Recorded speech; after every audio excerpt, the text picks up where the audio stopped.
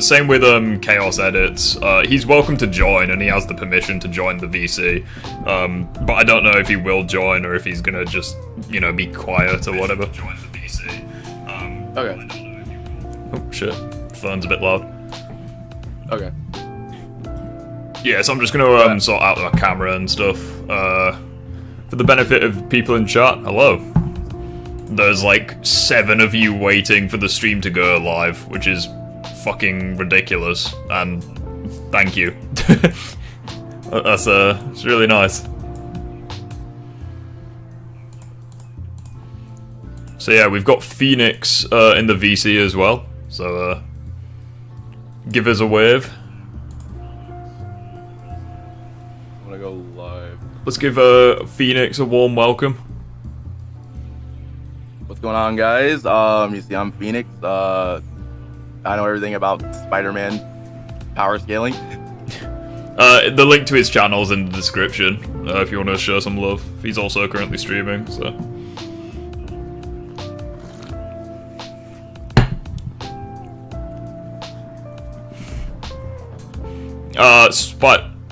yeah, it's good to have you here, guys. Hello to everyone. Yeah, if you were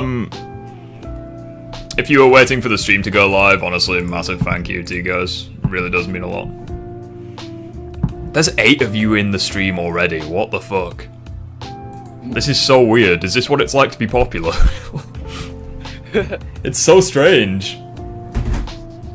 I understand that. Maybe we'll make this a weekly thing. Yeah, do you want to do like every Friday? Yeah, every Friday, I'm down. Okay. It just goes to show. Now, also, I feel like this song that you guys are currently listening to is kind of like my song now, because it's in all of my videos, and now it's in a live stream. So the song you're currently listening to is I guess is my song. You click the link in the description, it doesn't work. Oh, bollocks. No, the link. Put it in. No, the link does work. Spider-Man, the link does work. Try like refresh it. Oh, the link to his channel. Oh, gotcha. Yeah, I understand. Yeah. I think that's me that did something wrong. Let me just sort that out. Let me give me 1 second. I have to go grab my phone because I have to look at chat real quick. Yeah, it's all good. Don't worry. Yeah, I'll try sort that out. Just bear with me a second. It's just YouTube's been a bit fucking awkward. Let me just sort that out.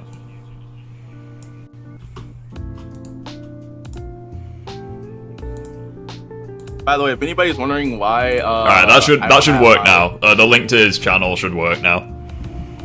If anybody's wondering why I don't have, the thing is, like, I'm pretty sure a lot of people know this. I usually don't show my face in any of my videos, so like... Yeah. I just tested the link, it works. Okay. It works, boys. Doug, how are you doing? How have you been? I've been doing great. So... We be vibing. If we're going, so, what do you want to start out with first? Because, like, do you want to start out with, like, the Peter Nerf thing, or do you want to start out with the whole entire... Venom thing? Yeah, I can do. Bear me a sec. I always spell Phoenix wrong. It's E, isn't it? Yeah. Yeah, I always do which, no, that's wrong. Who can join VC channel? So basically how it's gonna work is, it's gonna be like me and Phoenix primarily. The only other people that are available are Chaos and Crispy, but I don't think either of them might not be available or whatever. I'm gonna try sort out, because there's a way of messing with the server. I can make it so that people can join, but everyone's just quiet, kind of thing. But we'll see. We'll see. Oh, advanced permissions, way, that might be it. Bear me a second. Hold on a second. Hold up. I'm gonna go to your... Hold on a second. Let me see. Okay, so I don't know if anybody on Ripstream can hear me right now, but if anybody can hear me, can you guys put like an I or like something in chat to let him know that you guys are hearing me? Oh, I think I'm doing this. Oh, this is how you do it. Yeah. Bear me a sec. Okay. I don't know if that's right, actually. I've just messed around with a couple of settings. I don't really know if, we'll work it out. We'll work it out. Yeah, so I'm trying to make it so that, like, quite a lot of people can join VC, but, like, they're just muted, if that makes sense. So, like, you can't get involved with the debate, but you can spectate the debate, if that makes sense. Yeah. There is a way of doing it, but I'm kind of new to, like, Discord shit, so... We'll work it out. Same. I was trying to join your call. I was trying to hop on call yesterday, and it wasn't working. Hmm? What do you mean? I was trying to join the call yesterday, and for some odd reason, it was not working. Like, my mic was on, but it just was not working. Giving Rift, how you doing today? Doing good, thanks, shit. How are you? Yo, Spider Z, what's going on? We be vibing. Bear me a sec. The Eddie Brock thing. I have like a few. Oh, I've done that wrong. Well, I don't want to say like I have like 0 ways of how that could work. Wait, what are you on about? For the Eddie Brock being Venom thing. Yeah, what about that? That can't work. That can't work because one, we know he's in the game. We just don't see him. We know he exists, so it's there that he's in the game. Oh, and Peter and him are good. Like Peter and him are friends in the game. So like, there's no way that would work. And two, if Eddie was Venom, how would that make the Miles boss fight with Venom work? How the fuck have I done this again? Oh, there we go. Hold on. Mr. Animator. Yeah, there we go. It should be able to work now, dude. Lambda, the only thing is, I appreciate you being here, but in the disagreement there, if you're okay to just, like, mute. It's just like, whilst we're going on. Wait, have I done that right?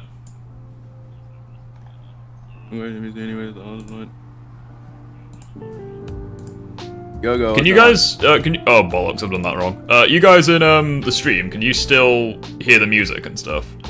I'm just testing it out, because, like, the one that I'm currently using is very bare bones in comparison to, like, my typical gaming setup, for OBS, so... Just letting you guys know if you can hear me, that kind of thing. I also don't have the pufferfish, image, but never mind. Oh, you can hear it? Nah, all good. Okay. Wait, let me check real quick. Can you guys hear me? Yeah, they should be able to hear you in my stream, and vice versa. Okay. Okay. Right, so with that being said, I want to spectate. Yeah, I've added you to the thing, you can join, dude. And wait, like, you're able to join now. Alright, so, how do we do this? So, it's start an activity. Oh, watch together. Ha ha ha ha. Send me the link. Huh? I need it. No, you don't have to. You don't have to. Just go in disagreement day. Okay. It should give you the... Oh, perfect. Oh, yeah, wonderful. Yeah, this is, Okay, I'm in. Oh, this is, Wow, this is awesome. Peter nerfed. Is there a way of making it full screen? Wait, where is the... there is a way. Wait, where is the, Hold on a second. Oh, there we go. There we go. Sorted it. Why are some videos missing? This is weird. Girlfriend... Hold on a minute. Are you in the watch together, or is it... Hold on a minute. Let me see if I'm in it. Yeah, I'm in the watch together. I'm hosting it. Okay. Spider-Man 2. It's weird on my end. Is it? Yeah. Oh. It's a bit awkward. Yeah, it's good to have you guys here. No, you haven't missed anything, Pete, so we're just trying to get this shit to work. It's a bit of, So how else can you...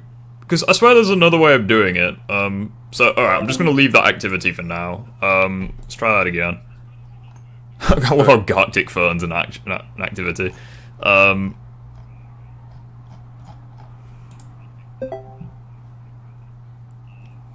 I'm just working on it, really.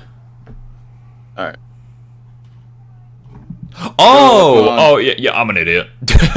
I understand. I understand how it works. Yeah, I'm just being thick. Let me just try this again. Gotham, Paladin, Spider-Man. Spider-Man. There's like, where's Taskmaster and Spider-Man 2? That would be a great way. I want to see Taskmaster and Tasm 2. So this should, wait, you want to see Taskmaster in, what? I gotta say Tasm 2. Marvel Spider-Man 2. I said Tasm 2. Okay, yeah, I want to see him in I've done that wrong. Spider-Man 2. Actually, there's a really good explanation for that, though. Oh, why is this being so annoying? Hold on. There's a really good explanation for that, Spider-Z. And the logical reason is probably, I feel like Taskmaster, and this is probably the thing that I can actually agree with, and that is Taskmaster should have been like, okay, Riff, do you remember the theory about, I can't remember, but do you remember how Taskmaster said that he got hired by someone to learn how Spider-Man fights and to learn how he fights and stuff like that? Yeah. A lot of people were thinking that even myself would have actually liked it. Why is this being thick? It's just not working. Okay, fine. Alright, you know what? Disagreement. The watch together thing isn't working, so we're gonna try a different way, okay? I didn't mean to leave. You just want to react or like, hold on a minute. Hold on a minute. Let me see. Let me actually see if I could. Let me see if it works. I'm gonna test out a link real quick. Well, the issue with it is the didgeridoo is just not appearing. Like, the actual video that I want to watch, that's the issue. Hey, my video's there. Mine's one of the first ones that comes up when you search Gotham Paladin. Poggers. There's another thing that I can do where I can stream my screen, and then you guys can see it. I'm assuming it will let you... Alright, there we go. I'm just gonna play this real quick. Can you hear it? The cakewalk for him. Even against Martin Lee, the way... What's up, Spider... handled everyone on his own in that game. He only really got... If you join the stream, can you hear this? Six were all together, but I mean, that's fair. That's literally the Sinister... So you're watching my stream and you can hear it, like, in Discord, yeah? You get my point. Yeah. Alright, there we go. We'll just have to do it this way instead. Which is totally fine, because I mean, this is how I've done it in the past, and it works reasonably well. F11, full screen. Right. Get your popcorn, boys. Everything's fine. Oh, hold on.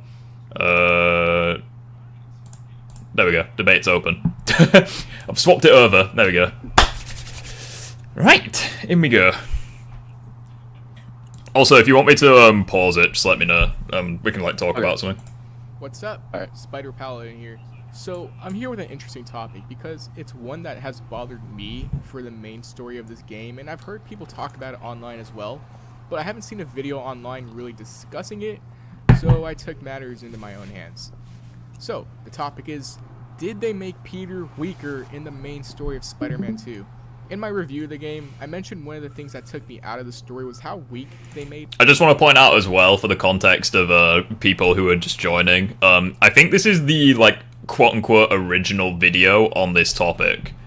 Like, it's the one that Colin reacted... It's the one that Colin reacted to. It's the one with, like, not a million. It's the one with, like, 100,000, yeah, because I remember watching this video. I think this is, like, the one that, I think this is the one that, like, poisoned the well, so to speak. Yeah, because, like, while I was, like... Because, like, originally, like, right after I beat the game and stuff like that, I was kind of curious on, like, a lot of people saying that he was nerfed. And I started looking at more and more, like, I want to say more and more stuff about how he was nerfed and stuff like that. And I'm not seeing, like, any sort of nerfs here. Like I said before, Peter's not Kratos. Well, I guess we'll keep on going, because one of the things that I wanted to point out, which was kind of interesting, and I don't know if anyone's going to join with the debate, but this is one thing that I would say is, I think it's really interesting that people say Peter's nerfed, even though, like, when you compare the intros to these games side by side, it's like, Peter in the PS4 game fights a peak human, Peter in the second game fights a skyscraper-sized monster. Right. Like, there's a difference. I don't understand, and somehow he's nerfed. Like, yeah, he's alongside Miles, but like... Yeah. And also another thing that I want to point out too is for the fact that Peter has fought Sandman in the past before in this game, but he's never fought him whenever he's kaiju sized. Yeah.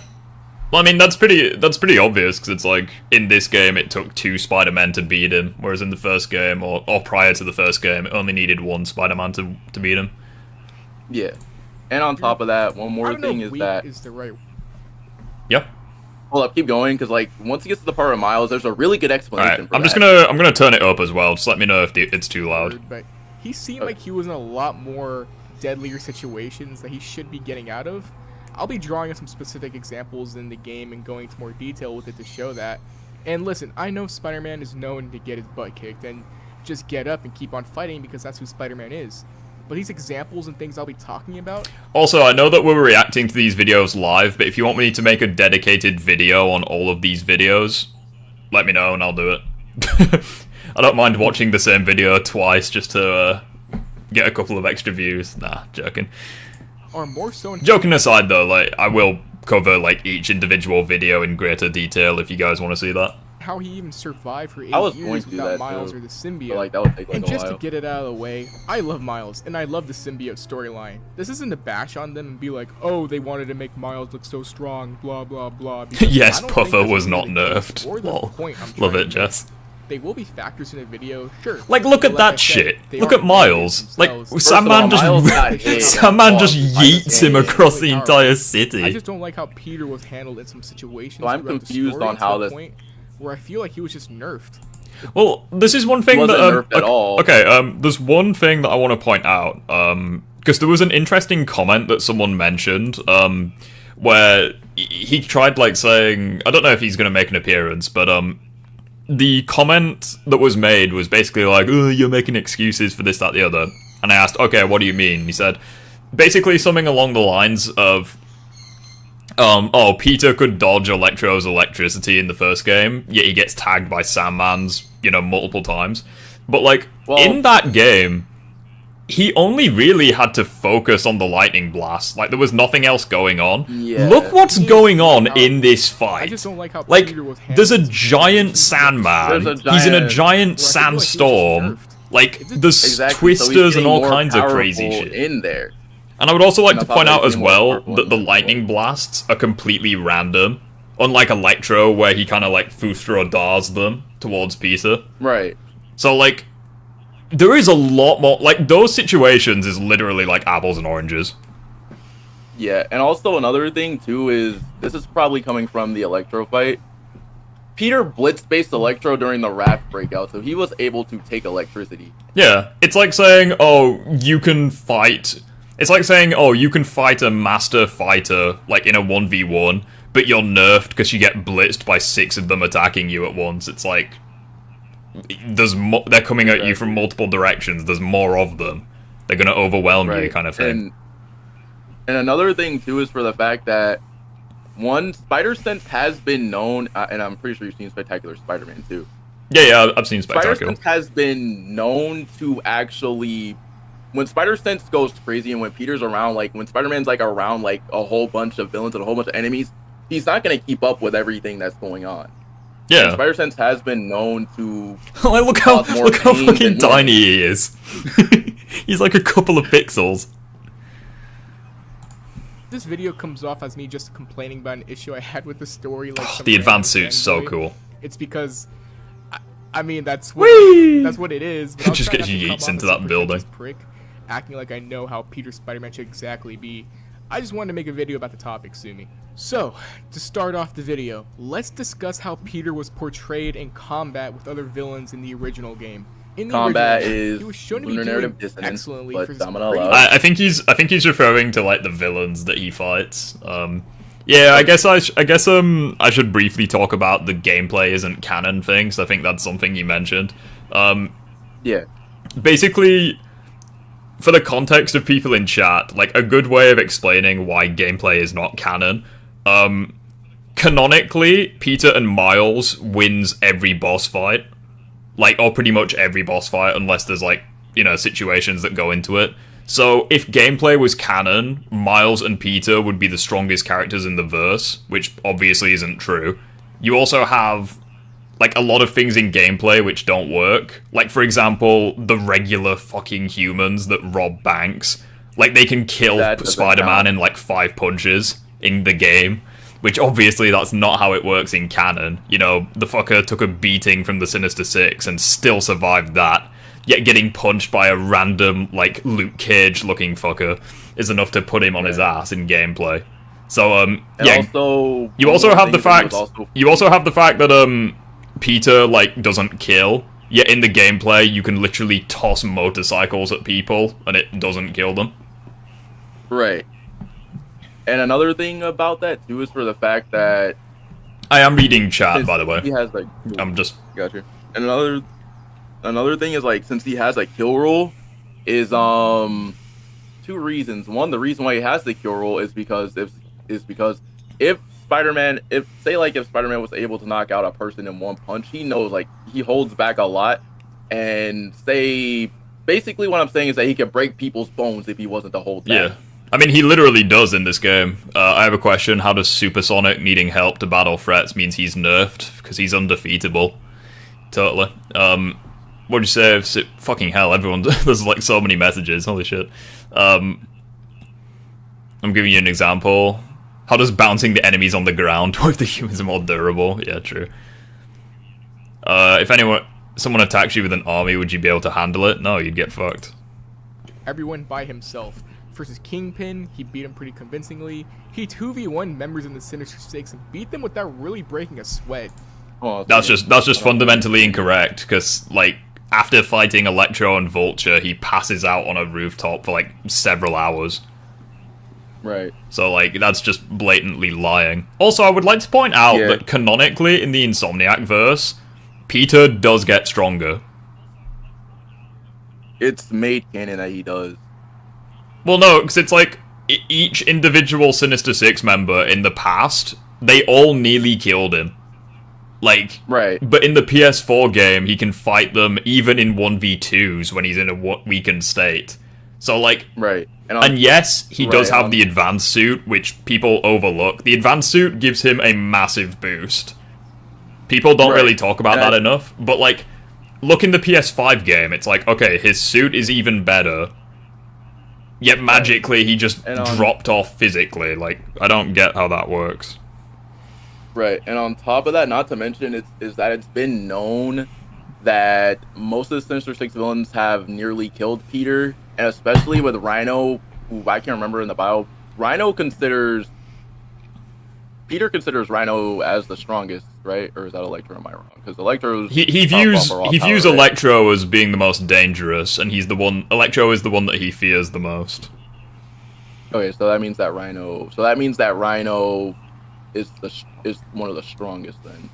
And especially coming from the fact that in the bio, at least this is what I saw, it took Peter 2 weeks to heal regardless of a healing factor, so like... Yeah, like after fighting Rhino, he needed 2 weeks to recover. And it's like, against like other Sinister Six members, it's like, Electro straight up would have killed Spider-Man if he hadn't like burnt himself out of all his power. It's like Vulture would have also killed Spider-Man if for other reasons. And it's like Scorpion was so strong that Peter had to reinforce his web fluid multiple times just to contain Scorpion for more than a few seconds. Like, so those are examples of how Peter has gotten stronger. I mean, look at Kingpin, for example. Peter in a regular costume beat his ass with relative ease at the start of the PS4 game. Kingpin nearly killed Peter in the past. Like, at the art gallery when you're as MJ, and like there's the katana, it's like, or the arigato or whatever the sword is. MJ remarks that Kingpin nearly cut Peter up with that sword. So it's like, yeah, he does get stronger. He beat Doc Ock. He pretty much handled... No, he didn't beat Doc Ock. He got his ass kicked. Doc Ock. Technically, he didn't. Yeah, he needed like freaking Hulk Buster armor to beat Doc Ock, but yeah. Exactly, and on top of this is the Raft breakout, so this doesn't even count.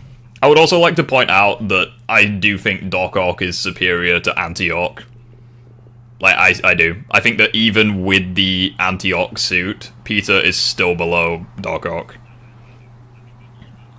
Mainly just because he had more advantages going into that fight than Otto did. Yeah. Yet Otto could have killed him at multiple points if he actually wanted him dead. Yeah, and on top of that, Sinister Six were told by Ock not to kill him. Sinister Six, right?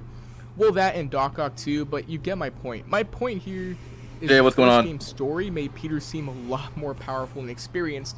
Like, you feel that, okay, this Spider-Man has fought these guys before and has been doing his thing for 8 years. This is a cakewalk for him. Okay, can you pause a second? Yeah. He just said that he fought these guys before. He never fought Doc Ock before. You're wrong about Spider-Man 2, you're wrong. It's good to have you here, dude. How you doing? I love how he's saying it's a cakewalk. Meanwhile, in the footage he's showing, like, he's literally on his ass. He's getting dumped like, by every single yeah, he's getting member, folded so by the villains. It's ridiculous. Cakewalk for him. And on top Even of that, against one more thing, at least in my opinion, they forgot that he said that he's fought these villains before. Has he ever fought Doc Ock before? Yeah, that's actually a fair point, because that's one of the first things that I mentioned in my Peter was whether he was nerfed video. It's like, the villains in the first game, he's fought them so many times. It's like he's fought Vulture like a dozen times, he's fought Electro. It's like in the second game, he's never fought Giant Sandman before, he's never fought Lizard's Mutation before, never fought Kraven, never fought Venom, never fought Scream. Like, there are so many characters, so these characters that he's quote-unquote getting his ass kicked by, he's no experience fighting. So, like, that's something that I think people just don't talk about. When there's flat out, like, a lot of dialogue in the game that literally there are 20 people here, what the fuck? Never heard about it? Good to have you guys here. But it's like saying, okay, Thor has fought Thanos for like 10,000 years, but he was nerfed because he loses to Darkseid one time. It's like, right, they're two different fighters, he's no experience fighting him, kind of thing. Exactly. It's like he was a bit nerfed. Hey, Demos, how you doing, dude? He wasn't nerfed at all. The way they wrote him against Martin Lee showed that Lee was really no match for Peter in the end. Not by himself, anyway.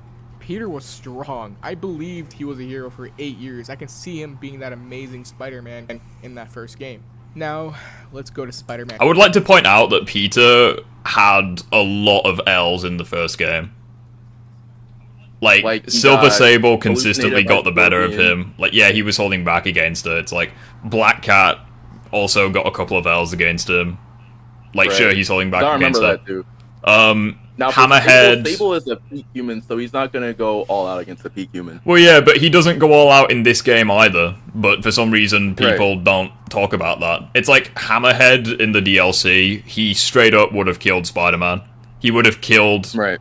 Like, he literally restrained Spider-Man with one hand, and whilst also fucking over Silver Sable with the other. Like, if Black Cat hadn't saved them both, like, they would have died, straight up. So, like, exactly. I honestly don't think Gotham Paladin played the DLC. Like, I genuinely don't think so. I don't know, because there's a lot of... I'm surprised they didn't include any of the moments where... At least is what I think. Because there was a lot of moments where a lot of people were saying that he was nerfed in the DLC. If we're talking about if we're talking about Olympus boosted Hammerhead... Hey, Gojo, good to have you. That is not really much of a nerf. And 2, Hammerhead has Stable Tech, and Stable Tech has been known to... Well, in the first game, I'm pretty sure Stable has been known to scale above... I'm not sure what the power scaling is for the Olympus boosted Hammerhead, I'm going to be honest, but I'm pretty sure it's small town. But for the fact that he was able to almost push Peter into a turbine... Well, he was described as being almost unstoppable. So, like, you could scale him above most villains in the PS4 game, which is where I kind of have him at. Like, I think he would beat Doc Ock, I think he would beat most people in the PS4 game. Yeah, I think... Another thing is, like, this is what I've been thinking, too. If you take Miles from Spider-Man 2 and add him to the events of Spider-Man PS4, I could see him probably absorbing all of Electro's electricity and expelling it out of his body. Yeah. But I don't really know how that would work. That's one thing that I don't like. People saying that Electro is somehow massively above Miles. Like, no, he isn't. And 2, no. Peter gets thrown around a lot and takes a lot of brutal hits in this game. He's just getting ragdolled. Jesus. That crunch. Let's hear that again. Listen to this. hits in this game. Some are pretty hilarious, I can't lie. He's still human. He can still get hit. He still gets hurt. Bruh, that is pain right there. Straight up pain. I still remember whenever I played it. That hurt. Yeah, like that whenever I played that. Yeah, like no wonder Scream did really well against him. He just fucking took that so hard. My goodness. And he's like reaching for his back on the ground. this is all fine to an Exactly. extent. Spider-Man is kind of known to get tossed around a lot, right? And he gets back up and keeps going because that's who Spider-Man Hold is. on a second. One more That's thing all about fine. one more thing. Pause for a second, real quick. All right, what's up? One more thing is that he flat out said that Spider-Man gets knocked down but gets back up. What is Peter doing in this whole entire game? Yeah, true. The only time he doesn't get back up is when fucking Kraven kills him. But even then, he gets rezzed like 2 minutes later. Exactly. He gets an extra life. MJ was freaking annoying in this game. Which game? Here is that sometimes it can be a little too excessive, and sometimes it gets to a point where I wonder, like I said, how he survived against some of these villains for this long without help, like Miles or the Symbiote. Let's take the beginning boss fight with Sandman, for example. I love how he's Peter just takes a- getting hit into Hold up, literally he's in the everything. air already. He's in the Yeah, air so this already is in this so this is one thing that people love mentioning. He brought up this in the video that I made yesterday. Fight with Sandman, for So we can example. go through it together. Now, Peter Like, look, takes- okay, he webs. Also, I just want to already point in out context as well. Sandman was not controlling that giant construct. Like, he was like a humanoid construct right in front of Peter. He webbed the water down on him. So he probably thought he had a clear shot on the giant guy. But evidently Marco took control of the giant guy immediately. For example. And again, Right. look, Now, Peter, look, takes a lot. He jumped Marco's- in the air. okay. I'm not seeing a spider sense active either. but it's like, look, Marco wasn't even looking at him. Hits He very turns to slightly. look at Peter, and he's fast And enough just to swat slams him. down. Like the lightning strikes or Sandman just hitting him through the building, whatever. That's okay. Take this Now, part, for example, pause for a though, second. where the sand guys Yes, sir. So the sand clones, Peter said that he had no idea that he could even do that. So like, Yeah, like, so that's another example of Peter getting stronger. Not Peter, Sandman getting stronger. Like, he's got another thing abilities is that for the Peter's fact never that fought before. This is also said because he even says this to Miles, and Miles says that he had no idea he could even do that. Inferior Electro should be Sandman level. I think Sandman would beat the Sinister Six. That's just me. I think he would fuck them up. Like, even with Electro on the scene, like, I just think he'd fuck them all up. legit nearly suffocate Peter, almost killing him, until Miles shows up and saves him. Now, Miles isn't the issue here, not at all. My issue in this particular situation is that Peter would have just straight up died here without Miles. In a situation I feel he could have easily got himself out of. I mean, I don't know, I'm not Spider-Man, but just like his hand was just reaching for something here, could he have shot a web to pull himself out of this situation? Or let's think about how he got himself there in the first place. I feel like it is was a already bit. there. I feel like it is a bit dumb. Like, he could have used the spider arms to break free, because I'm pretty sure he does that at one part in the boss fight. But Yeah. I do think it is a bit dumb that he's just like wasting up to it. But Electro is just wasted potential. Yeah, sure. Place. He jumps at Sandman to attack him. Did he not see Sandman raise? Well, again, like, Well, he he's had no idea. well, again, look, like, Sandman. slow it down. Like, the hand is nowhere to be seen. Like, It's not there. All we see is his right hand, like right there. Like all we see is his hand, like going right there. He doesn't even attack know. him? Did he yeah, like literally when Peter's in the air, that's when Sandman just swats him. Like, he's fast Right. enough to tag him. Like, not see Sandman raise his they're doing this to get Miles' spotlight. No, they're not. They're not. Actually, hand and then try another to thing, hit by the way, Spider-Man? another All that thing happens in front of since we're Spidey, on, and he should have I've clearly heard people say that this game kind of gives like a Miles bias. Miles already existed in this universe already. Yeah, like, so Miles already I- existed in the first. Well, it's like the thing that I always like to point out as well is I think you've got to remember the difference between out-of-universe and in-universe explanations. So, like, a really good example of, like, in-universe versus out-of is when, like, the writers say, oh, Kraven is, you know, stronger, smarter, faster than, like, all the previous villains. It's like, okay, that's the out-of-universe thing. What's the in-universe evidence? Well, you know, he kills the Sinister Six members, he fucks up Scorpion, one-shots base Spider-Man, fights symbiotes, fights symbiote-empowered Peter, and even holds him on against a pissed-off Venom. It's like, there's a lot of evidence in the game backing that up, but it's like, if you were to say, oh, Peter was nerfed because they're trying to buff Miles, it's like, okay, that's the out-of-universe thing, but, like, the evidence in the verse contradicts that. It's like if the Russos were to say, oh, Thor, you know Thor in Infinity War? He was the weakest Avenger. Yeah. It's like, okay, that's the out-of-universe thing, but obviously that's bullshit, because in the film, if you see Infinity War, he clearly is not the weakest. He might not be the strongest, depending on if you want to count Captain Marvel, because she does technically exist in the verse at that time, but he's clearly not the weakest, you see what I mean? So that would be, like, the death of the author fallacy. That's what that's known as. And also, one more thing is for the fact that, at least from what, well, I've played the game a million times, but from the Sandman fight, Miles already knows that it's weak to heat because Peter flat out said he's weak to water, and Miles flat out says that he might not like electricity because electricity contains heat. And on top of that, Miles knows that Peter has fought Sandman before. Yeah.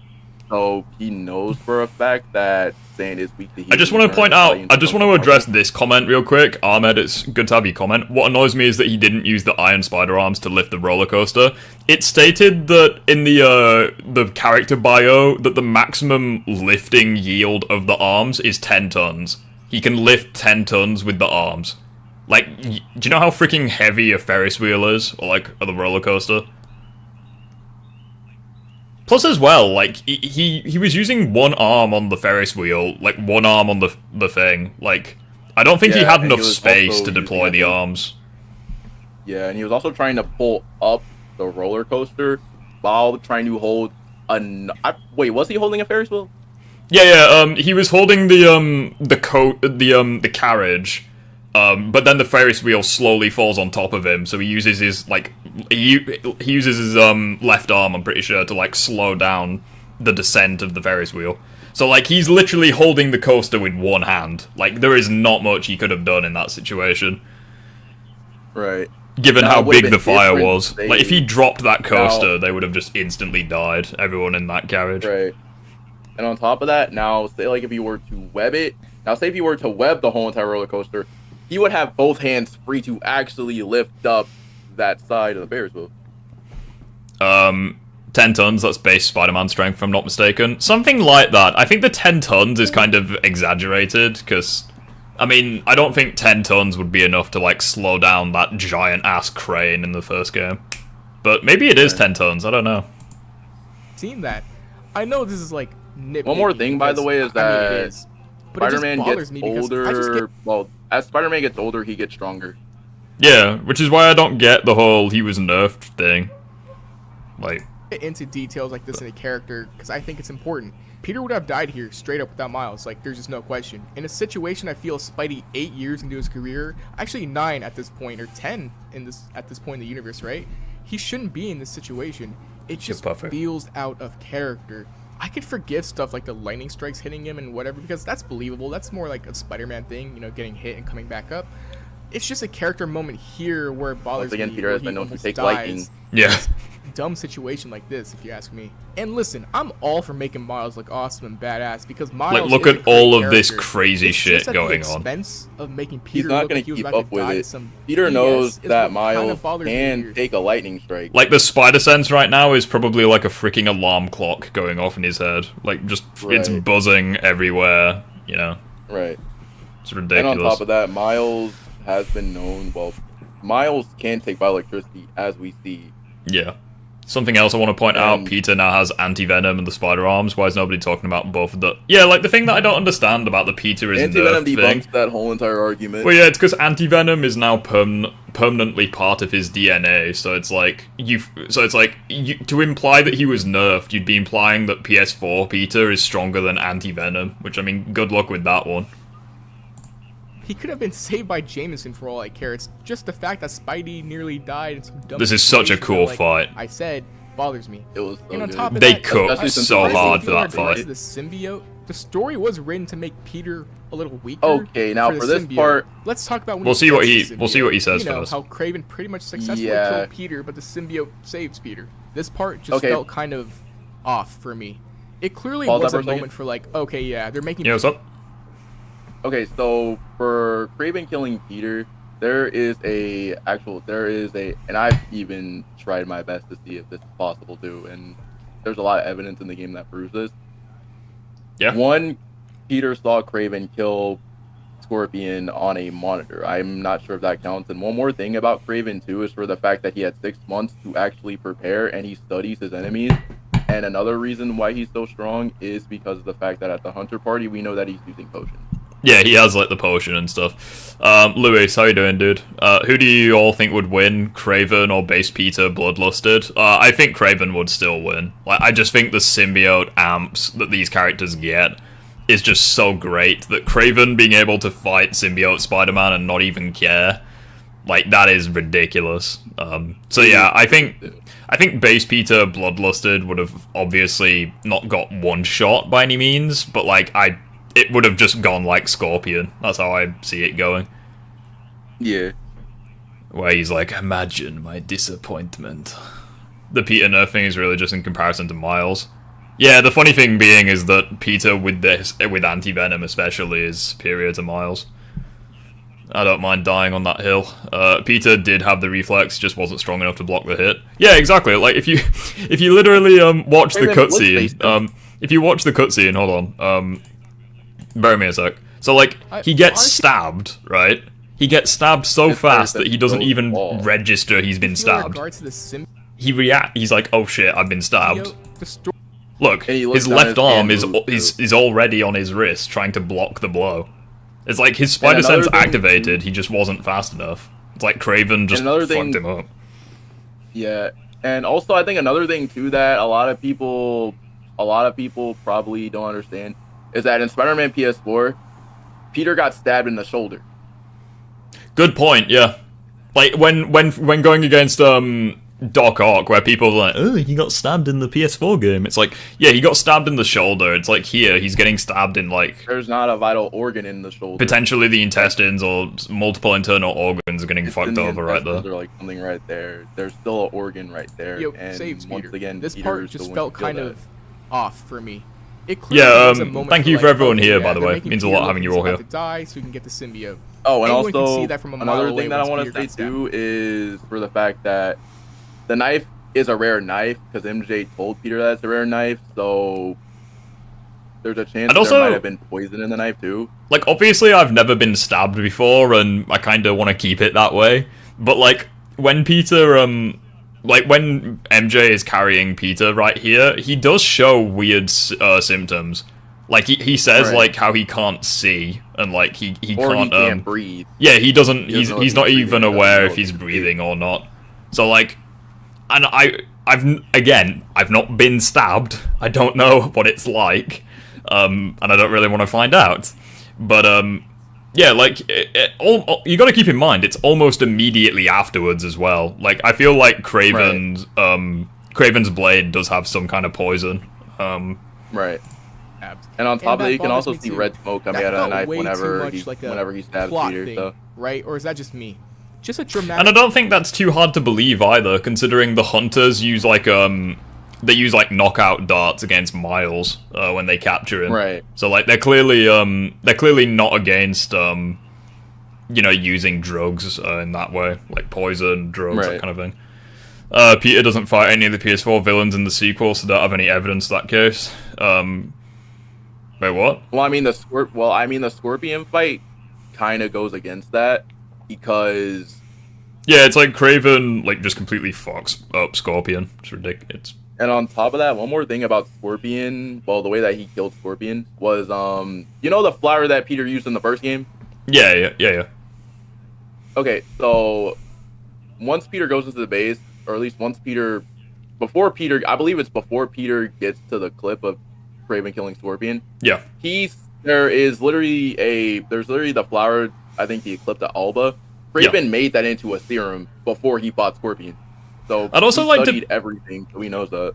Laserlink, how you doing, dude? I'd also like to point out the weird, like, attempts at downplaying Kraven, because it's like, people are saying, like, oh, Kraven's only peak human. It's like, by that logic, I guess... Human. Well, no, by that logic, I guess Scorpion is human level, because a peak human was able to fodderize him. But it's like, no, Scorpion's clearly superhuman. You know, he fucks around Spider-Man constantly. So it's like, it's really interesting whenever people are like, ooh, Kraven's only peak human. It's like, no, this version of Kraven is clearly way stronger. He's an enhanced. He's an enhanced human. But I don't think Peter would go down that easily to someone with a knife. Sure, it's Kraven, but it all comes down to the experience thing again, right? It's just not believable for me, especially how I saw Peter handle himself in the first Bro, game. the lizard design is so good. This kind of leads into my next topic. I like the lizard design. Is it just like me, or did his spider sense feel very inconsistent in this game? Kraven even killed Rhino off screen. Did he actually kill Rhino? Yes. Oh, I guess he survived the Tinkerer then in the Miles Morales game. Because, like, I remember in the Miles Morales game, when you fight, like, the stronger version of Rhino, he kind of, like, he taunts the Tinkerer, and then she freaking stabs him. So I guess he survived that. Because you don't see him ever again in the Miles Morales game after that, so... I assumed he just died to that, stab wound, but I guess he survived. I shouldn't be too surprised, after all, he is fucking Rhino. Let me just I'll try to keep up with chat, but it's impossible. Literally, there's like so many of you here. Yeah. Kraven killed Hey, Feddy Gaming, how you doing? Kraven killed Electro, who Peter was scared of in the first game. Yeah, facts. And it was easy for him as well. Okay, so for that, their unpopular opinion, Peter didn't do much in this game as he did in the first game. I'm not saying he was nerfed, just a thought. Is this someone in your chat? Okay. Yeah. Kraven, well, like, I don't understand how people can come to that logic, because it's like, literally all of the top tier threats in this game, Peter fights. It's like, Miles doesn't fight Lizard, he doesn't fight fucking Kraven. Well, there's concept art of Peter, there was concept art yesterday of Miles helping Peter fight Lizard. Do you guys think Kraven could beat the Sinister Six? Yeah, he bodies them without any... Yeah. He bodies. Kraven 1v6 is the Sinister Six. I think Antivenom could 1v6 the Sinister Six as well. Sometimes I just felt like it didn't work. There's times I felt in this game where Sense didn't trigger until like the very last second, where there's no time for Peter to react. To the point where it felt less like a warning for him to get out of the way. Pause for a second. Yeah, go on. So, like right here, okay, so if you rewind the clip back a couple of seconds, his spider sense does trigger. Yeah, this is one of the feats that he one of the instances in the game that he focused on heavily in the video I made the other day, where like I'll just summarize it. Where like when Kraven throws the knife, his sense does register it, but his sense doesn't register Kraven, possibly because of the potion he uses, but also the more likely scenario is just because Kraven's that fast. Right. There's and on times top of that, I felt in this game universe, where Sense didn't trigger on top of that is until that like the Kraven very last second, where there's no time for Peter to react. To the point where Peter is fighting villains that are stronger, if not fast, or that are strong, if not as fast as him. Yeah, I mean, Venom is faster than Spider-Man, and Kraven could even catch Venom off guard. So it's like I don't see that being an issue. They killed off Electro, yet they let Screwball live. Yeah, thanks. And one more thing that I forgot to mention, too, is, like, on top of that, if you really look at the scene, his spider sense triggers, but it's just for the fact that Kraven is just that strong and that powerful to bypass spider sense. All the spider sense does register Kraven, but you just can't do anything. I mean, it might do, because it's like, at the end of the Kraven boss fight, it's like he sweeps Peter's legs out from under him. And he does that shit so fast, and, like, Peter doesn't notice, so... He's either way too fast, or he can bypass the sense. One of the two. To, hey, you're about to take a hit, and there's nothing you can do about it. But at other times, his sense tells him danger right when it looms around. This is kind of a big deal, because you need to have a consistent spider sense.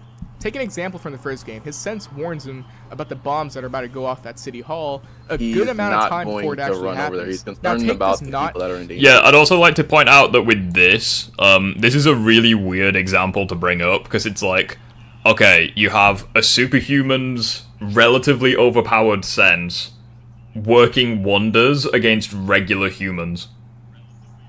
It's like, how does that prove anything?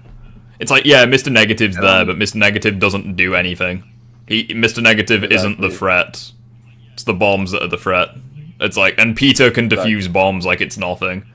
So it's like, I don't get what this is supposed to prove. Me neither. Another thing is for the fact that obviously Peter didn't expect to see the bomber there. So yeah, it's like it's just a really weird comparison. It's like saying, like, oh, Spider-Man can react to regular humans, but he was nerfed because, like, a fucking peak human, or I'm not saying Kraven's peak human, I'm just giving an example, but, like, it's like saying he can no-diff regular humans, but he's nerfed because, like, an enhanced human can get the better of him. It's like, okay, it's just a nothing point. Before it actually happens. Now take this not as important moment of Peter swinging to the cathedral and this guy getting the drop on him. His spider sense goes off way too late. Or this moment when the lizard is about to attack him. His sense literally goes off right before he gets hit.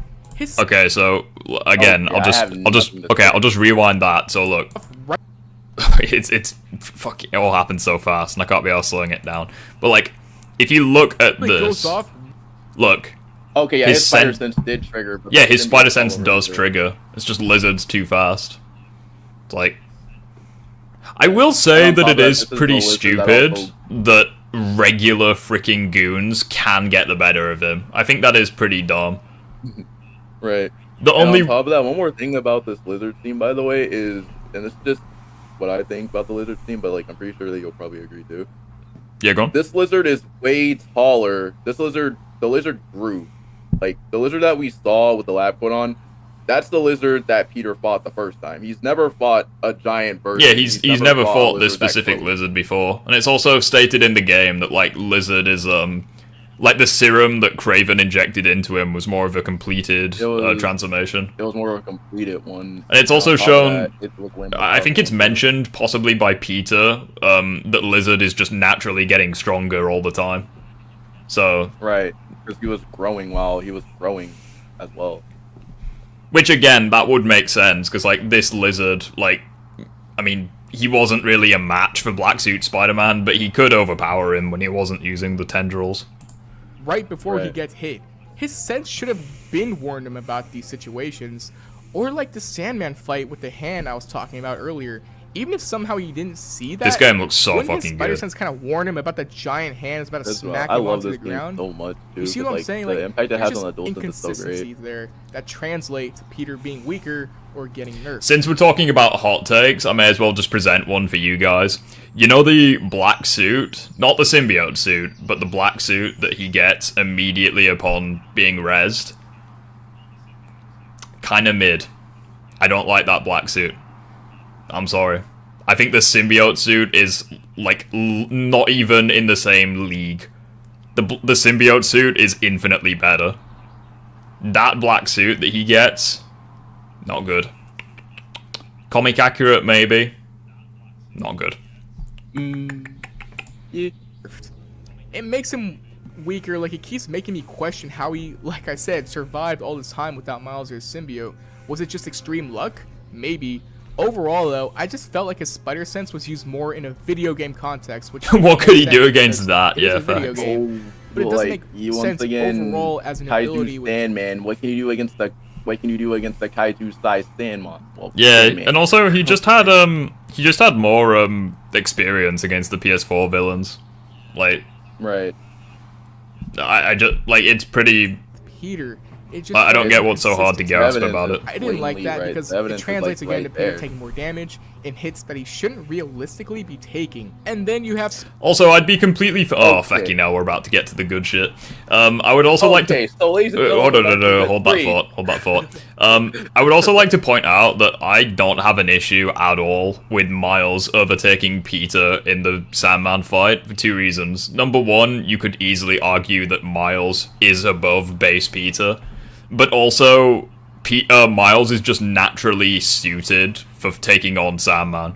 Like, he's got electricity as one of his abilities, and that's one of Sandman's weaknesses.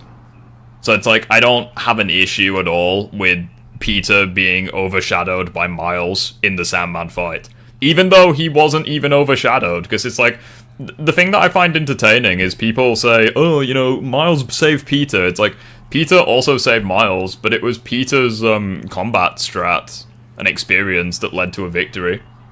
It's like, if it wasn't for Peter's, like, his combat experience saved New York. So it's like, I don't mind Miles saving Peter a couple of times, because it's like, like, Peter saved everyone, technically. So it's, right. And but on yeah. top of that, one more thing that I want to point out about the Sandman scene. Yeah. If Peter didn't come up with that plan on how to get rid of the Sand Kite, well, how to beat Sandman, Miles and both of them would have been dead. Yeah. Yeah, exactly. So that's also another thing. Yeah. I can see that. I've still got base Peter beating base Miles extreme diff. Nah, I think Miles would take it. Not even extreme diff either. I think he would like mid diff Peter possibly. They say Peter could beat Venom with the Antivenom, but they don't say anything when Miles is Sandman. Yeah, exactly. Like they just seem to gloss over that. Where can I ask the Marvel Spider-Man 2 writers question? I have no idea. I don't use Twitter. They should make Venom playable in free roam. Maybe. That'd be quite cool. Small details too. Like when Venom went to visit MJ and Peter goes over Alright, there, there's two and then things Harry about this transforms scene. into Venom and then attacks them. One There's sec. two things about MJ this rushes scene. in front of Peter. We'll see what he says. Which they both get knocked back to the kitchen. Peter gets his fridge on top of him while MJ takes 19 inches of Venom the whole time. I have issues with this scene. I hate that fucking saying. I hate that phrase. I don't know why it's become so memeable. But yeah, go on. You can start, dude. Okay, so for this scene, if we go all the way back to before this scene even starts, Peter was fatigued, and as well as for the fact that one, Harry is Peter's best friend, so he probably doesn't see Harry as a threat at all. Well, yeah, he doesn't. Wait, yeah, he doesn't see Harry as a threat at all, because if we go back to the scene where Harry becomes Venom, Peter's spider sense doesn't trigger. He doesn't see Harry as a problem. And then you have small details too. Maybe. I think it's more so that because Venom was bonded to Peter, he can bypass the sense. Because it's like later on in the... Because like there's not... I agree with that, yeah. Because I think that Venom consistently just negs the... It's like, you know, when Antivenom is like flying, or gliding, sorry, and like Venom just lands on top of him and just drags him down back to the earth. I think Venom would bypass the spider sense. But That's what I'm thinking too, because it seems like I can't get over how fucking good that suit looks. It's so good. I don't know. I like the Superior Spider-Man suit for this scene, but like I do like the TASM 2 suit for it too. Something I want to point out. I'm pretty sure Peter has only scratched the surface of what he's capable of with Antivenom. Probably, yeah. I think it depends on the states. I don't think there's one stronger than the other. I think Miles does overtake Peter pretty comfortably. But that's just me. Meaning you could possibly have even more versatility. Yeah, true. Peter did react to it. He wanted to know MJ was so... Yeah, like, the thing that... Like, if you slow down the cutscene... MJ and Peter go like, hold on. there. MJ immediately... It's so damn difficult to do without slowing the cutscene down. But basically... Like, if you look at MJ right there, boom. Right there. Like, look, Peter does react to the attack. It's just he's focused on MJ's safety. Right. And it's like... The thing that I want to... Like, you could chalk it up as being, like, plot armor for MJ, but it's like, MJ could be in a lot of pain right here. Peter to take the hit, in which they both get knocked back to the kitchen. Because it's like, symbiotes have the healing factor, so it's like, what if Venom, like, broke every single bone in MJ's body? Like, what if he, like, broke, like, her ribs or some shit? And then, when she became Scream, her injuries were healed. Like, right. And another thing is for the fact that people don't understand that the symbiote, while it was on Peter, it got Peter's strength too. Yeah. And also Peter was weakened going into this fight. Like, severely weakened. Right. Like, he was nerfed between the events of taking off the black suit and getting Antivenom. Right. And I know that some people, and this is just coming from me, because some people want to bring up gameplay for this, that we're really going to talk about how fatigued Peter was, and trust me, if we're really going to talk about that, then the fight with Miles does count because technically he was fatigued there, but gameplay, like I said, doesn't count because that's not canon at all to any of the feats in this game. Wait. Yeah, wait, hold on.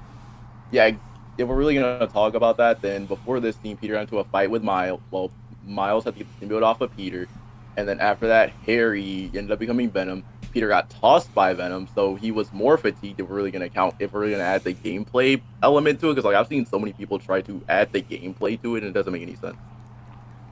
Yeah, it's just ridiculous. People don't seem to realize how heavy a fridge is. I mean, yeah, it's like the issue with this scene is that people like if I let the scene play out. Fridge on top of him while MJ takes 19 inches of venom the whole time. Is he gonna play the whole thing? This scene. For one. Oh, he cut it off, you bastard. React to Venom's attack? I love how he's gonna slow the cutscene down, and we're gonna see Peter react. Look. He's staring right at him, and his reaction times are way faster than debunked MJ's. himself. He just debunked himself. Yeah, but like he showed the clip. Like the issue with this scene is that Peter doesn't struggle to lift the fridge. He's just stunned and dazed from like Venom's attack. Like as soon as he recovers, he tosses the fridge hard enough to crack the wall. Why did you take the hit for him while you just kind of stood there like an idiot? If she can see it coming, so can Peter. And he should be doing something since he is Spider-Man. He does react. He's just not reacting to the attack. He's reacting to keeping her safe. He's reacting to, and just kind of bothered me. Like I don't believe that particular situation happened. He was reacting. And once again, it translates to Peter being kind of like. Well, it's kind of hard for me to actually explain this scene without me going into details on stream. And to kind of wrap up my points here, Peter takes a lot of hits in this game. A lot. Now, like I said, I know Peter or Spider-Man gets beat up a lot, but they kind of went overboard in this game. I don't know if they did this so it makes the symbiote stand out more as being this OP thing he gets, but even... Do you know what? I think the most plot hole thing in this entire game is not that he was nerfed, it's where the hell does his mask come from? Like, let me just rewind That's what I'm trying to figure out, too, because, like, I'm look, he literally pulls it out his ass. Look, he's just reaching around for his ass. This OP thing. I'm wondering where it went to, because now that I'm wondering... He's like, look, watch the scene, and watch his wrist. Watch. He just magics it out of nowhere. OP thing he gets. Wait, is there a pocket in the suit that we don't know about? He's been taking lessons from fucking Doctor Strange. It's a lot of hits. It just gets to the point that every time I think about him in this game, it's the sort of shit that I'd expect Joker to make a video on, like, oh, Spider-Man 2's dog shit, because his mask comes out of the most inaccurate of places. It's a guy that got his ass kicked a lot. Like, if he took on Venom in that scene, I'm looking at that too. If he took on Venom in that scene, Peter would have been killed. That is a proven fact, and on top of that, a lot of people will say that Peter tried to blitz-base Venom. If Peter tried to blitz-base Venom in that scene, MJ would have probably died. MJ would have died. At least another thing is like, if people are gonna say that Peter should blitz-base Venom, he tried that. Yeah, he literally tries that with the Antivenom, and he gets negged. Like, he gets no diff. And Venom had the meteorite too, so it's like... I'd also like to point out that they were currently in Peter's house, and it's like, he's not gonna want to fucking destroy that shit. Right. It's not even about his wins and losses. And on top of that fridge is boundless. I saw people talk about that. I don't even care about that. He won his boss fights. It's whatever. It's just narratively speaking, and the way they portray Peter in this game. Pause. Yeah, what's up? He just said he won all of his boss fights. Yeah. So he wasn't nerfed then, technically. So yeah, he wins every fight against the stronger villains in this game, but he was nerfed. Like, okay, sure. Right. There were a lot of small, specific situations and details to me that added up. Even though I know a lot of people will probably count Wraith as a boss fight. Wraith is a side boss. I'm just like if we're talking like main bosses, small and insignificant, but to me it matters. Mainly Kraven and matter a lot. showing Spider-Man in situations he should easily get out of, or having one of his biggest powers, aka Spider Sense, only be used because it has to be, makes the character feel a little less grounded to what we understand him as. And I get it, it's hard to make the Spider Sense incorporated when you're trying to tell a more ominous story where you want some more intense or ominous scenes to be included, like Lizard sneaking up on Spider-Man, but it just doesn't make sense into the whole grand scheme of it all. And I feel like I'm in a minority group here. There's a lot of people that don't even think twice about these kind of things I'm talking about when they're playing the game. Well, I think it's mainly just, if you pay attention to the game, it's like, most of the big examples are justifiable. They really are. Like, the only ones that I think are a bit dumb is, like, the robots, like, tagging him, and also, like, the regular goons. But, like, that doesn't happen very often. Like, for a lot of people... And as well, it's like, you could say the exact same thing with Miles, because I'm pretty sure it's just a random, like, knobhead that injects him with the sleep drug. So it's like, you could say the exact same thing for Miles. You technically can, because, like, actually, there's a really good explanation for that scene, too. That was actually one of Kraven's hunters disguised as a construction worker. Yeah, I know what happened. Like, they were posing as a worker, but, like, you like, the exact same thing. Like, Miles should have still sensed that. Like, you know, the dart kind of thing. Right. So, like, that's kind of the thing that I'm getting at, where, like, it's just a random... It's not like it's Kraven or someone just blowing the dart into Miles' neck or some shit. It's like, no, it's literally just a random goon. So, like... Right. People, it really doesn't matter, which is completely fine. Good for them. But for a superhero fanatic like myself who loves studying and understanding the details... You know, I'm something of a superhero fanatic myself. I do have a crazy hot take, though. I feel like this would sound like a crazy hot take. I don't think that Antivenom is actually bonded with Peter. I think that it should have went to Harry at the end. I mean, maybe. I think that... I think the reason it didn't is because, like, it doesn't have a consciousness, or it doesn't have an intelligence like, the black suit does. So, like, I don't think it's physically possible for Peter to give it to other people. It's just, like, permanently bonded to him, kind of thing. Yeah. Plus, as well, like, we wouldn't get Spider-Man 3 if that happened. Like, Norman would have been happy, Peter would have been okay. But I do think that at some point, probably in the third game, probably Norman's gonna figure out a way to remove or get Antivenom off of him. I'm already tapped out of this debate, Lamau. There's no convincing stupid. Why? What side of the debate are you on, good sir? Are you on the he was nerfed, he wasn't nerfed? Like, what are you? He wasn't nerfed, because, like... Yeah, like, what side of the coin are you on? Because, like, I've seen... Well, I just happen to notice there is, like, a whole lot of Eddie this Brock isn't fans even out the there that first we could time we've probably seen this talk either. about, In but, like, Spider-Man Miles I have Morales, no him with Eddie losing Brock. to Rhino there, straight up getting knocked out, just doesn't. Yeah, I want to sense. focus on this He beats because Rhino and Scorpion both at once into. yeah, so I want to point out this example that people miss because I've actually played the Miles Morales game. So the issue with this is he does not beat Rhino and Scorpion at all in a 1v2. He doesn't. They literally fight each other, and that's how the fight ends. Like, they literally fight each other, and he webs them into a shipping container. Like, he doesn't knock either of them out, he doesn't beat any of them. Like, they basically just wear everyone... Just forces them to fight. Yeah, like, they just wear each other out. Like, yeah, he holds his own against both of them, but whilst in a weakened state, so it is still, like, impressive, but, like... oh, he wasn't nerfed, obviously. Oh, GG's, dude. But, like, even in the first game, it's like Peter acknowledges that he could lose to Rhino. Like, it's kind of like a 50-50. He has to be smart or faster to beat him. So it's like, I don't see why him losing in the Miles Morales game is an issue. It's like, Peter himself acknowledges that he could very well lose that fight.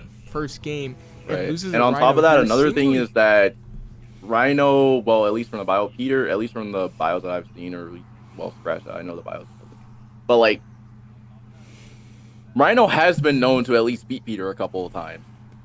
Yeah. Because in his first fight, he flat out, because, like, in his first fight, it's literally stated in the bio, it said that Peter had to heal for 2 weeks.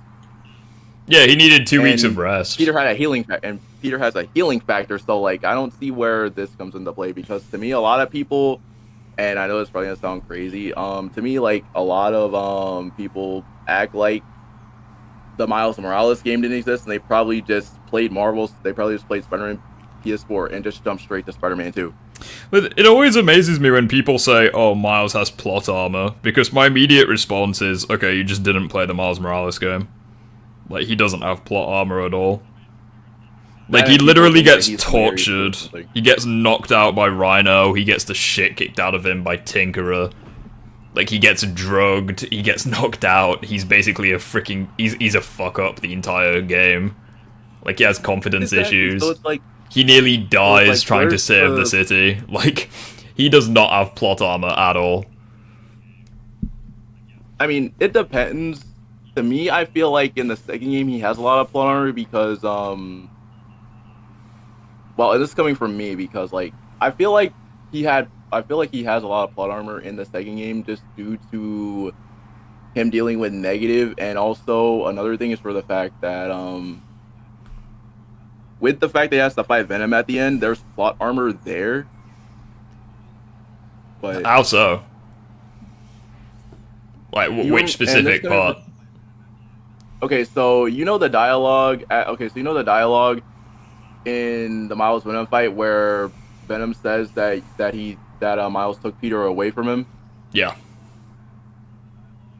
He mentions that, and that's a sign. That's a reference to Miles getting. That's a reference to him getting the. That's a reference to Miles removing Venom from Peter in that boss fight, as well as another thing is that in the Peter boss fight, Venom references Miles so many times during that boss fight because Venom sees Miles holding Peter back.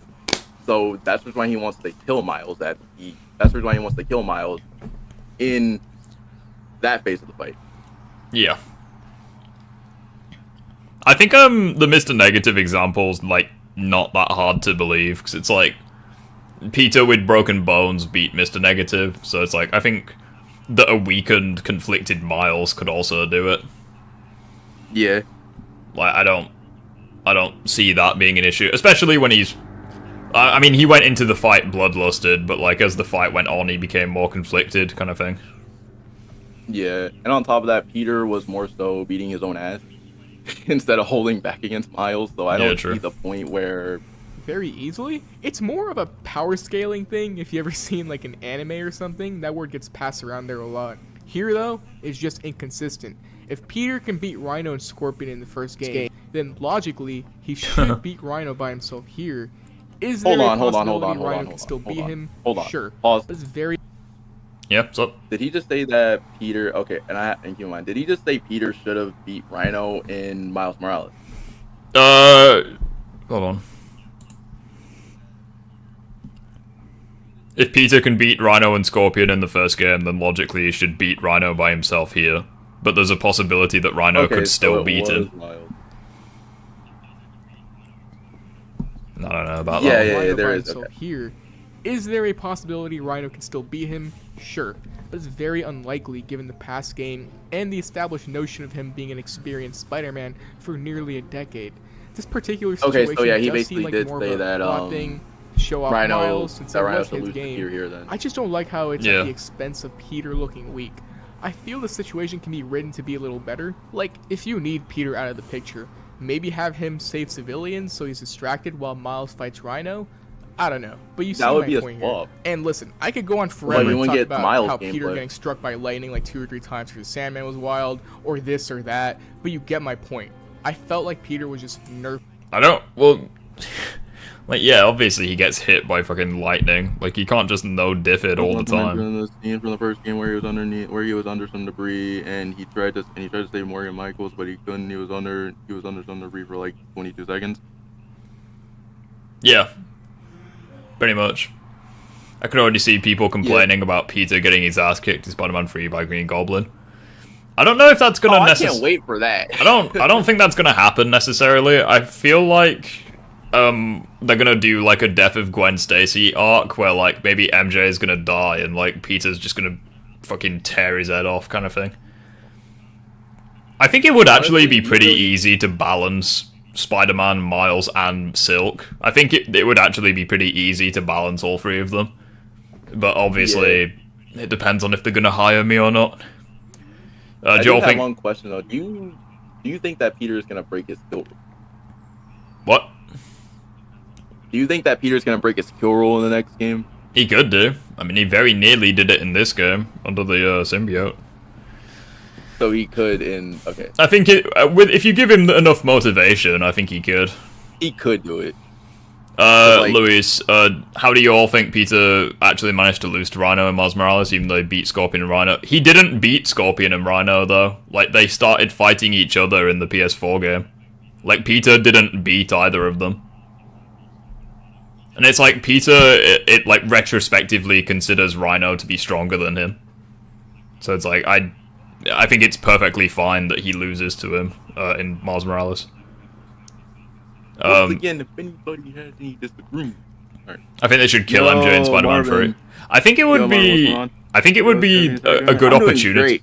I think it would actually be pretty cool. Like the prediction that I have, and I don't really like giving predictions because I'm doing I great. How about predicted yourself? quite a few things in Spider-Man 2. Yeah. But yeah, like the prediction I have is that they're gonna kill MJ. Peter's just gonna go absolutely ape shit, and then we're gonna have a Miles and Silk versus Antivenom boss fight. Like they're gonna have a rematch. But this time, I think Antivenom's gonna whoop both their asses, and it's gonna be rough. Like they're gonna have to. I could see that. Either that, or I can imagine. Holy shit! I could imagine like maybe Norman Osborn maybe manipulating Silk, so then it's Antivenom and Miles versus Green Goblin and Silk. That could be an interesting one. Or maybe That could be. it's all three Spider-Men versus Doc Ock and Green Goblin. But I don't think that would work, because like Doc Ock really doesn't like Green Goblin. Like he really hates Norman. I don't know. Well, there's ways that could scratch that. That can't work. The only way I could see Ock turning Norman into Goblin. Maybe. Or maybe like Green Goblin has like an ultimate form, you know, like in the Ultimate Comics where he's kind of like the Hulk, and then it requires like all three Spider-Men and Doc Ock to team up to beat him, kind of thing. Maybe like Otto sacrifices himself. Maybe kind of. Now that could be great. Because like I just don't Another thing that don't see Otto actually posing a threat anymore. Because it's like Spider-Man's got Antivenom, and he's also got the Iron Spider arms, which were stated already to be stronger than Doc Ock's own arms. So it's like I just don't really see how they're gonna make him a villain unless like Silk or Miles is gonna fight him. But like I could see there's ways for how Ock could be a villain, because Peter said in the Sandman boss fight, or whenever he's fighting the Sand clones, he flat out he said that Ock's research helped with the Iron Arms, so Ock is probably fully aware of the Iron Arms. Yeah, true. Because Peter respected the. Shouldn't Peter have still won anyways? He beat Electro and Vulture by himself before he made. Yeah, I know, but those fights were not easy for him. Like after he fought Electro and Vulture, he like passed out on a rooftop for multiple hours. Yeah. So it's like I don't really agree with that. And on top of that, they have 14 This broken game bones too. overall, weaker than he should be, weaker than he was made out to be from the first game. What did it make Miles? I would also like to point out that in the Miles Morales game, Peter took a lot of damage before he eventually went down. Like he took he took a point blank explosion from like that giant ass thing that ragdolled Miles. Like he was clinging to Rhino when he was charging through the buildings and shit. Right, he took a lot of explosions before he got knocked out. Yeah, and like when you're playing as Miles, you Oh. can still catch glimpses of Rhino fighting Peter. Like Peter's just gradually. Like, it's not like he just got one shot. Like, no, he was taking just a crap ton of damage before he eventually went down, kind of thing. Right. Doc Ock might take over Cindy Moon's body. Fucking hell, I can't imagine how many DeviantArt kids would simp themselves to sleep if that happened. Oh dear. An old man taking over a teenage girl's body. No, thank you. I mean, I kind of want Ock to take over Miles' body, just for Miles to have more broken abilities, but that would cause people to say nerf again. Nah, I think the only way they'd get away with it is if they did it with Peter. But even then, people would lose their minds. Like, Peter was fucking... Peter's not a villain. It's like... I just think there's no way Peter's of been a winning. villain before. There's no way of Peter winning. has been a villain before, so like... I know he has, but not in Insomniac. Not Insomniac Spider-Man. Yeah. So like, I just don't think... I don't think they are gonna do superior Spider-Man. I don't know. It depends. In terms of gameplay, we need... Well, in terms of gameplay, the reason why I want superior... Well, I'm not trying to say I don't want, like, full-on superior Spider-Man, because it suits in the game. But, like, for gameplay and, like, Goblin's group, we need the Goblin Nation. Yeah, At least, like, I'd agree with that. See, like... imagine if Silk and Peter do... Yeah, exactly. Could you imagine? They just can't stop. It could actually be an interesting plot point. Like, maybe Silk, Oh my good god. I think I've just predicted the entire plot of the game. Stick with me, okay? So, you know in Spider-Man 2, right? The start of Spider-Man 2, where, like, he's teaching in the school. Yeah. What if Cindy Moon was one of the students, and she had, like, a crush on Peter, MJ gets killed by Goblin, and, like, they develop a relationship. And then they replicate the Silk and Peter doing the deed arc from the comic. As much as I really hate that comic, I hate that comic. I mean, it would be a bit... Comic would, like, it wouldn't really... It would be a bit weird. I don't think it would work, wouldn't like, work an either. 18-year-old, like... I mean, I don't really know what they're gonna wouldn't do, work. but, like... It wouldn't work either, because I really do not like... I don't really like that comic. I like it when Silk's by herself in her own solo comic. Yeah, I'd agree with that. I just like the interactions she has with, like, Peter and stuff. Obviously, that particular comic probably wouldn't translate very well to the game, but people wouldn't like that at all. Bro, people didn't like this shit, and look at this game. Like, this game cooked. Like, people just don't like... It's, like, people just hate everything. Like, it doesn't matter what cool stuff you make, people will still hate it. Well, for me, at least from what I've been... Well, obviously with Ultimate Joker... I don't know how Eddie Brock or DOG or, like, Donna Diego would work for the story. One, at least this is my opinion, how would Eddie Brock work? And also, how would that boss fight with Miles versus Venom correlate? I just think they're gonna do like, for the final battle, just everyone's gonna die. like, Norman's gonna die, Otto is, Peter is, Miles is. Could you imagine if Cindy Moon's the only survivor, and then she's, like, the main Spider-Man of the verse? How pissed off fucking Joker and stuff would be. Like, they do an Infinity War and just kill everyone. I will be surprised if they do that. I will be surprised if they're like, oh, well, I can't wait to see, what... They're like, haha, you thought Miles was gonna be the main character? Psych. Nah. Does Symbiote stand out more? Possibly. I don't know, and I don't really care about the reasoning for why they did it. They just should have never done it. But let me know what you think. Let me know if you think I'm being crazy here, if I make any sense at all. Because I am genuinely curious. Like, I just think this entire set piece, like, this is final boss material. And the fact that it's literally the first freaking fight is just insane. It's so good, too. Yeah, it's insane. Like, that one shot. Good gracious. That's the reason I like. Well, that's when I like this right here. What? Like, yeah, and then Peter just fuss for Dars.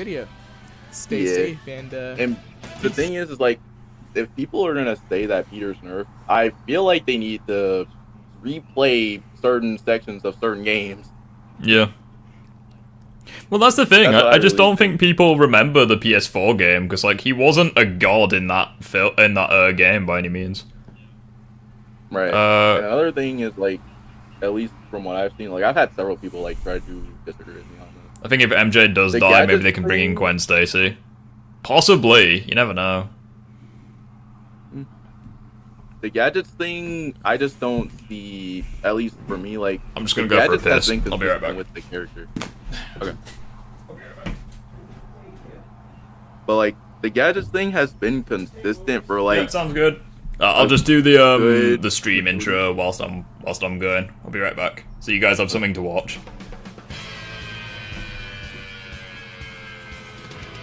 What the...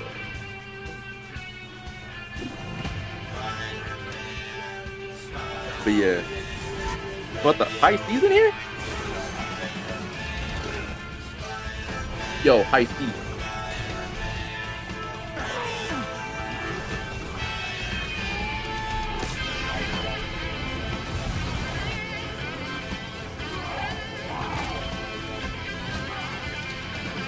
Let me pull out my PlayStation.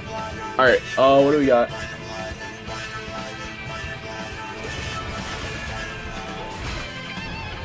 What, the high season here too?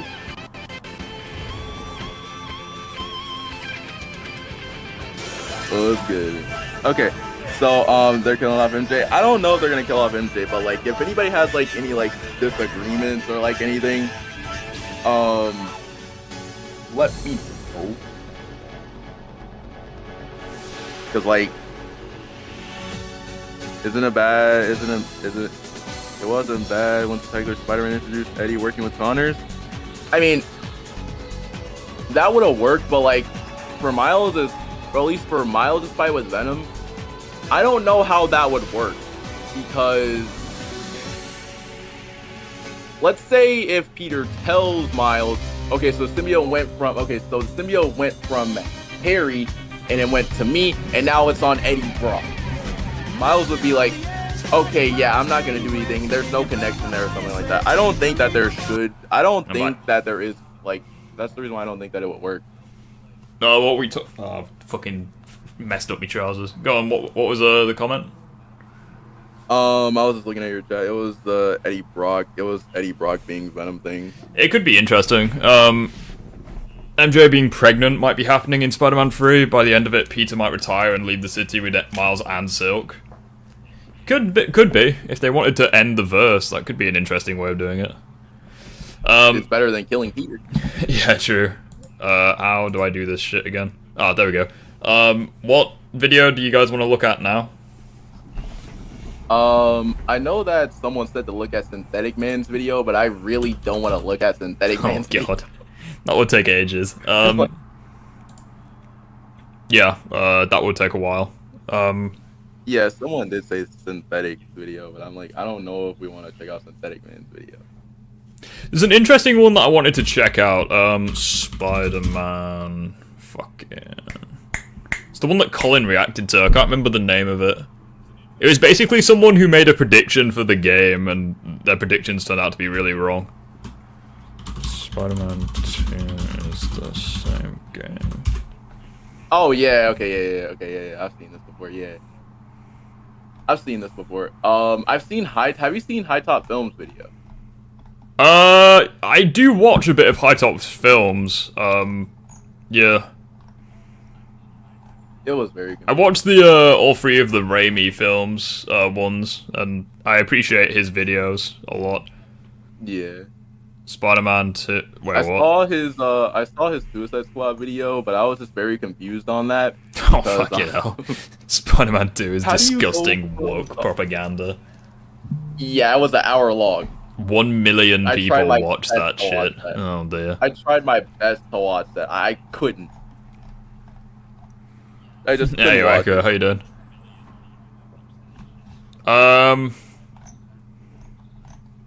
Can't. But yeah, if anybody has like any like disagreements with it, let me know. Yeah, any do we have any disagreements in the chat? Hey, oh wow, who's that knobhead? Who's that knobhead streaming? Look at him. Look at that, look at that. Who's that? If we're like really gonna get into who's that knobhead? If we're really gonna get like into the power scaling of the game, the power scaling of the game doesn't have to align comic accurate.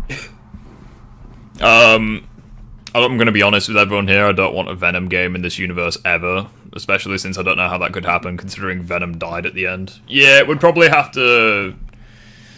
I don't really know how it would have to happen. I love how it's literally just my freaking videos that are the first ones to show up. My final word on Peter being nerfed, a response to a response to a response. Who is this person? It's a long story short. I remember watching this, but it was from, okay, basically, it was Ultimate Joker's video and I think Crispy's video. Oh! Like, basically, merged into, like, one video. I thought that was this one from that Joker made. Peter was nerfed the final word. No. Oh no, it was like another. Okay, so long story short. Because I remember he references me in this video because he shows that freaking meme of me looking like a pickle or something. Yeah, and I think I know that Crispy made a response video to this one.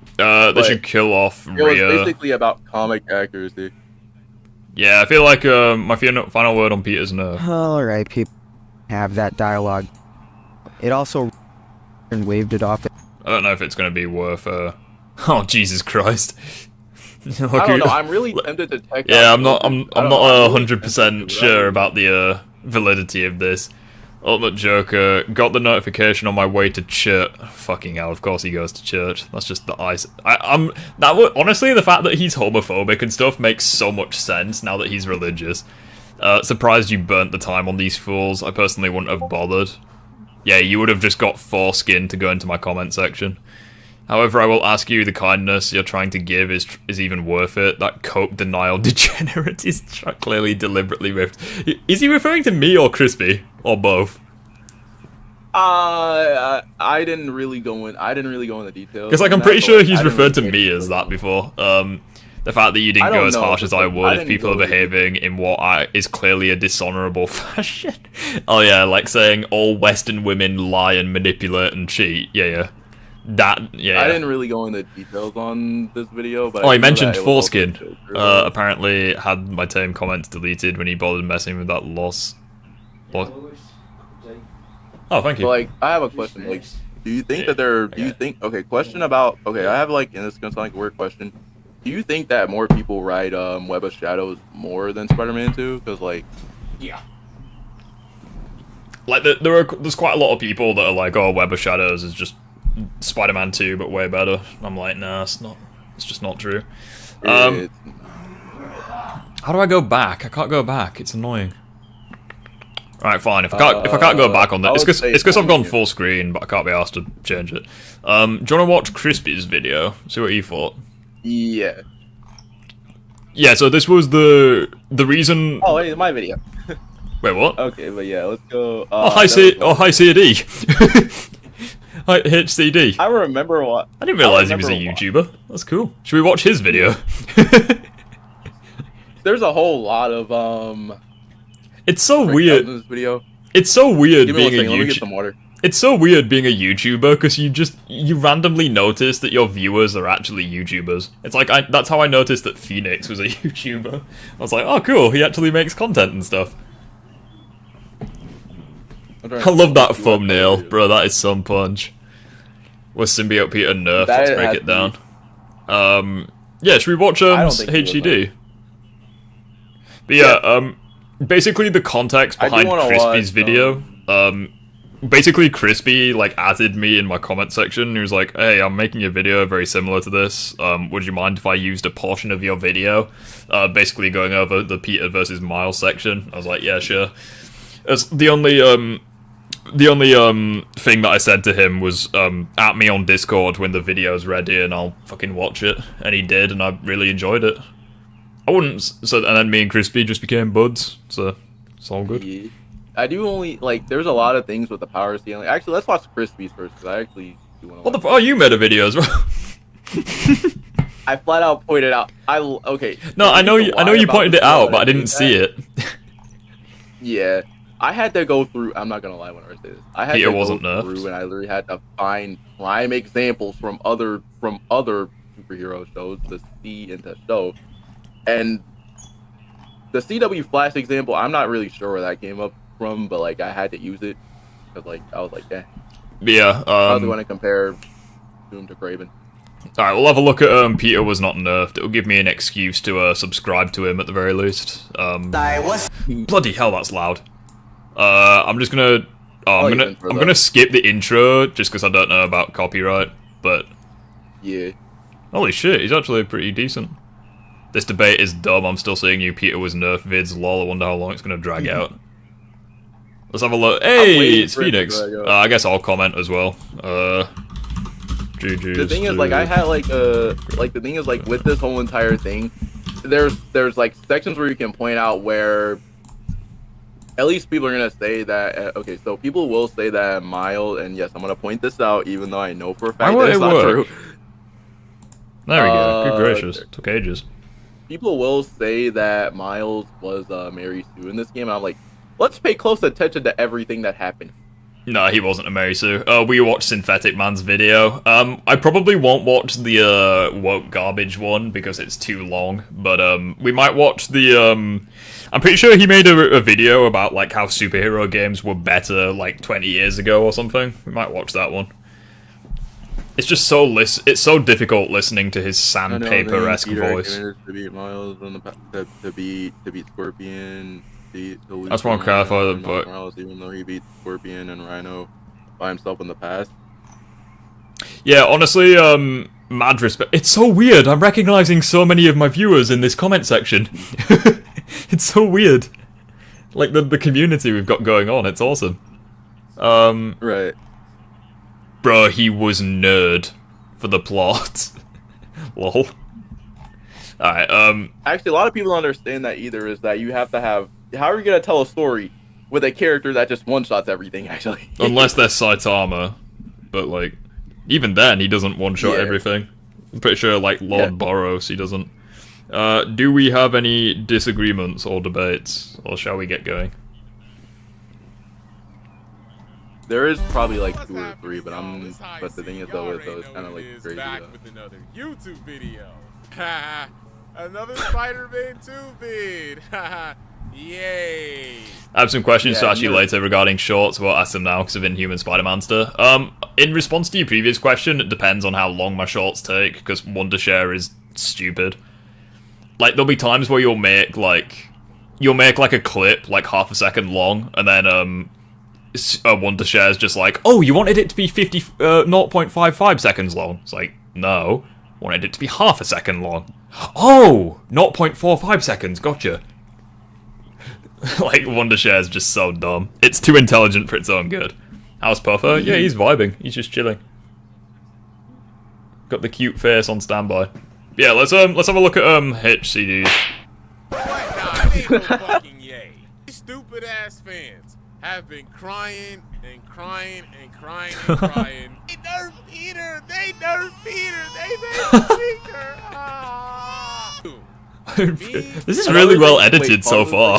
Like, another thing that I want to say about this whole entire Peter nerf situation is, if people are going to talk about the Peter nerf situation, then and I'm pretty sure we're going to bypass this like in 2 seconds. But like, we're going to talk about the Peter nerf section of the game, and if we're talking specifically about the Peter versus Miles fight, they both scale to each other. Black Suit scales to Miles, so yeah, like you could easily say Black Suit's stronger than Miles. Yeah. And a whole bunch of other people who actually played the game. If we're like the only thing is like in this fight is for the fact that Miles is using the bell. Yeah. So it's like literally. He's using the bell. Peter's trying to hold back. Well, he's trying to hold the symbiote back while Miles trying to use the bell to get it off him. So there's nothing there. Still going. Why is this debate still going? It already confirmed that this is a false narrative constructed by taking scenes out of context and over-exaggerated talking points, because they, for some fucking reason, cannot fathom the fact that Spider-Man in this game got way stronger villains than the first game. Yep. It's like, dude, the way these guys are nitpicking, it's just like, Peter can't even take fucking damage without some of y'all crying like fucking babies. If Peter wasn't conflicted, then he would have killed Miles. Exactly. Yeah, literally. Or needs help sometimes. Or that that's the thing. Like, pause it for a second, real quick. Does not mean. Yeah, go on. That's the thing. Okay, so with this whole entire section right here, if we remove the bell, and if we have Miles at low energy, if we have Miles at okay. So I'm assuming that if we remove the bell, have a fully bloodlusted Black Suit Peter, yeah, and a Miles that's at full energy, not holding back, yeah, I would. It would be way different. Yeah, it literally would. But it's like at the start of the fight, it's like Black Suit was just overpowering Miles, right? Like just repeatedly. And even when he was conflicted, at the start of the third phase of the boss fight, he still overpowered Miles. Right. So, like, yeah, I think it's... But I would take that as a sign of Peter, like, I would take that as a sign that the symbiote was taking over Peter's mind, though. Especially if, you know, Miles runs out of his bioelectricity, he's fucked. Right. Peter was nerfed. And that's the thing, like, I don't know why y'all are complaining about this now, when it's literally always been a thing in movies. Like, Toby Spidey has always needed help. He's gotten his ass saved numerous times. True. Spider-Man got his Hold up, ass pause for a saved. second. He's needed... Pause for a second. Yeah, go on. Okay, so you remember, I'm not sure, you remember Joker's friend, I forgot, Skin or something? Foreskin. Yeah, Yeah, what about him? whenever, I think I was checking out one of his, video, I think I was checking out, I guess, I don't know which video it was, but, like, I guess it was the video that he made in response or something like that. Yeah. I think it was, like, a response or something that he made like that, probably, like, a couple months ago. He said that Raimi's Spider-Man doesn't get any help from an outside source. But if we go to look at Spider-Man 3, why is he asking Harry for help? Yeah, like, he would have died to Venom and Sandman if Harry didn't show up. Right, and and on top of that, he literally goes to Harry to ask him for help. So, like...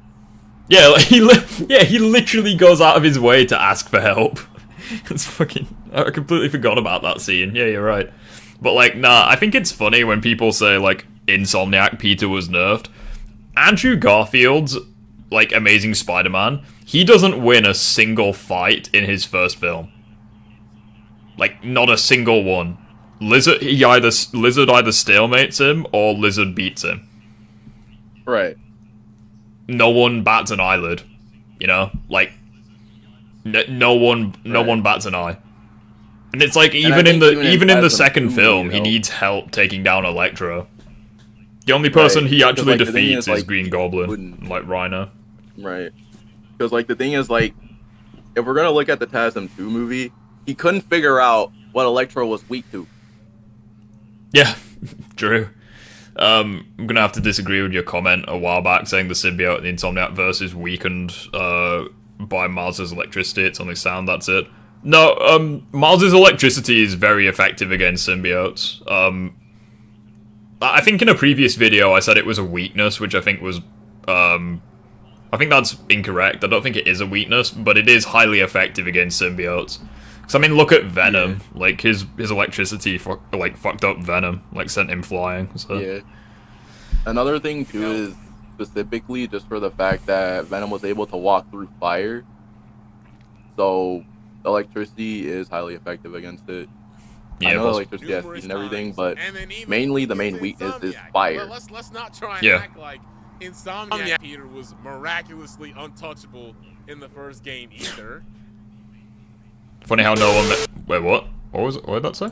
Funny how no one mentions that scene. Funny how no one made it... Every time Peter gets beat up in Spider-Man 2, funny how no one made a compilation of the first game with Peter only taking damage so that we can compare. Yeah, facts.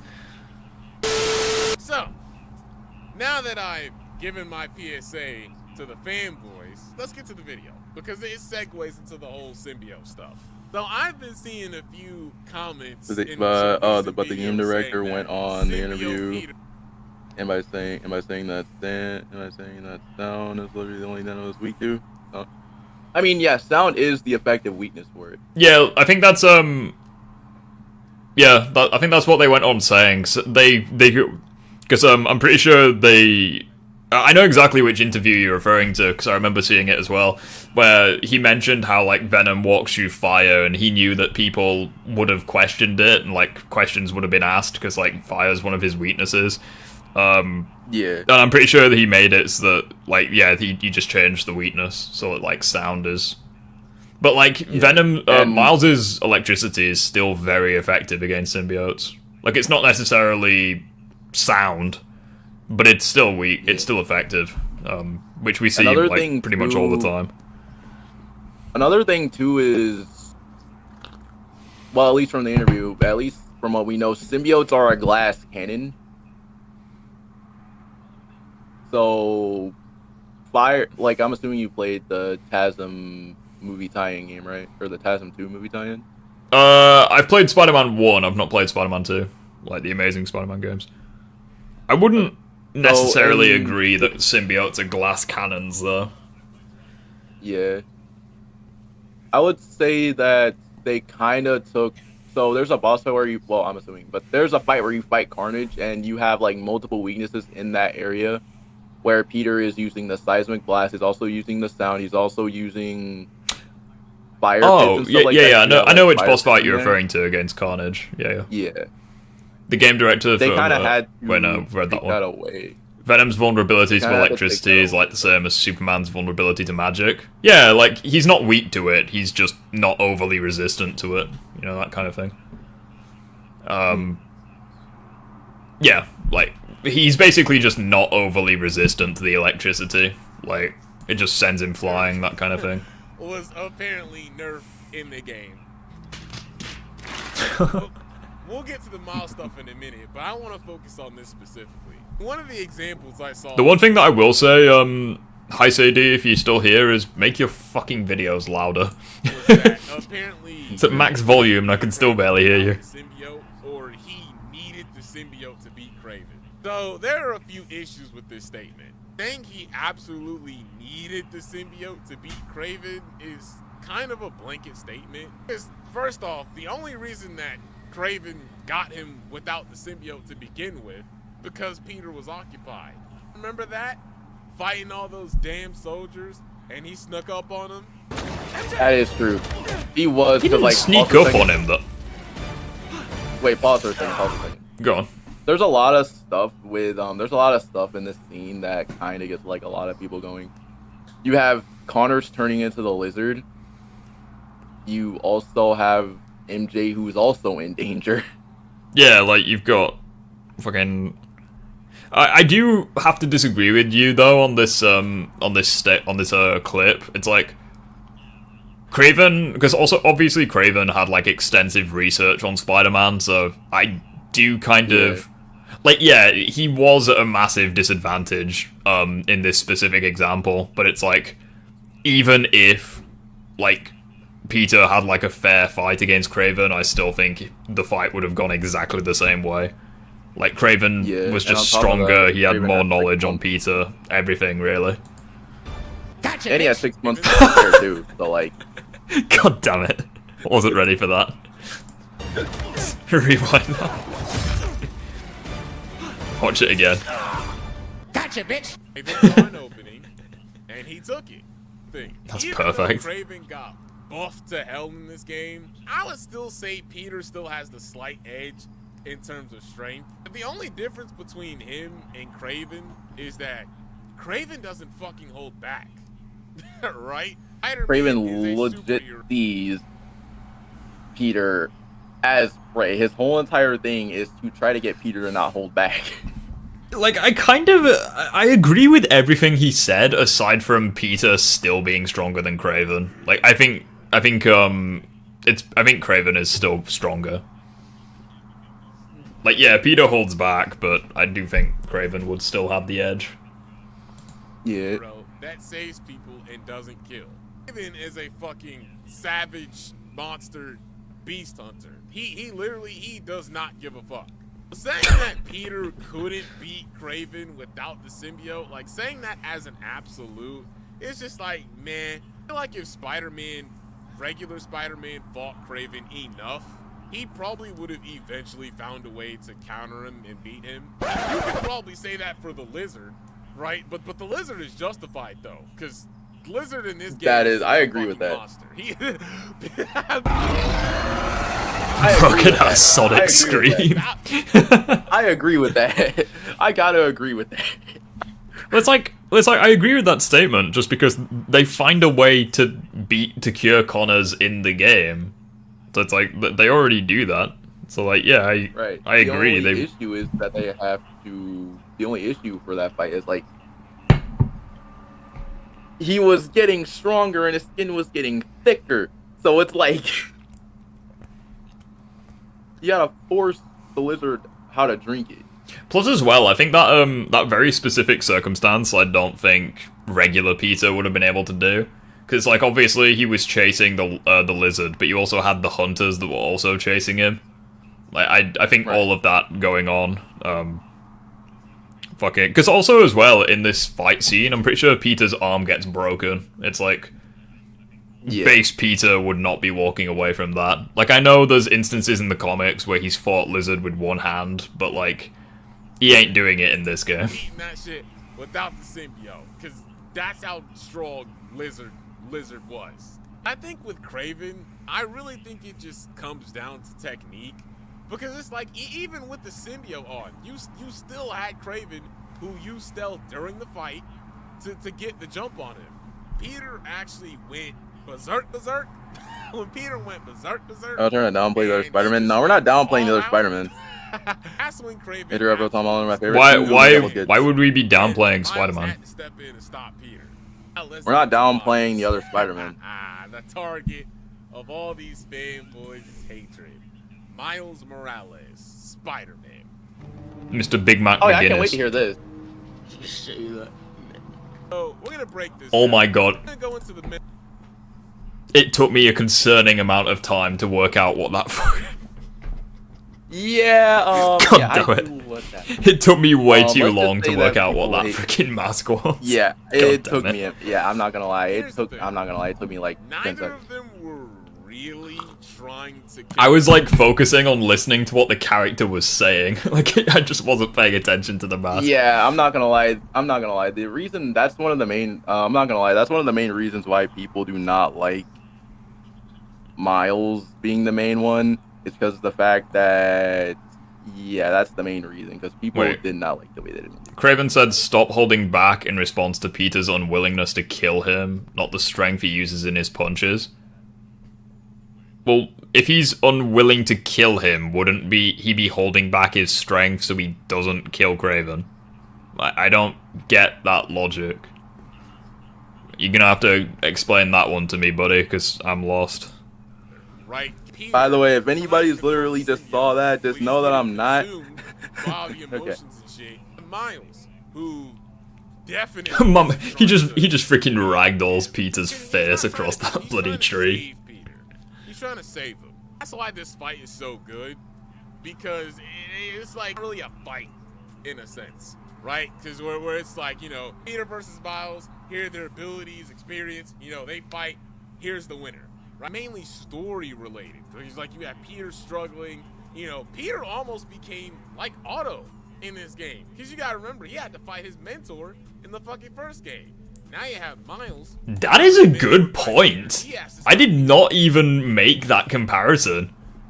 Yeah, like... I know, I didn't make that comparison either whenever I saw it either. Holy crap. From Miles' perspective, this is literally the first game's final boss.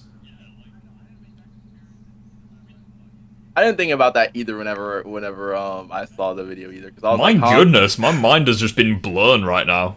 That is insane. I didn't think about that either. Yeah, he's 100% right. It's like Peter's the mentor figure to Miles. He goes off the rails and he tries killing Kraven, who is his Norman Osborn. Right. Hit CD, if you're still in the chat, you are making one hell of a video right now. I didn't think. Here's the thing. Like whenever I saw that comparison, I was like, huh? He literally did something in 10 minutes what Ultimate Joker failed to do in 25.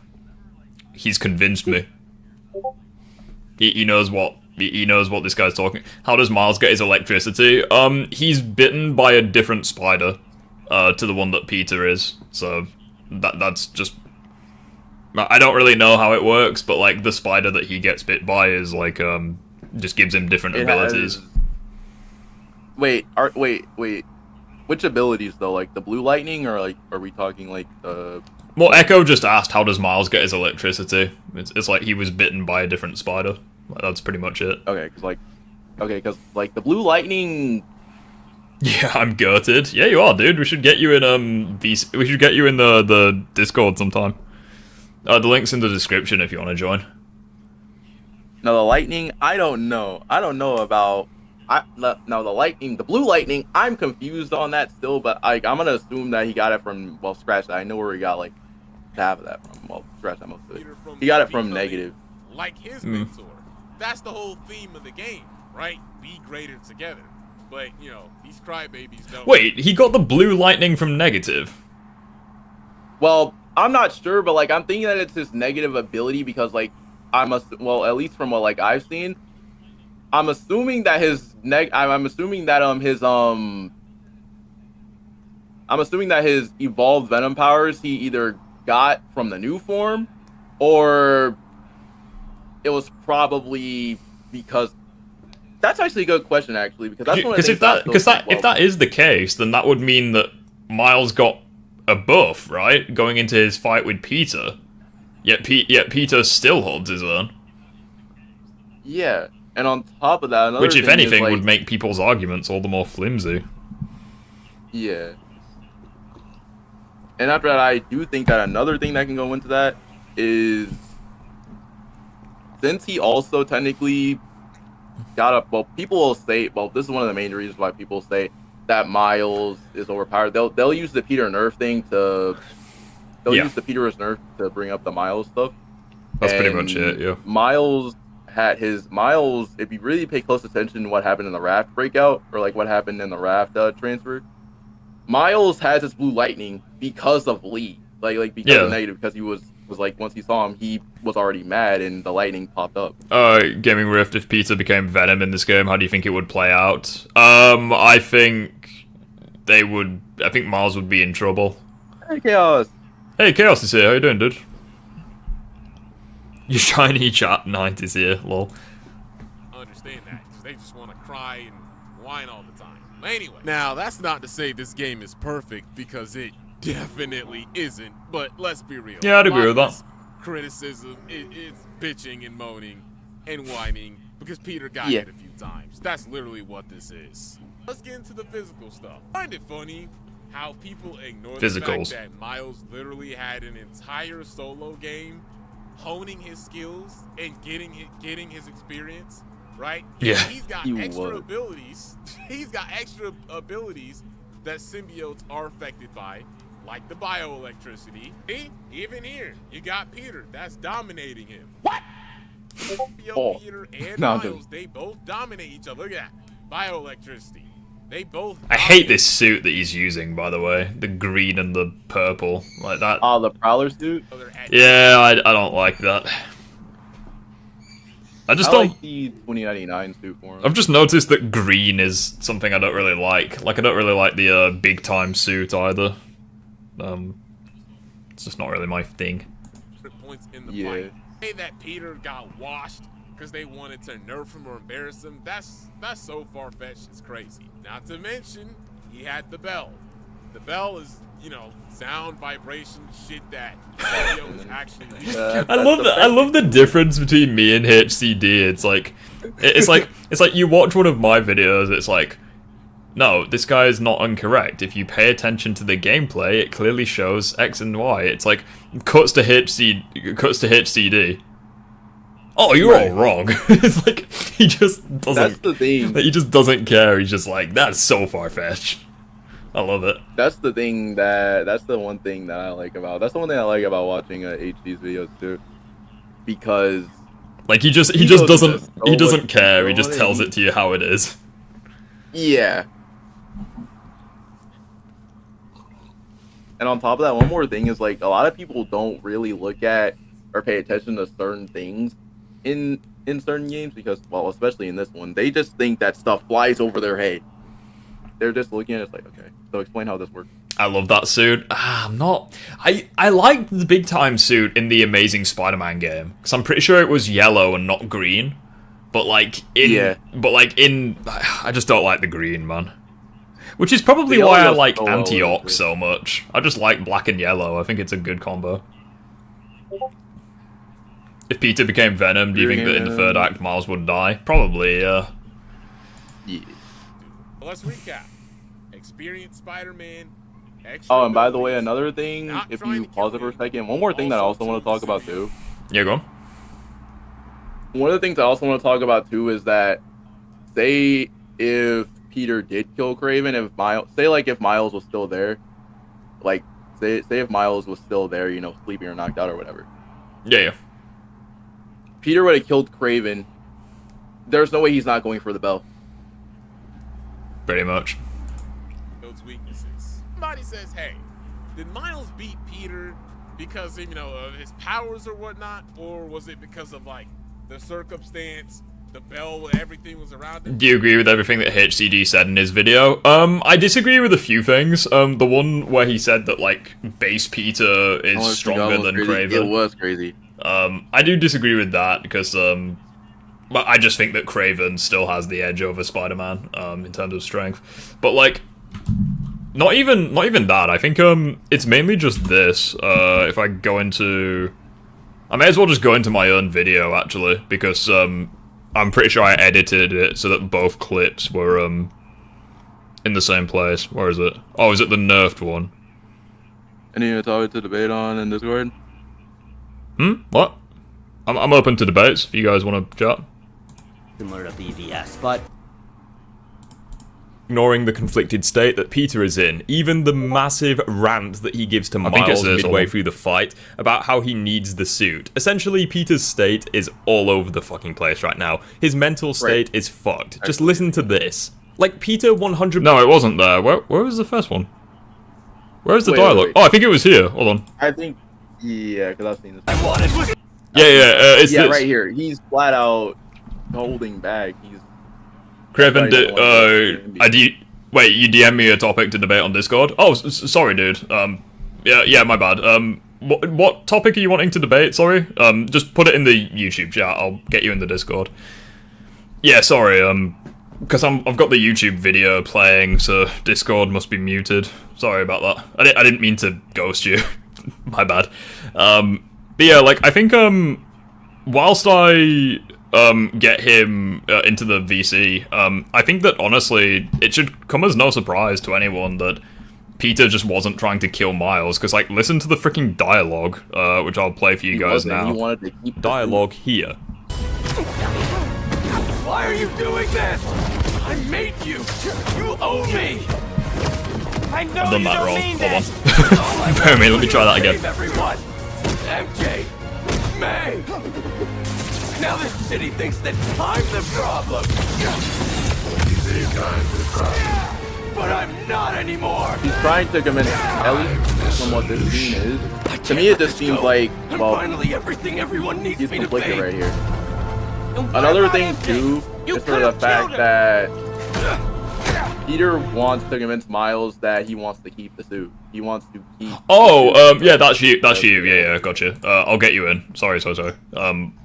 Yeah, I saw your comment on YouTube, but it got fucking it got blocked or something, or maybe you deleted it. I don't know. I'll invite you in. What is it? Sam Raimi Spider-Man. Hold on. Oh, it's because we're not friends, son of a bitch. I should be able to invite you in fucking server. Maybe. God damn it. Oh yeah, I know how to do it. Yeah, sorry. My bad.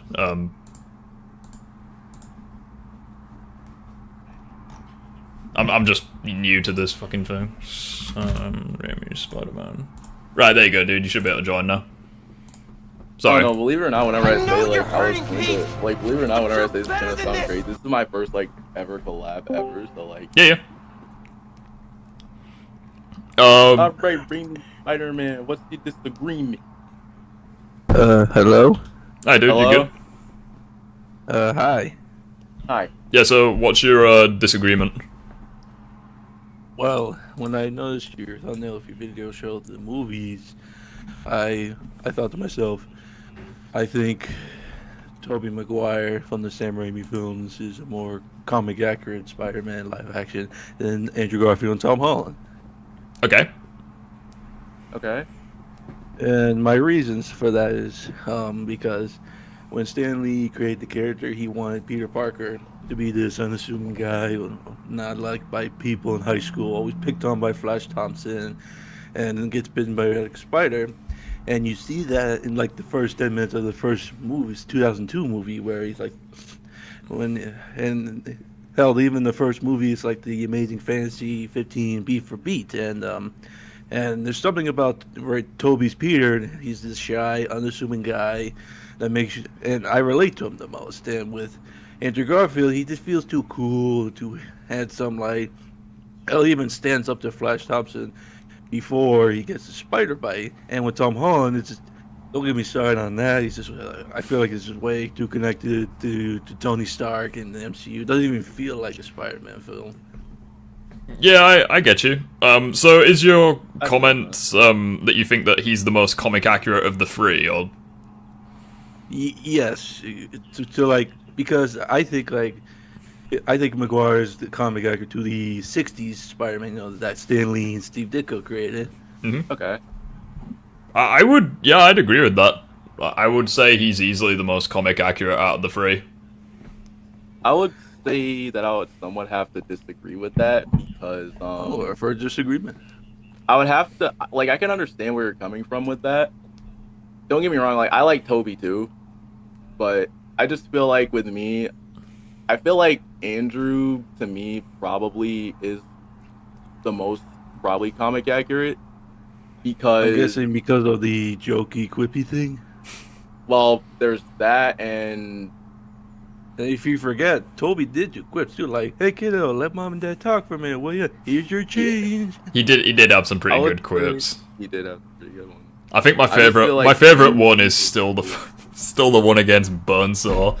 Fucking that one that would not at all be proper. Did your husband give it to you? So good. Yeah, he's just casually. Yeah, Spider-Man's just casually homophobic. Yeah, that would not. I'm still surprised that you know how like the recent Spider-Man films they got like re-released in cinema kind of thing. I'm surprised that they would. I was there for them. Yeah, I'm surprised that they got away with that. Because I can imagine because there are people that get offended by everything nowadays. I'm surprised that they got away with it. I was surprised though. Same. One thing that I'm surprised is on our list was any of the Sony movies. Yeah. Or like any of the Sony movies. I think. Don't listen to Phoenix. He's an Andrew stan. I think that we can pretty much all agree that I like Toby though. So. Who is your least favorite live-action Spider-Man? Oh, if I had to rank them, it's Tom Holland. Tom Holland's your least favorite. I would probably agree. I think Andrew had the worst films overall, but I think that. Well, I think if I had to like pick something from those two franchises that I liked, from Andrews is probably Emma Stone, and from the Tom Holland movies, it's the guys who play the villains, Michael Keaton and Jake Gyllenhaal. Yeah. So I like Michael Keaton's Soldier. I think Andrew's Spider-Man was just redeemed in No Way Home. Like he just stole every scene he was in.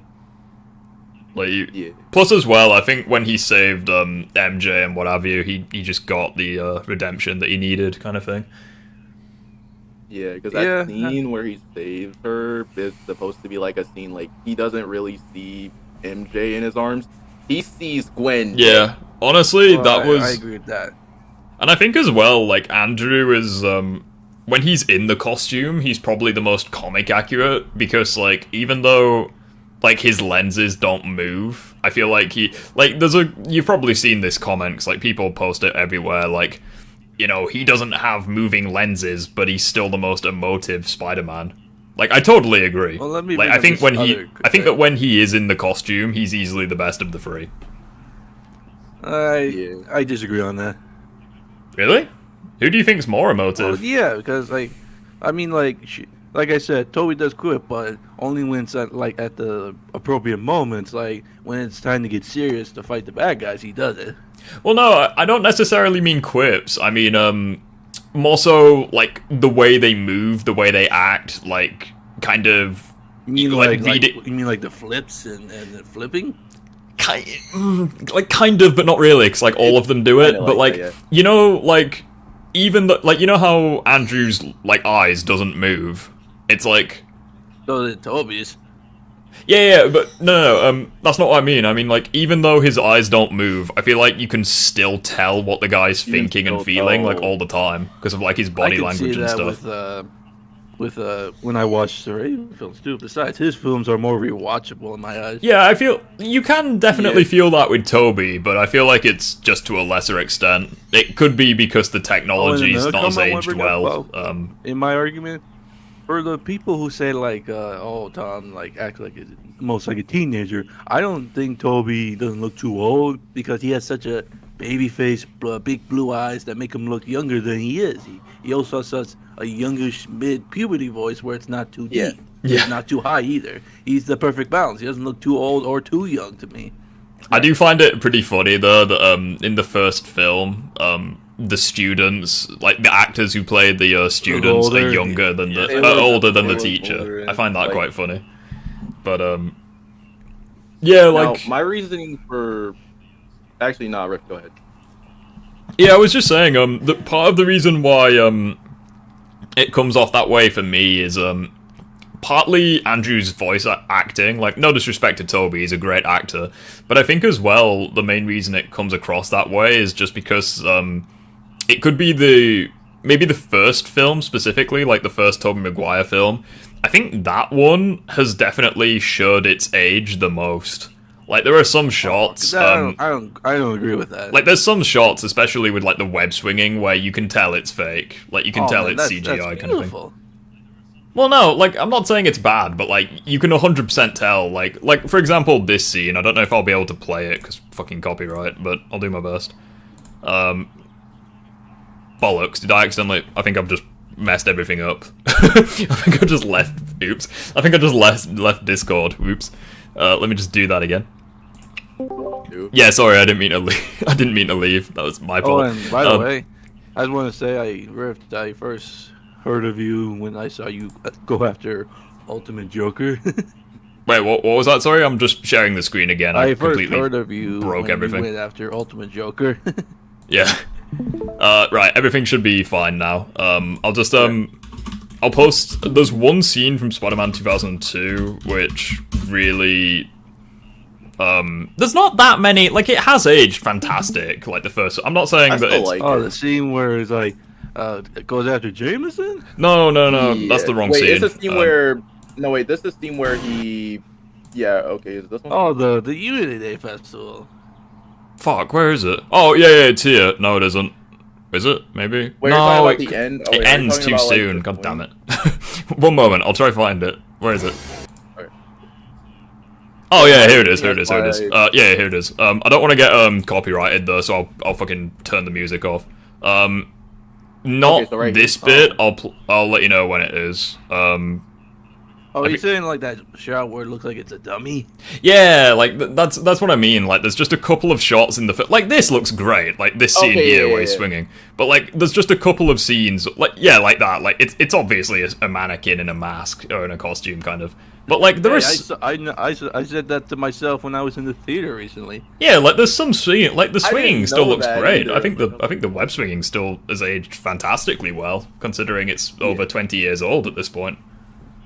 Jesus, I've just realized Spider-Man 2 is going to be 20 years old this year. Holy shit! That's awesome. That's great. That makes me feel old. Now, my reasoning as to why I like the Andrew films is just purely just like I said before, like I like Toby as well. Like, I'm a huge Toby fan, but it's just like with Andrews, it just felt fresh, and it just felt very interested. I just felt very interested to see where his Spider-Man was gonna go. It came like a few years after Spider-Man 3. It felt like too soon to reboot. Yeah, I'd agree with that. And I do agree with that too. And another thing is, they were actually planning, at least from what I've seen and heard, they were trying to make Tobey Spider-Man 4, but they kind of had. Which I wish would have happened. Yeah. they kind of had to shift it, and I guess they stopped working on. Spider-Man 4. So Avi and Sony were like pushing a deadline for him. Yeah. I think they had to push Spider-Man 4, at least some of the script, over to Andrew's Spider-Man. So like, I guess I'll ask a question because I feel like we're all in agreement, even though we disagree slightly. How do you think Tobey compares to Insomniac Spider-Man? Oh, I think they're equal. Like unlike my favorite adaptations, like also with like the '90s cartoon and Spectacular Spider-Man. I like how this isn't. I love how this isn't even a disagreement anymore. We're just interviewing him. that's my fault. that's pretty much what this is. Like we all just That's my agree. fault. Yeah, because I in Hey, one of my we're not all arguing like a certain other YouTuber. yeah, because in one of my videos I said that like I think Insomniac Spider-Man I think he's like the closest to perfect adaptation, but I still prefer Toby. Like, Toby is still my favorite, but... Well, I think they're on the same level. Like, I don't think Toby is, like, objectively the best. Like, I think that, if I'm... In fact, this is probably a hot take. If I had to say, like, quality, I don't even think he's in the top 3. However, he's just still my favorite. Like, he's still number 1, like, for me personally. But, like, I think Spectacular's better. I think the 90s animated series is better. And I do think Insomniac's I'm okay better. with that, because I love those cartoons as well. Yeah. I would say my favorite is actually, a lot of people actually do not like my Spider-Man or my favorite one. I would say I would put, even though I know for a fact a lot of people really don't like this, make him as a crazy hot take. I like Doc Ock as Spider-Man. So you like Superior Spider-Man? Superior Spider-Man? Oh my Yeah. goodness. I was never a huge, I guess I'll ask this as like a different question. Who do you prefer, Superior Spider-Man or Spider-Man 2099? Ooh, I guess Miguel O'Hara. I really do like Spider-Man 2099, but like... Fair enough. I do think it's kind The of a only- shame that we didn't get the Speaking of 2099 Miguel suit in the game. Yeah. Oh yeah. Like, we Speaking got of we Miguel got 2099, we O'Hara, got a YouTube Scarlet channel Spider, I don't want to but we name. just, you know... Speaking of Miguel O'Hara, a recent YouTube channel I don't want to name was attacking the video game Edge of Time, all because of this one line Peter says. Oh, okay, yeah, I know what you're talking about. Wait, was that Okay, there's called a out? reason 'Cause for that. I think you made a No, no, I don't- disagreement. I know They're who it is. attacking all because there's one line where it says, "You say the lives of a billion strangers are more important than my loved ones," calling it character assassination.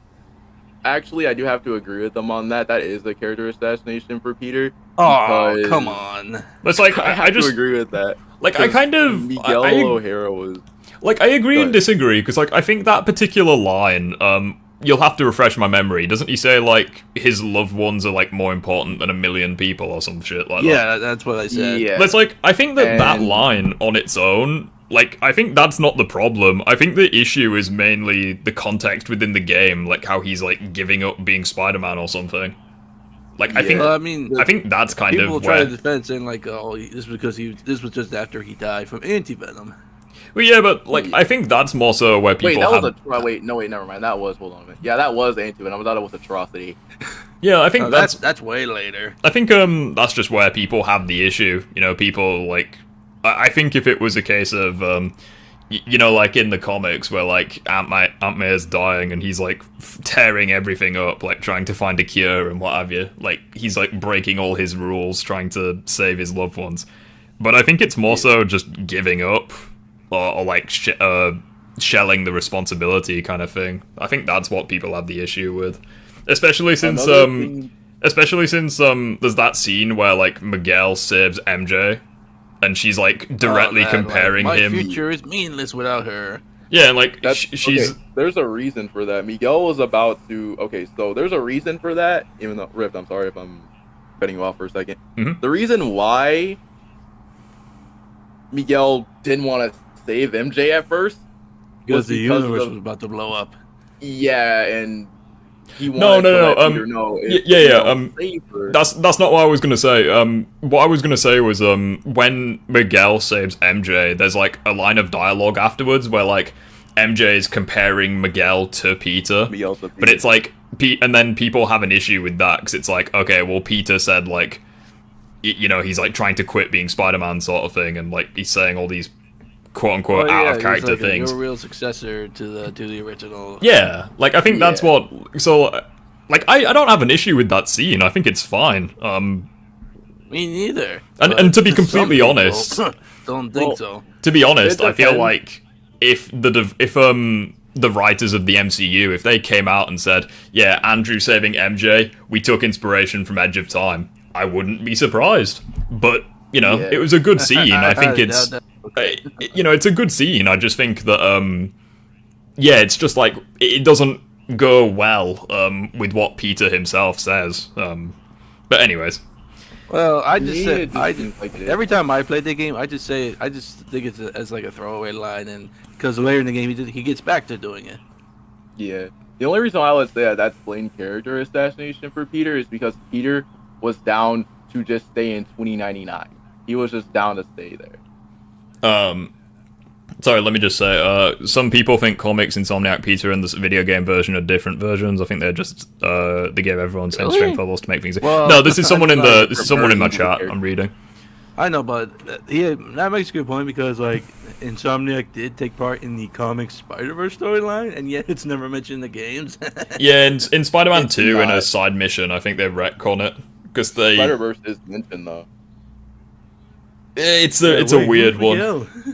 I guess, to move things on slightly, because this Sure. I'm feeling more and more like Graham Norton by the minute. Oh. Okay. But, no, I like it. I like this interview's awesome. Maybe we should, instead of debates, we should just do interviews from now on. That'd be awesome. But, I wouldn't mind doing more. Yeah, I guess I'll ask a question since we're on, the live-action Spider-Man. Sure, what is your favorite and least favorite live-action Spider-Man suit? Oh, most favorite? The Raimi suit, easily. Which one? Because there's like it's the same ones, just the logo's different. Well, yeah, they are like different. There are like tiny differences in each of the films. But still, my most favorite is the Raimi suit. I'm guessing it's like the Spider-Man 2 and 3 one, right? I guess all the MCU suits. All of them? Go on, if you had to narrow it down to one that you hate above all others. The final swing suit, I like the final swing suit. At least, I like the final swing suit for Tom. I guess the only reason I don't like the MCU suit is because it's too techy. Yeah. I think Miles is the better successor than Miguel. Well, I mean... I guess the reason why Miguel's a poor successor is just because he's far into the future kind of thing, where like Miles is in the present, I guess. Yeah. What about you, Phoenix? Favorite and least favorite Spider-Man suit? My favorite... Go on, guys, in chat, if you have any suggestions, I'd love to hear them. Hold up, and I can listen to this, do comic book suits count? No, live action. No, you're talking about live action specifically. Okay, So like Toby, Andrew, Tom, like their suits. I like the TASM 2 suit. I mean, he's an Andrew fan, so maybe he will. TASM 2 suit. Okay, so the TASM 2 suit, I would say I do like the Raimi suit. I do like the Raimi suit. And then I would say least favorite is Tom's suit from Far From Home. Which one? Like the Night Monkey or the... Echo, there are 3 live-action suits in the thumbnail of this stream. I would say... So you can just pick which one of those you like most if you want. I would say the Night Monkey suit is probably my least favorite. Yeah. Do you know what I think is really interesting? The fact that none of the homemade suits were mentioned. Oh, I do like the human spider. I was about to say that too. I do like the homemade suit. Yeah, I think it's really cool that they all have like their individual names as well. Like there's the Parker suit, the homemade suit, and then there's whatever the fuck Andrew's first suit is. I don't know what it's called. The vigilante suit? Vigilante suit, that's the one. I love that they all have like their own names. They actually gave it a name. Yeah, I quite like that. What would my what would my favorite be? I do really like Toby's the newer suit that Toby has, like in Spider-Man 2 onwards. Where the mask was all weird. What? They made it all red too. That's what. Well, they made it. You mean the one when the mask looks weird? No, Spider-Man 2 and 3. That specific version. Oh, okay. I just love that suit, especially in Spider-Man 3. Like there are some fantastic shots with it in Spider-Man 3. Actually, this may be a complete hot take. Spider-Man 3. Oh boy. Bear me a second. I'll get the actual scene. Roll. Oh, this fight. Yeah, the final battle of Spider-Man 3. Bear me a second. Oh, the one with Venom? No, you don't know what I'm gonna say yet. Relax. Bear me a sec. Right. I fucked it up. Try that again. Is it this? Wait, is it this dude? This dude is great. Yeah, Spider-Man 3. Yeah, I agree. Yeah, so what I was gonna look, say... It's my profile pic. Yeah, what I was gonna say was, this particular shot of the Raimi suit is my favorite shot in the trilogy. Like, just You can this. already tell what my favorite shot is because it's my profile pic. Yeah, the one in Spider-Man 1. The one where. Although I think the other good one is I when like he the saves... one from. When he saves Gwen. There's a lot ones that I like. I like this dude right here when he saves Gwen. I think the one that I think everyone... another- The close up when he gets to the construction. Yeah, I think the one that everyone Yeah. chooses is this one. That one. I mean, I Gorgeous. can't blame him. Probably because as well, I the do actual like- lenses reflect the rubble as well. You can see the reflection. Yeah, you can see the reflection of like the wreckage and stuff. There really was a lot of attention to detail in those films. Which is why I feel like I'm gonna have to, there was that one YouTuber, I can't remember what he was called, I think it's like Cosmonaut or something, and he made a video Yeah. about how the Raimi I know films who were that bad is. or He's something. the one that called the Yeah. trilogy worse than you remember. Yeah, I think next week we're gonna Not that dedicate one. the entire live stream to just tearing that one. But a new one. if there's one YouTuber who loves Raimi, that's High Top. High Films. Top, yeah, I know. Yeah, High Top loves him. In fairness, I think High Top Films is a bit of a fanboy with it, but he does raise some pretty good points. Yeah. High Top is Yeah, but great. sometimes people like, criticize it sort of- when he goes after Tom Holland, saying that he just wants it to be like Spider-Man 2. Well, again, Oh, like no. a lot of his comments, That's I do agree with. Like how like there's not a lot of like repercussions for his actions until like No Way Home kind of thing. But Yeah, everything. Well, it depends. I think his first action from for Tom's from Homecoming, he made the mistake of going out with Vulture's daughter. yeah, true. Unintentionally, Oh, and of also course. when he did his No Way Home review, it felt like he was like trying to still hate it while also admitting there were good things. Yeah. There's a lot of good things about No Way Home, but it was just strictly probably the fan service for me. Yeah, like I think, like the thing that I always say, Apparently he which didn't like people, that they brought in the other Spider-Mans in Ned's house. yeah, that Yeah. was. I think That was the comment that I always say with No Way Home is I think like everything about the film is great except for the plot. Like I think aside from like I will TASM admit, the 2, plot was really good until it got multiversal. well not that's even the that. part. I just think the plot was good at the start when it was like dealing with the legal stuff, but I feel as though as soon as Doctor Strange was introduced, everything just went to shit because like if it weren't for him, we wouldn't gotten Yeah. our guys back. well yeah, like I understand, but Honestly, I just think like I'm very curious actually. yeah, go on. But yeah, Rick, go ahead. I just think that certain parts of the film were pretty bad, like, especially with the story. Like, I think that Peter winning a fight against Doctor Strange in the mirror dimension, like, that was complete Well, I mean, bullshit the and should dude's not have smart. happened. He's smart, but he's not that smart. Like, he's not winning against Yeah. Doctor Strange. I think that's pretty dumb. I think, what else is pretty stupid? I think, there was a plot hole that, there was a YouTuber that I watched where he basically said that, like, No Way Home was good and bad.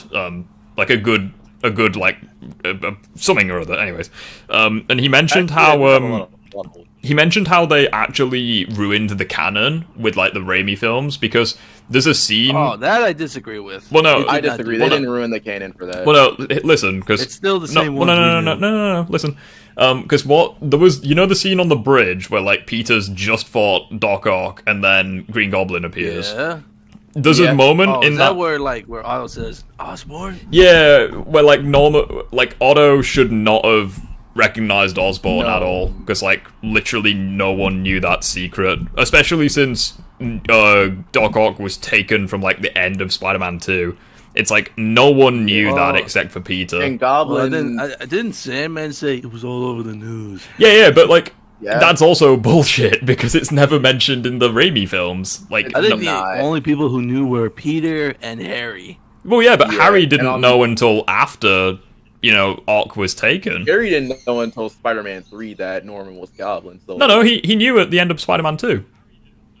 Yeah, when he saw Norman in the mirror and he found his lair. Yeah, he found like the Oh, lair and yeah, stuff. he knew. But yeah, but that scene took place after Doc Ock had already died, so like it's still like rough no matter Okay, what. maybe there are a few inconsistencies. As well, not that the other one that really pissed me off was when they were like, "I've never worked with anyone before," and then Toby's like, "Me neither." It's like, shut the fuck up. You've worked with Harry, you lying bastard. yeah. Is there you like a worked with lot Harry. of puzzles? Have you guys noticed this too? I'm curious. Where did all the villains go right after No Way Home? Because like, Yeah. Okay, that I think I can explain. I think like I know the where villains went to, Goblin and like Oz a separate timeline where they lived, but Toby went back to the original timeline. We know. Oh, so that means that once Goblin got back, he got stabbed by the gliders. So that would also mean that. Or it's a time where he stayed alive and.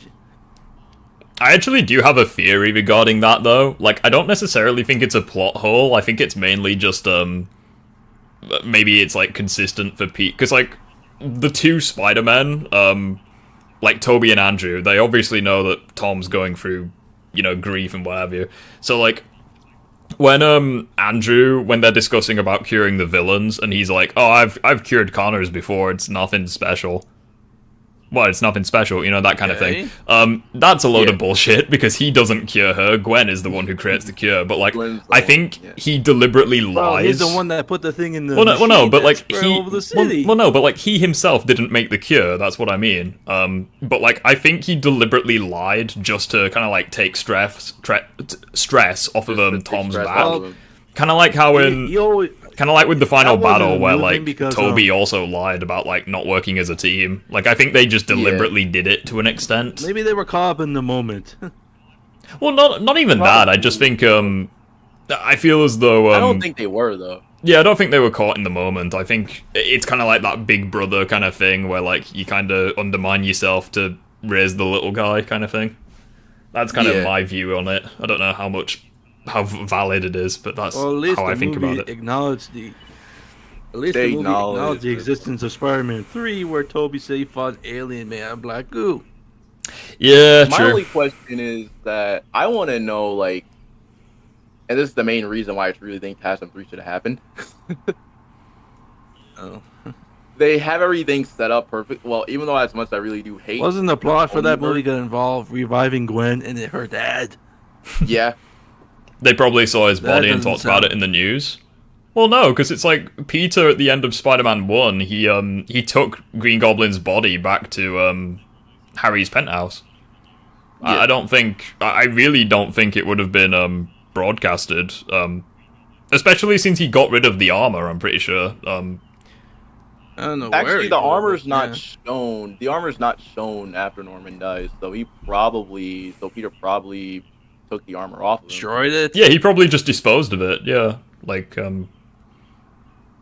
plus as well, I don't think Harry would want it because you gotta keep in mind as well, like, pretty much all of Norman's wealth and stuff has pretty much gone to Harry, so, like, he's not gonna want it publicly known that, like, his dad was a terrorist or anything, you know? Build this entire layer of the performance enhancers and goblin suit inside his apartment. True, yeah.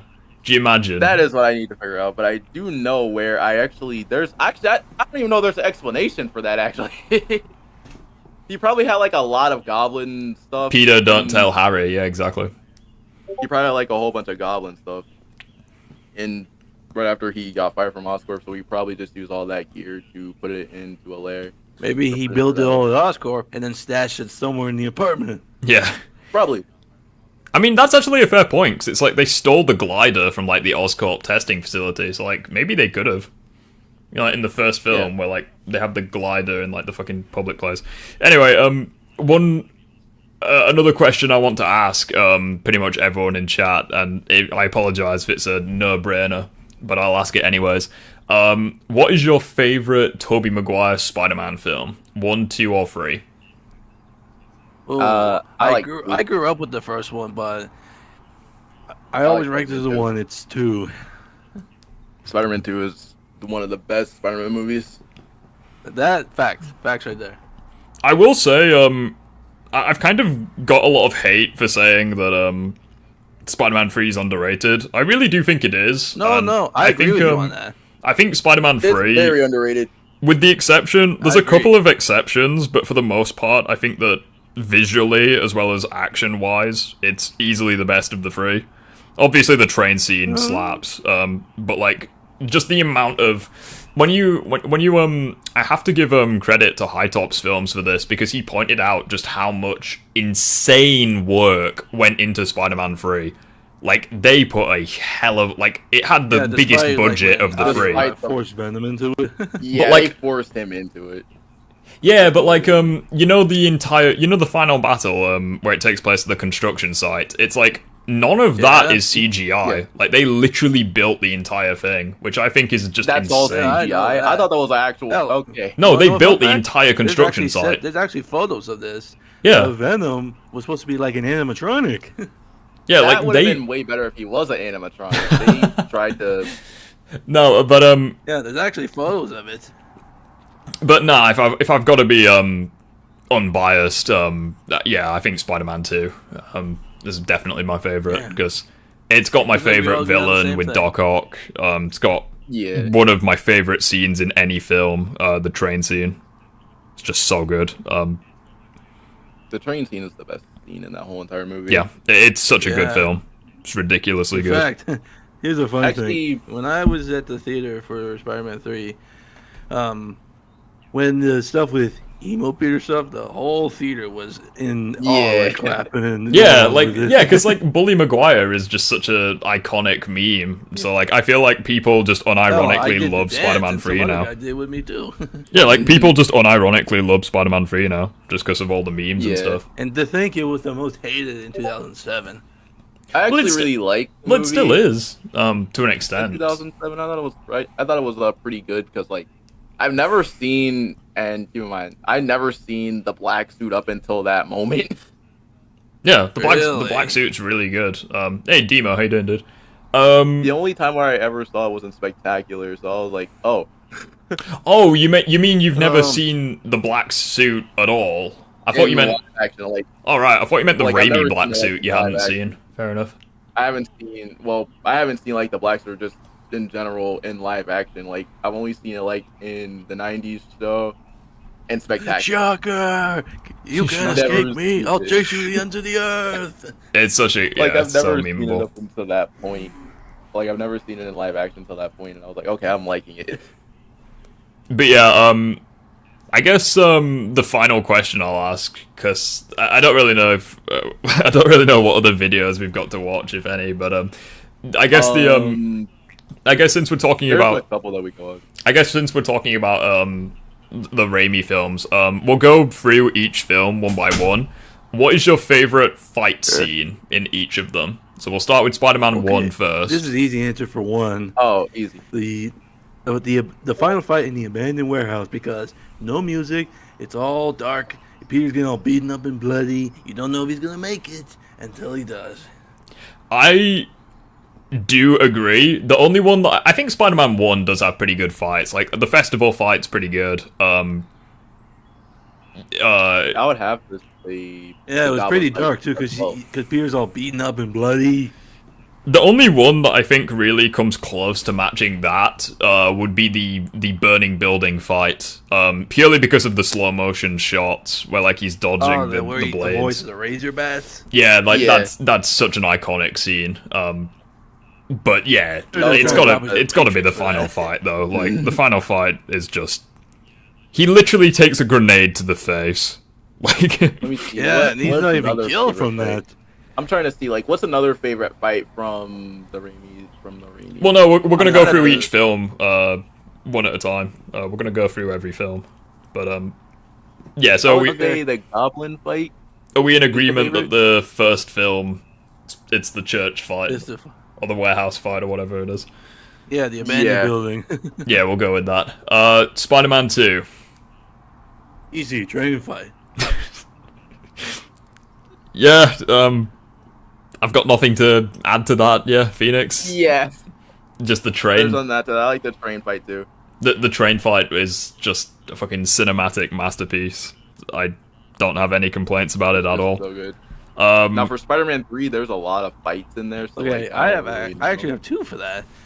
It's both fights Peter has with Harry when they're flying through the air at the opening and when they're in the apartment. Really? Wow. Yeah, this feels very fluid, like it's actual people fighting. That is I was not expecting that. Nah, you can only choose one of them though. Which one are you gonna go for? I guess the opening fight with Harry when they're flying through the air. That was a pretty cool fight, I will admit. That was a really good fight. It's That was a also really cool it's also fight. the only time that he fights unmasked. Well, not unmasked. Like literally none of his costume. Actually, Yeah, I do have a that's true. question about that fight. I got a question about that fight. Do you have any idea how many people must have seen them fight out the window? Yeah, just like some like that scene where like he's swinging Like, around the why is freaking there- why Empire is this- State or Why is this whatever. guy getting thrown out of windows? And on top of that, why is he shooting webs at this guy? I'm pretty sure the whole entire city probably knows. Nah, it's 2007. no Yeah, one had well, phones. It was nighttime. He'll so be they probably right. didn't see. Yeah, he'll be Probably. right. No cell phones in back in that time, so they'll be fine. Go on, Phoenix. What's your favorite? Spider-Man 3. There's a lot of fights in Spider-Man 3. I'm gonna have to go with him. I would have to say the Venom and Sandman fights. What? So the final okay. battle. Probably the Venom fight. What? Where like Peter like uses the sound waves kind of thing on Venom. I would say it would probably be okay. So you know the scene where Venom is about to kill Peter and Harry steps in. I feel like that is when the fight like truly. Yeah. I know what you mean. No, yeah. Yeah, Oh, that's yeah, the fight where it I takes see it off in my because, head right like, now. That's the fight. That's whenever it takes off because Peter just saw his friend die. So Yeah, just no shit's And given he at actually that died point. the same way his father did. Yeah, no Knife shit. in Yeah. his chest. He was literally So he like, had "Yeah, I'm to- gonna get this son of a bitch." yeah, and at that point he was like, "Yeah, okay, now I need to figure out what he's weak to." So it was like him tossing Harry, and then him figuring out a way to get Eddie out of there while also fighting Venom Ooh. at the same time was a pretty cool fight. It actually gives me something to say. Fun fact: Take that care, ending Echo. to that scene Good was one. actually gonna be way darker. Oh But yeah, I know. apparently, the symbiote consumes Eddie, or at least nothing but his skeleton. Wow. I've seen that uncut version of it. Yeah. I'm spoiled for choice when it comes to fights in Spider-Man 3. I've literally no idea. I don't have one that I hate. Like, I think they're all pretty good. I think the one where it's Black Suit Spider-Man versus Sandman in the subway, I think that In one... the subway. That one stands Oh. out just because of how brutal it is. Like, he forces his fucking Yeah, face against the you're side of a doing that moving because- train. Actually, And actually, it if also you bring gives an up something- example of how If I had far to he pick can go. one thing, if there was only one thing I had to pick in Spider-Man 3 that I didn't like, was making the Sandman Uncle Ben's killer. But that's it. I can That was agree the with... confusing part. Yeah. I agree with it, but, like, I don't hate that retcon necessarily, because it's like... That was an accident, though. Well, yeah, but it's like, I don't think it fundamentally changes anything, because, like, Uncle Ben was still killed that night for being the only one who did the right Yeah, thing. well, but So, like... you know the whole point where in the comics, Peter's like, no, it can't be. It's the man that ran past me, the one I could have stopped. Right. I guess, yeah, that's that kind of. I feel like part of the reason they did that though was because of the narrative of Spider-Man 3, where like the main theme of the film is like with the theme forgiveness. of forgiveness. Yeah, but also Wait, wasn't it revenge at first? well, kind of, yeah, because like Kind of, yeah. Yeah. because it's startling it's very different between Spider-Man 2 and 3, where like in 2 he's literally just losing at every aspect of his life. In Spider-Man 3 he's balanced his life, you know, he's doing his schoolwork, he's financially in a pretty good situation, everything's going well for him, so like he kind of And then all of a sudden, it kind this of guy with all of a sand sudden powers he- comes it along. kind of goes to his head in a sense, where like he does a lot of Yeah, really where bad he literally kisses Gwen in the same way he did with MJ. yeah, like he becomes Yeah, it started to go downhill. it goes to his head, yeah. Yeah, it comes cocky. Yeah, he becomes cocky, yeah. Good way of putting it. But Yeah.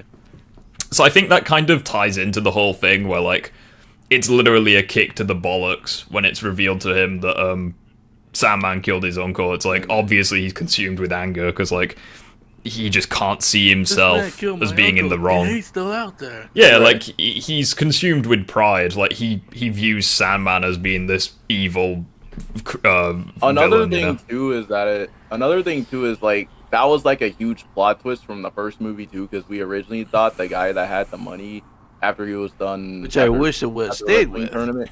Yeah, I felt like that would have been way better instead. Like, that's probably like the only issue that I could say.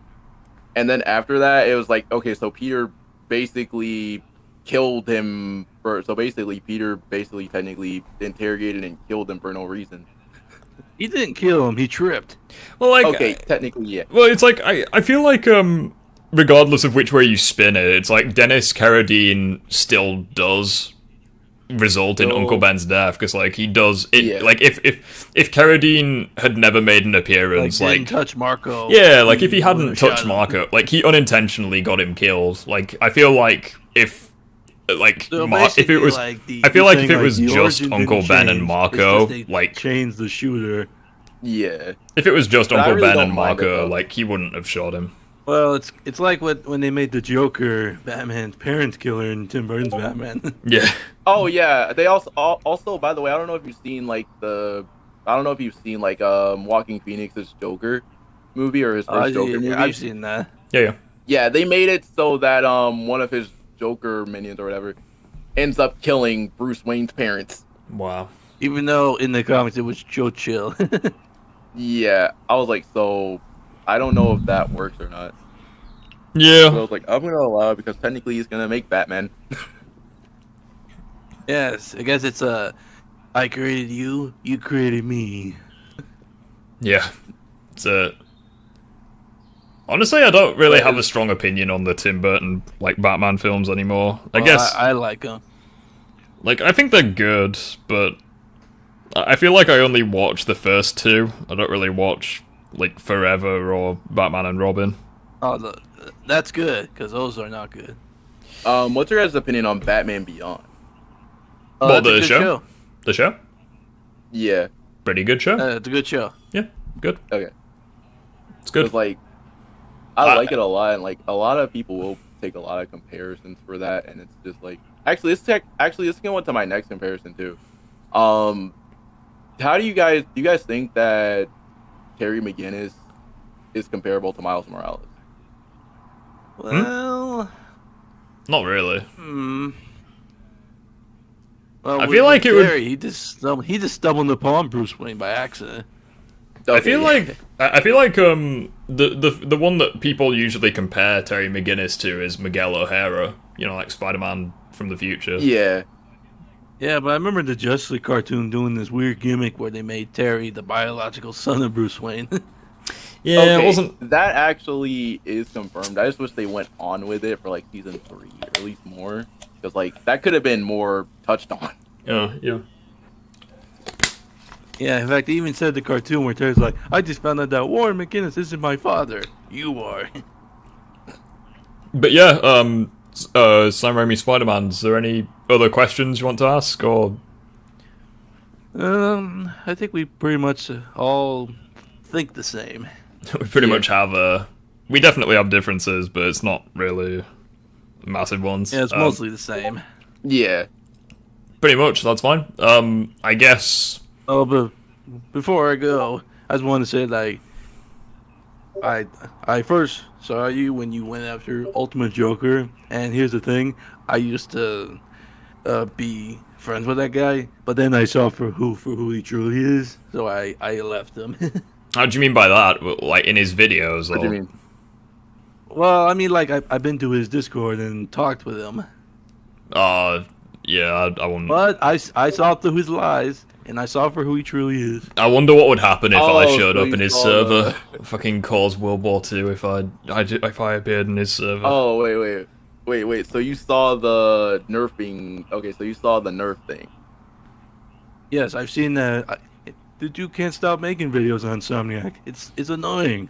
Yeah, he made a video recently as well about how, like, he was nerfed even in the concept art. It's like, it's and just so irrelevant. And also about how Scream about how MJ isn't the original host of Scream, which okay, Hey, Harry Osborn is in Hey, Venom, and yet Harry it wasn't the Osborn first time is they in did. Venom. Then another thing is like, and this is literally like my only issue with that video is how would Eddie Brock work for the story? He's Yeah, literally not even in the considering fucking. what happened before He's not even Venom in the came verse half the time. He's like a relative. He's like a background character. Yeah, and on Yeah. top of that, another thing I always say is like, how would that work for the final boss fight with Venom? Yeah, Yeah, it's like he's no they just have a screen hate time or boner. anything. That's what it is. But yeah, like I don't know if I'm gonna keep making videos on Joker. It seems like it's just kicking the dead horse at this point. Like, I don't think I wouldn't anything. bother with him. I don't think anything I mean, he says originally, anymore is like- gonna surprise me. That sort of thing.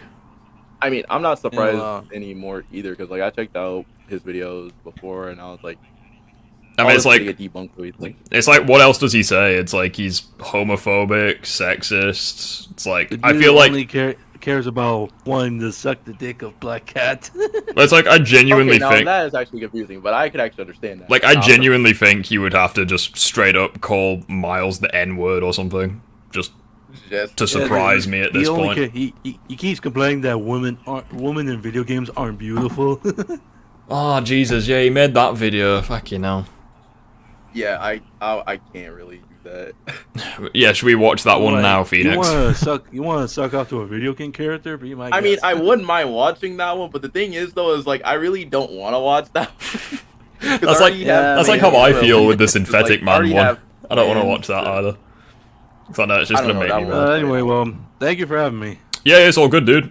Feel free to Yeah, just feel free to stick around in the server if you want to like drop me a message anytime. By all means. Sure. Well, see you later. Yeah, have a good one. No, I do think that went rather think well. that we also that did. What a nice guy. I do think that we have a Crispy's video that we could actually check out. Yeah, we could actually watch Crispy's, because Crispy's is basically like half and half Ultimate Joker, and I've forgotten what the Yeah. fuck's he called. Is it KRB? I think it's Crispy KRB, right? Yeah, it is. Honestly, I'm so happy that the guy's been recently doing very well. Like, he's monetized now and everything. I'm not gonna lie, his videos caught me off guard too. I think it was his videos caught me off guard too. I think it was the Nerf video that kind of got me. What do you mean by that? Like- Like, caught off guard? Like, what do you mean by that? It was the Peter wasn't nerfed in Spider-Man 2. It was the Peter wasn't nerfed. No, I know that was the video. I'm just asking, like, what do you mean it caught you off guard? Like it randomly caught me off guard because like the day before he posted the video, this may sound crazy. The day that before he posted the video, I reacted to Ultimate Joker's video. So then he made that video. Well, no, the reason, like I said earlier, like the timeline for me at least with oh, the guy just sent me a friend request. He might send you one.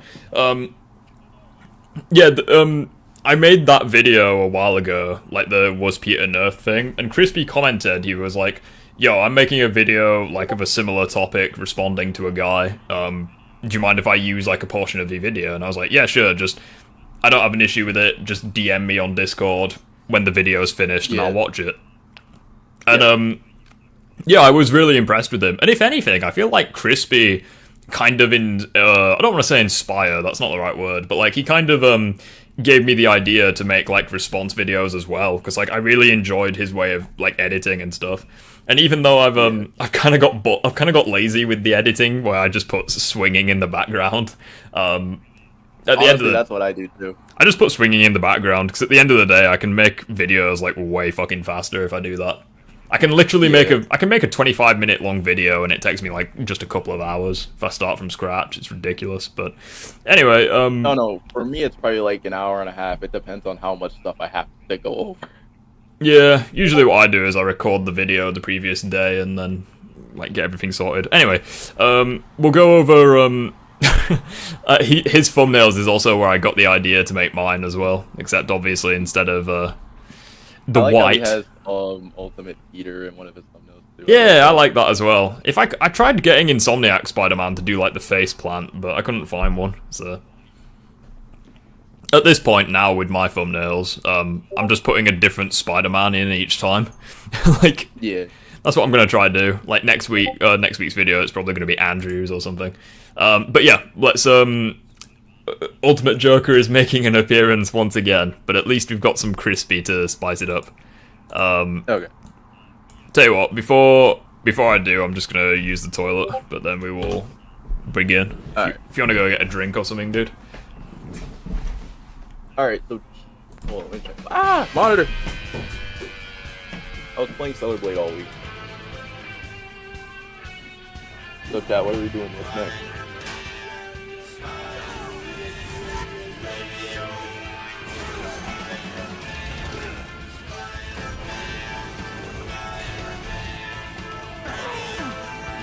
Alright, so chat, what do we got? Any more disagreements? Do we have any disagreements?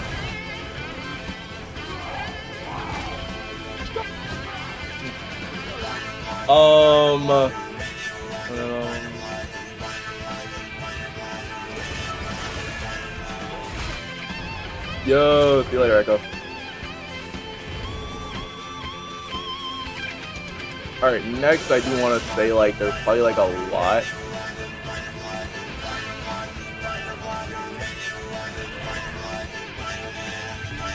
Now, if anybody else has one disagreement, let me know.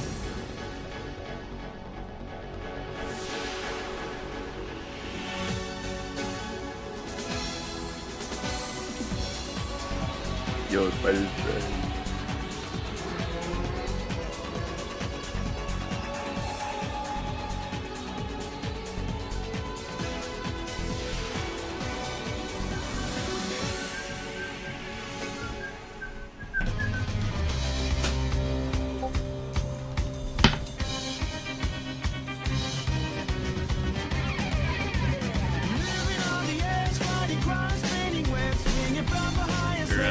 I'm back. Alright. Let's do it. Why is he called Spider-Man? He doesn't even have 8 limbs. Plot hole. This is a response to a video on Marvel Spider-Man 2, and I won't mention his name because Hold this up, is not pause an it for a attack second real towards- quick. Yeah, I do want to say, like, for everybody that's thinking that Peter should be Kratos, he's not Kratos. He's not. Yeah, I also want to point out, I want to say as well, because I think I forgot to do it earlier, my least favorite live-action suit is the Vigilante suit. Like, I think, it's terrible. I'm sorry, I know it's an Andrew Garfield suit, and I really love him. Like, I don't really like that suit. there's either. nothing I Spider-Man don't really related like about that it suit. at all. If it wasn't for the balaclava, he would literally just look like the sort of guy who would break into your house and steal your TV. Like, Yeah. he does, it's nothing Spider-Man related at all. Tim, nor do I want I people don't going blame into his you, though. comment section and be like, well, I think calling it a hold on, hold on. Spider-Man suit is... I don't even think it really fits, does it? It's not like the Nah. homemade one or anything, but anywho. you're a stinky poo-poo head. But, like, you had an hold opinion up, about pause a it for a video second game. real quick. 'cause I read Oh, that. that's so Okay, good, so good, everybody. so good. Okay, so everybody in Rift chat, or at least in my chat, if anybody's gonna say that Peter should be a god, if anybody's gonna compare Peter, it should be to Kratos. I don't know why you're comparing Peter to Kratos, at least in my opinion, because let's face it, if we're gonna call Peter Kratos, you might as well just go ahead and just call Miles Atreus. 'Cause, like, there's no comparison there. Well, it's like, I think if anything, if you're gonna compare Peter to a god, you should compare him to Heimdall, because, like, they kind of have similar abilities, but, like, even then, Heimdall can still take damage. Yeah. He's literally And the on top god of that- of not taking damage. Yeah, he can still Right, take and he damage. still get hit. Yeah, it's... And another thing too is by default, if we were to swap and put Peter in the God of War universe and Oh, Jesus. put Kratos in the Insom universe, who do you think's gonna win that? Because I can tell you that Kratos sweeps the Insom universe. Yeah, Kratos takes them all on at once, with one hand. And Peter will probably struggle just to fight one god. Bro, Peter would get his ass kicked by Baldur. Not even Thor or Odin. Like, he'd just get his, like... I'm pretty sure Freya would kick his ass. Yeah. Or like Atreus would Actually, probably no, win him. Actually, I'll do you one better. How about fighting Poseidon or Zeus? fucking Poseidon. Jesus Christ, didn't even think of that. Yeah, or Hermes, or Hades, or Kronos. Like, just Right. any of them. Like, yeah, pretty much. Peter Peter would get his struggle ass kicked. even Anyway. take some- It was so bad that I need to write a super hateful comment. No, I don't want any of that. This is literally just a response to that video. So let's just get right I love into this it, game actually. so much. Kraven, who has now become ridiculously overpowered, and Spider-Man in under a minute. Harry later has to give Spider-Man the symbiote so he doesn't die. He almost died to stupid shit like this. He almost died. The thing that I want to point out, there's a Crispy's videos aren't like mine, where like he started the video like 5 minutes in. I'm pretty sure, because like I'm fairly certain he completely missed out the entire Sandman stuff, because like Sandman's right at the start. Like, there's a reason why But my I do video is have like to know. 50 minutes long. It's because I covered every single thing this fucker said. I was just going like, okay, with mine, I just went over like the main like things that people were talking about. Yeah, that's So, why like- that's why my videos are fucking 50 minutes long. It's because I cover literally everything. Yeah, Rip my sanity. and Died to stupid. I would say another thing about this, even though like with what Joker was saying, and this is probably just me, and I'm pretty sure like you could probably like agree with this too. We'll just give He people. tried to a proper compare cameo. the Spectacular Tombstone. He tried to use Tombstone from Spectacular Spider-Man as an example, or as a comparison. Peter got his ass whooped in probably like a minute too. Yeah. So like, wouldn't technically Kraven? So technically speaking, the Kraven in person fight. So technically speaking, the Kraven fight technically also count because he got beat in under a minute too. I mean, yeah, it's just ridiculous, isn't it? It's just. Shit like what? We already shown Kraven is able to this beat is a and lot this of was Spider-Man also villains. Peter's first He doesn't time even being consider Kraven, Miles or Peter so- a threat. And clearly Peter wasn't expecting him to block his punch since he seems to just be an enhanced human. So why would Peter use all of his strength in one blow? It wouldn't make any sense. He doesn't know how powerful he is. Not to mention the dumb predictability.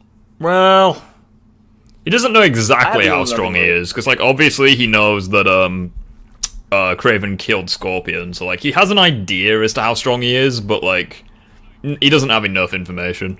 And Kraven has way more information on Peter. Like, Yeah, he and he's knows. his rogues gallery too. Yeah, like he knows his rogues gallery. He knows exactly how Peter fights, like that kind of thing. He also knows how to counter the of rogues where gallery this was too, all which going. Are you an which idiot? the proof was like, no, Scorpion seriously, fight, the or game his fight trailer with shows the Scorpion symbiote whenever suit Kraven in it. killed That's like him. saying in Spectacular Spider-Man or Spider-Man 3, you see the symbiote crawling around and you're like, oh, I know where this is going. Like, fucking obviously. People have given some excuses like him not being ready for Kraven's enhanced strength.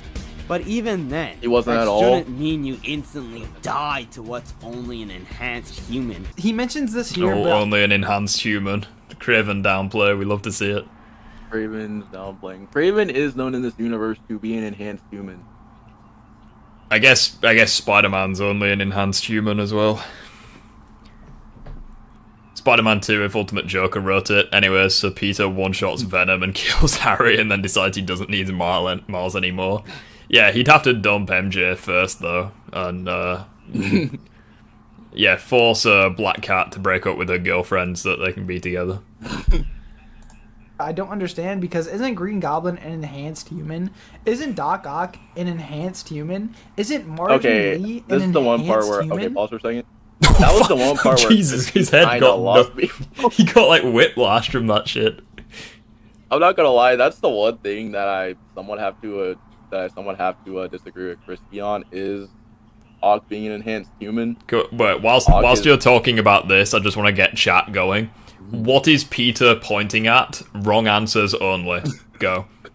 Continue, Crispy. Continue, Phoenix. There's one thing about that whole entire scene where I have to actually point out is Ock technically isn't an enhanced human or a peak human either. He's, at least to me, well, even though I like Ock, he's basically a dude with mechanical arms. So technically speaking, he's not a peak human or an enhanced human. He just has. Well, I feel like Otto is obviously an enhanced human because like he can do things that regular humans can't do. But I think that's specifically if you're including the arms, like obviously like Otto himself isn't very into, like I feel like I mean he can take I'm just reading some of the fucking comments in chat. Obviously he can take more of a beating than like other characters because I mean it's fucking fiction, but yeah, like I think he is an enhanced human because obviously he is kind of, he controls the arms kind of thing. It's not like Iron Man where like he's in a suit of armor. It's like no, he does control the arms. So like even though like he doesn't have any performance enhancers or anything, it's like he still does have the arms and it's a part of his body kind of thing. It's like Scorpion's tail. It's like it's kind of a part of him. Oh, okay, yeah. I mean, obviously, Scorpion's superhumanly strong, so maybe that's a bad comparison, but that's just the way I see it. Yeah, but I would say it probably depends on both. Scratch that. Hold on. Hey, Jess is back. Welcome back, my darling. I'll give you a Pufferfish cameo because you're not very well. Well, it depends, like, on how... I don't know how to put it into words, because it's really difficult to actually say. But it would be kind of like saying that Vulture, well, it's kind of hard to say without me actually going into this, but it's like saying that Doc Ock, even without his arms, even though I know it's a horrible comparison, Doc Ock without his arms is still very terrifying. Yeah. Yeah, it's just one of those. And even Norman Osborn without his goblin armor is still terrifying. If anything, I think it goes to show just how strong the arms are. Because, like, even though Otto is the only Sinister Six member to, like, not have any superpowers, he's still, like, the most powerful member. Because of, like, how powerful the arms are. So, if anything, I think it's just testament to how strong the arms too. What's Spider-Man doing? Wrong answers only. He's dancing. He's signaling for backup. He's reaching for Uncle Ben. Fuck's sakes. Oh, you guys didn't disappoint. So you shouldn't be able to die by these guys by your logic then either, right? Spider-Man has strength that can stop trains and enhance speed, so maybe he didn't stop the train, he derailed it. Yeah, like the concrete stopped the train. Gravity stopped the train. Right. Plus as well, I'm so sick of people saying, like, he lifts these things. Like, no, he uses, like, goodness knows how much webbing to do it. Right. Like, if I go back, like, look at that. Like, that is, like No Nut November levels of webs right there to, like, stop that. And the same thing can be said with the crane. Like, he uses so much of it. He uses so much to stop it, especially the helicopter. Like, yeah, like, people are acting as though he, like, lifts it. Like, no, he uses the like, obviously, yes, his body is resisting, or able to... How am I saying it? Like, obviously, the webs are able to withstand the weight of the train, same with Peter. But if anything, that would tie into his durability more than his strength, necessarily.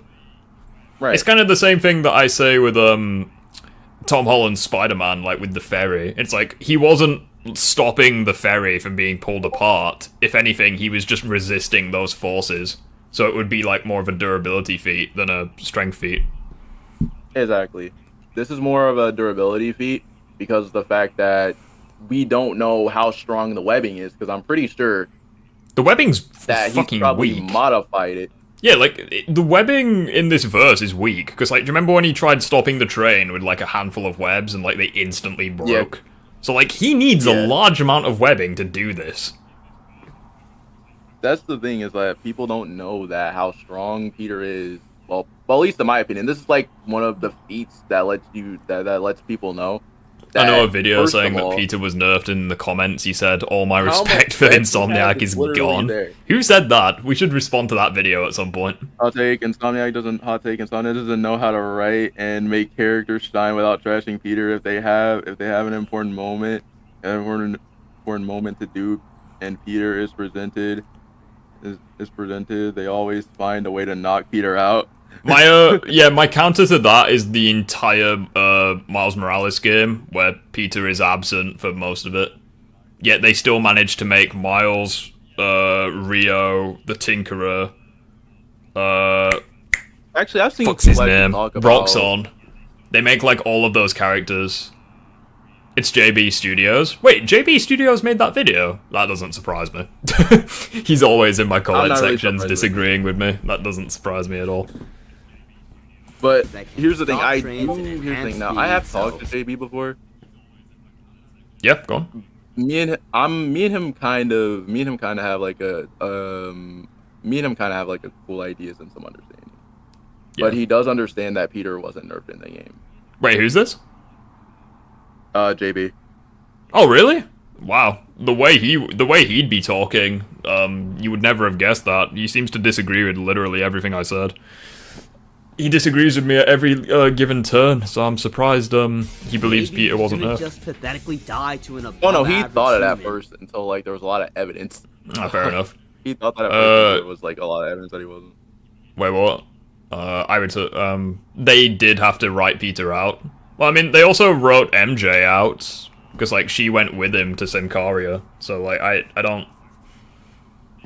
Like, it's not like they were targeting Peter specifically.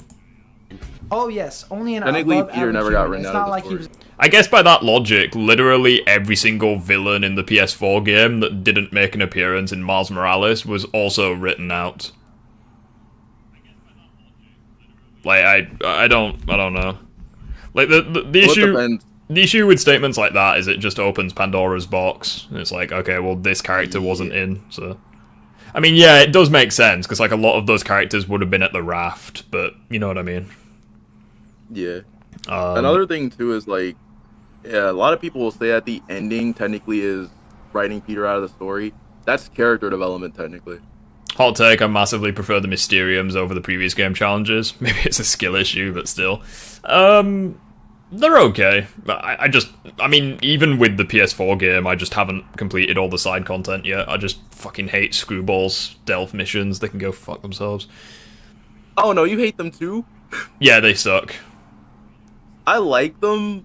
I just hate the gadget challenges. Because they punish me for doing the one thing I do. Because, like, with me, I just spam gadgets to kill everyone in stealth before they realize what's going on. But those missions punish you for doing that, so they suck. I just want in the next game that they don't somehow write Peter to look incompetent.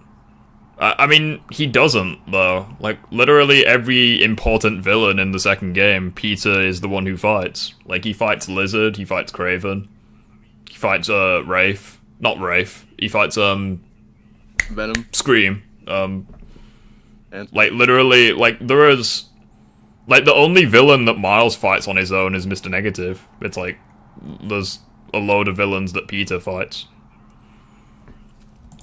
Was able to hold Scorpion with one hand and at least able to stand his own against Symbiote, Spider-Man, and Venom for a while. Wait a minute, another thing, by the Spider-Man way, at least should have been ready this is for like him. probably one of the biggest problem with Crispy's video right here.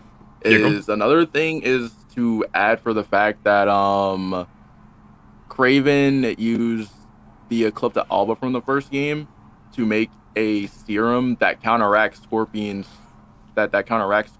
poison. So Yeah.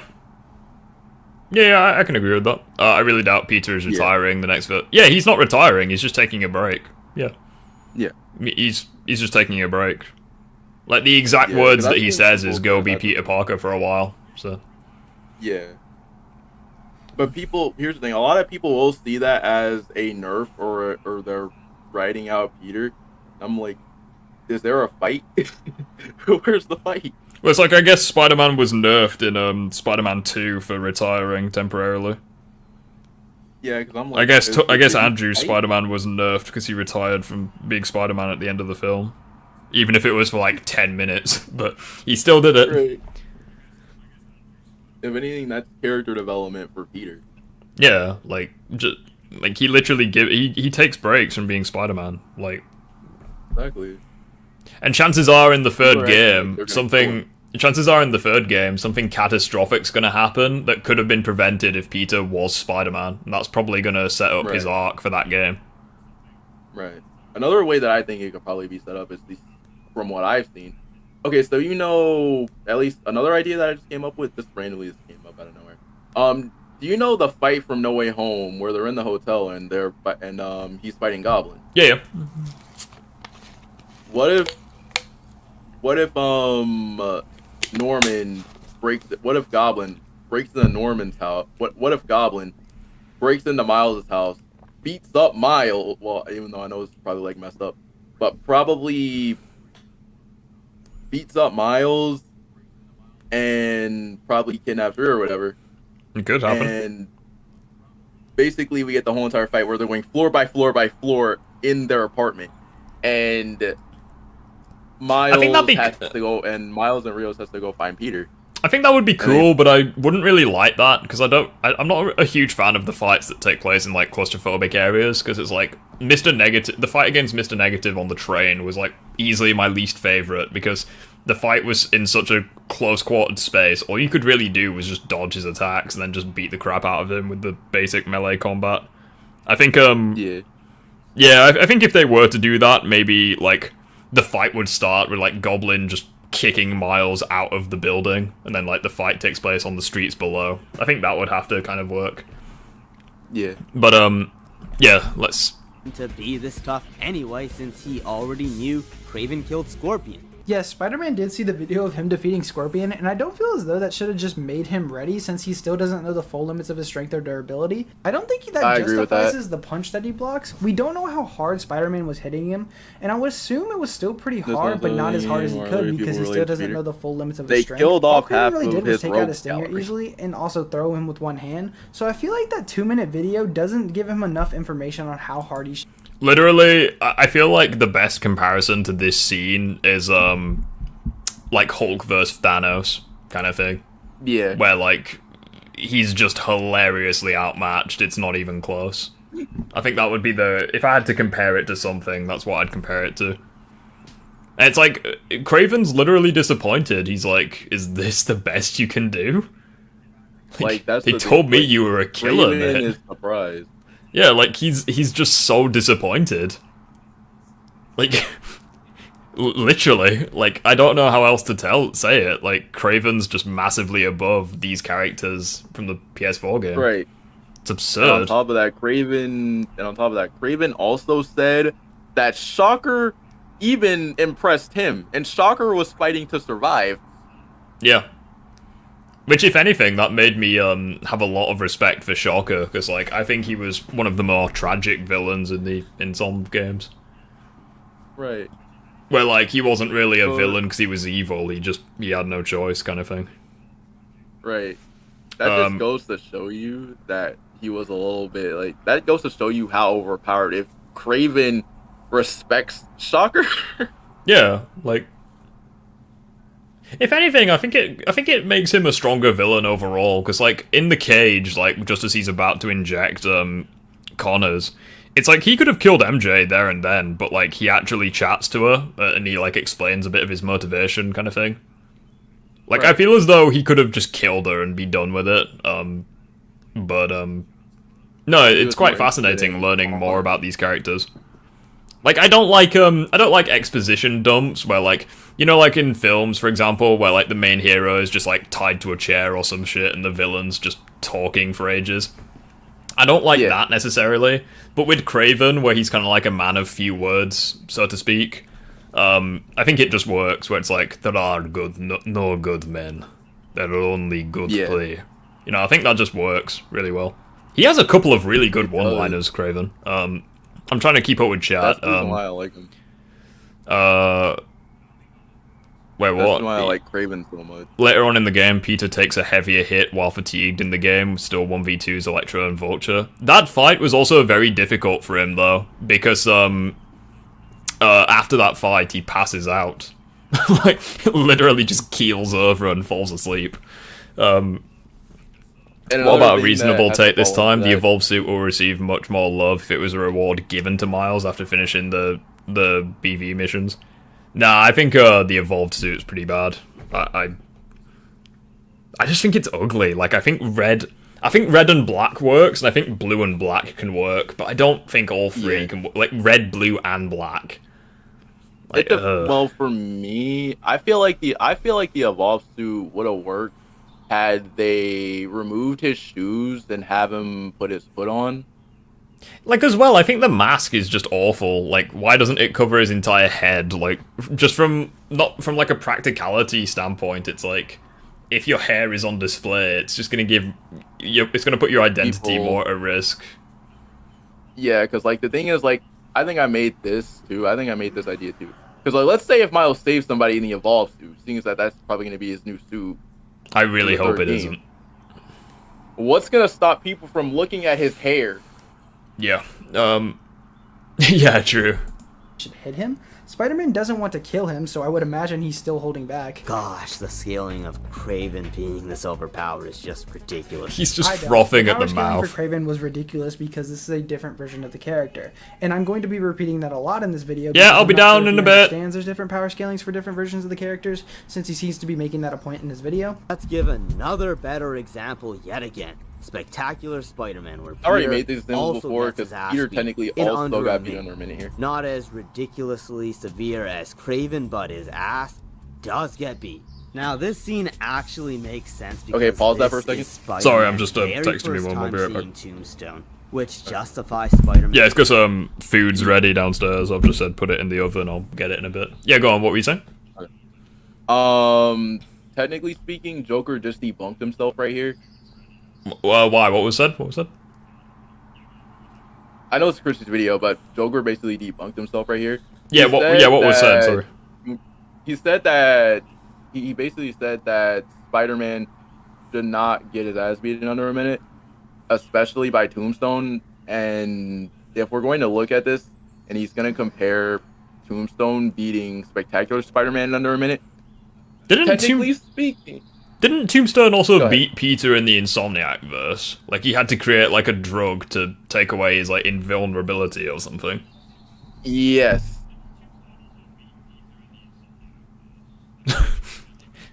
Alright, picking and choosing, I guess. Kraven is not stronger than Peter. Symbiote pissed off Peter, fought Kraven. Kraven's still yapping that Peter is holding back. No, I think Kraven is stronger than Peter. Like, the symbiotes give the characters such a huge buff. I don't mind the colours of the evolved suit, the overall look is just meh. Yeah, like, the colours could have worked, but I think just the shoes and the fucking mask and the hair, just, no thank you. Yeah. Spectacular is still technically the same, because technically speaking, Tombstone technically did beat this version of Spider-Man, technically did beat Peter, both Spider-Man here in under a minute. The same thing can be said for Kraven as well. Yeah. It's like when I think of the evolved suit, I think of that one meme where it's like we are evolving just backwards. That's kind of how I feel about that. I just can't wait to see what his suit's going to be in the third game. I'm just wondering what the anti-Goblin suit's going to look like. The anti-Goblin? I think it'll just be Antivenom, to be honest. Maybe Silk or someone will get the anti-Goblin. Yeah. I don't know. I just think I just don't want them to get rid of Antivenom. I must be the only person on the planet that actually likes the look of that suit. I don't know. I'm 50-50 on if they should or not. Like, people just hate that suit. Like, when I put the poll up where it was like, okay, advanced suit, anti-orc, symbiote, or Antivenom. Like, Antivenom got like 3% of the votes. I'm like, rip Antivenom. I'm 50-50 on that still because there's a part of me that doesn't want him to get rid of it, but there's a part of me that says like if people want him to keep the Antivenom suit, then wouldn't that technically mean that we would have to have Red Goblin? I mean, maybe. 3?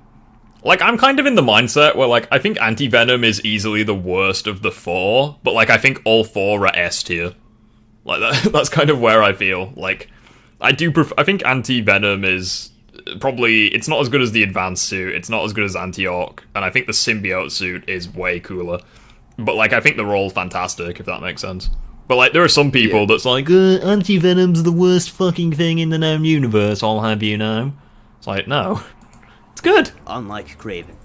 Not sure the point you're trying to make here. It's also Spider-Man's I like first time Antivenom, facing but I just Kraven, like the others more. I see Yeah, the point exactly. You're trying to make with the video of him killing Scorpion, but I still feel that doesn't give him a full understanding of his power, like I said before. Despite that loss, Spider-Man later defeats Tombstone near the ending of the show, which is some hella great payoff that shows character progress. The character progression that Spectacular went through took 6 months in the canon timeline. I even checked, and him wait, that was Kraven 6 maybe months? a week. Wait, what? Yeah, that was actually a... Versus Kraven Wait, hold was on. maybe a week. Wait, hold on. Where is it? Where's the actual thing? That Spectacular. Yeah, Hold on. Yeah, this is actually a fantastic point that he made, where like the actual the like chronologically the time that Spectacular Spider-Man goes along, it's like 6 months, like from the start to the end, which is actually a lot of time, especially for like fictional characters. Compare that to Spider-Man. That is actually a lot. Compare that to Spider-Man 2, where it's like a couple of days, maybe a week. Yeah. So yeah, that's actually I didn't know that. Like, props to him for doing his research. Like, that's insane. And They went through another thing is that they also didn't know that, and this is like a random thing. I'm surprised nobody didn't even recognize this. Even I didn't know this.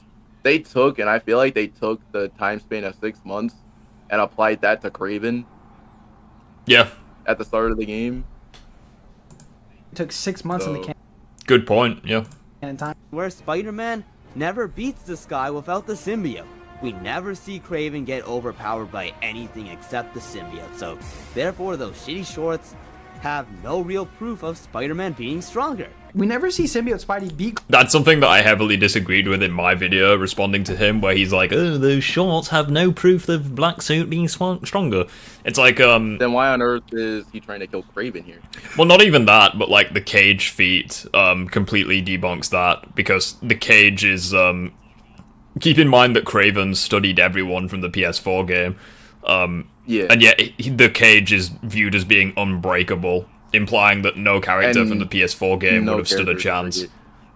Yet, and Peter was the first person to break it. Yeah, like Black Suit Peter, in a fit of rage, he just tore that shit to pieces. So like, yeah, like, which is why I yeah, like Black Suit Spider-Man, he would beat everyone from the PS4 game for that reason.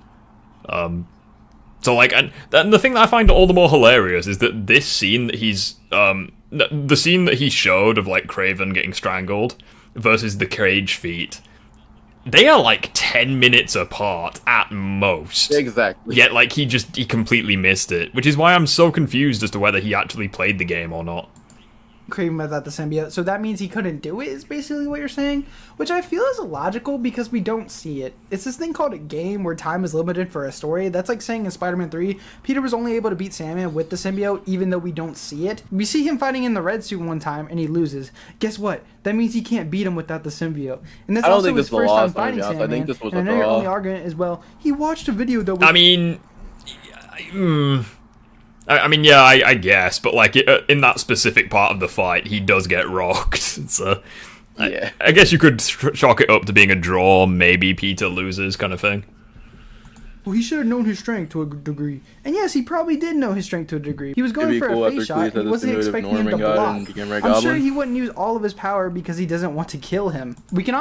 Any wishes for the design of the Advanced Suit 3.0? It'll be pretty cool. Honestly, I just want there to be more...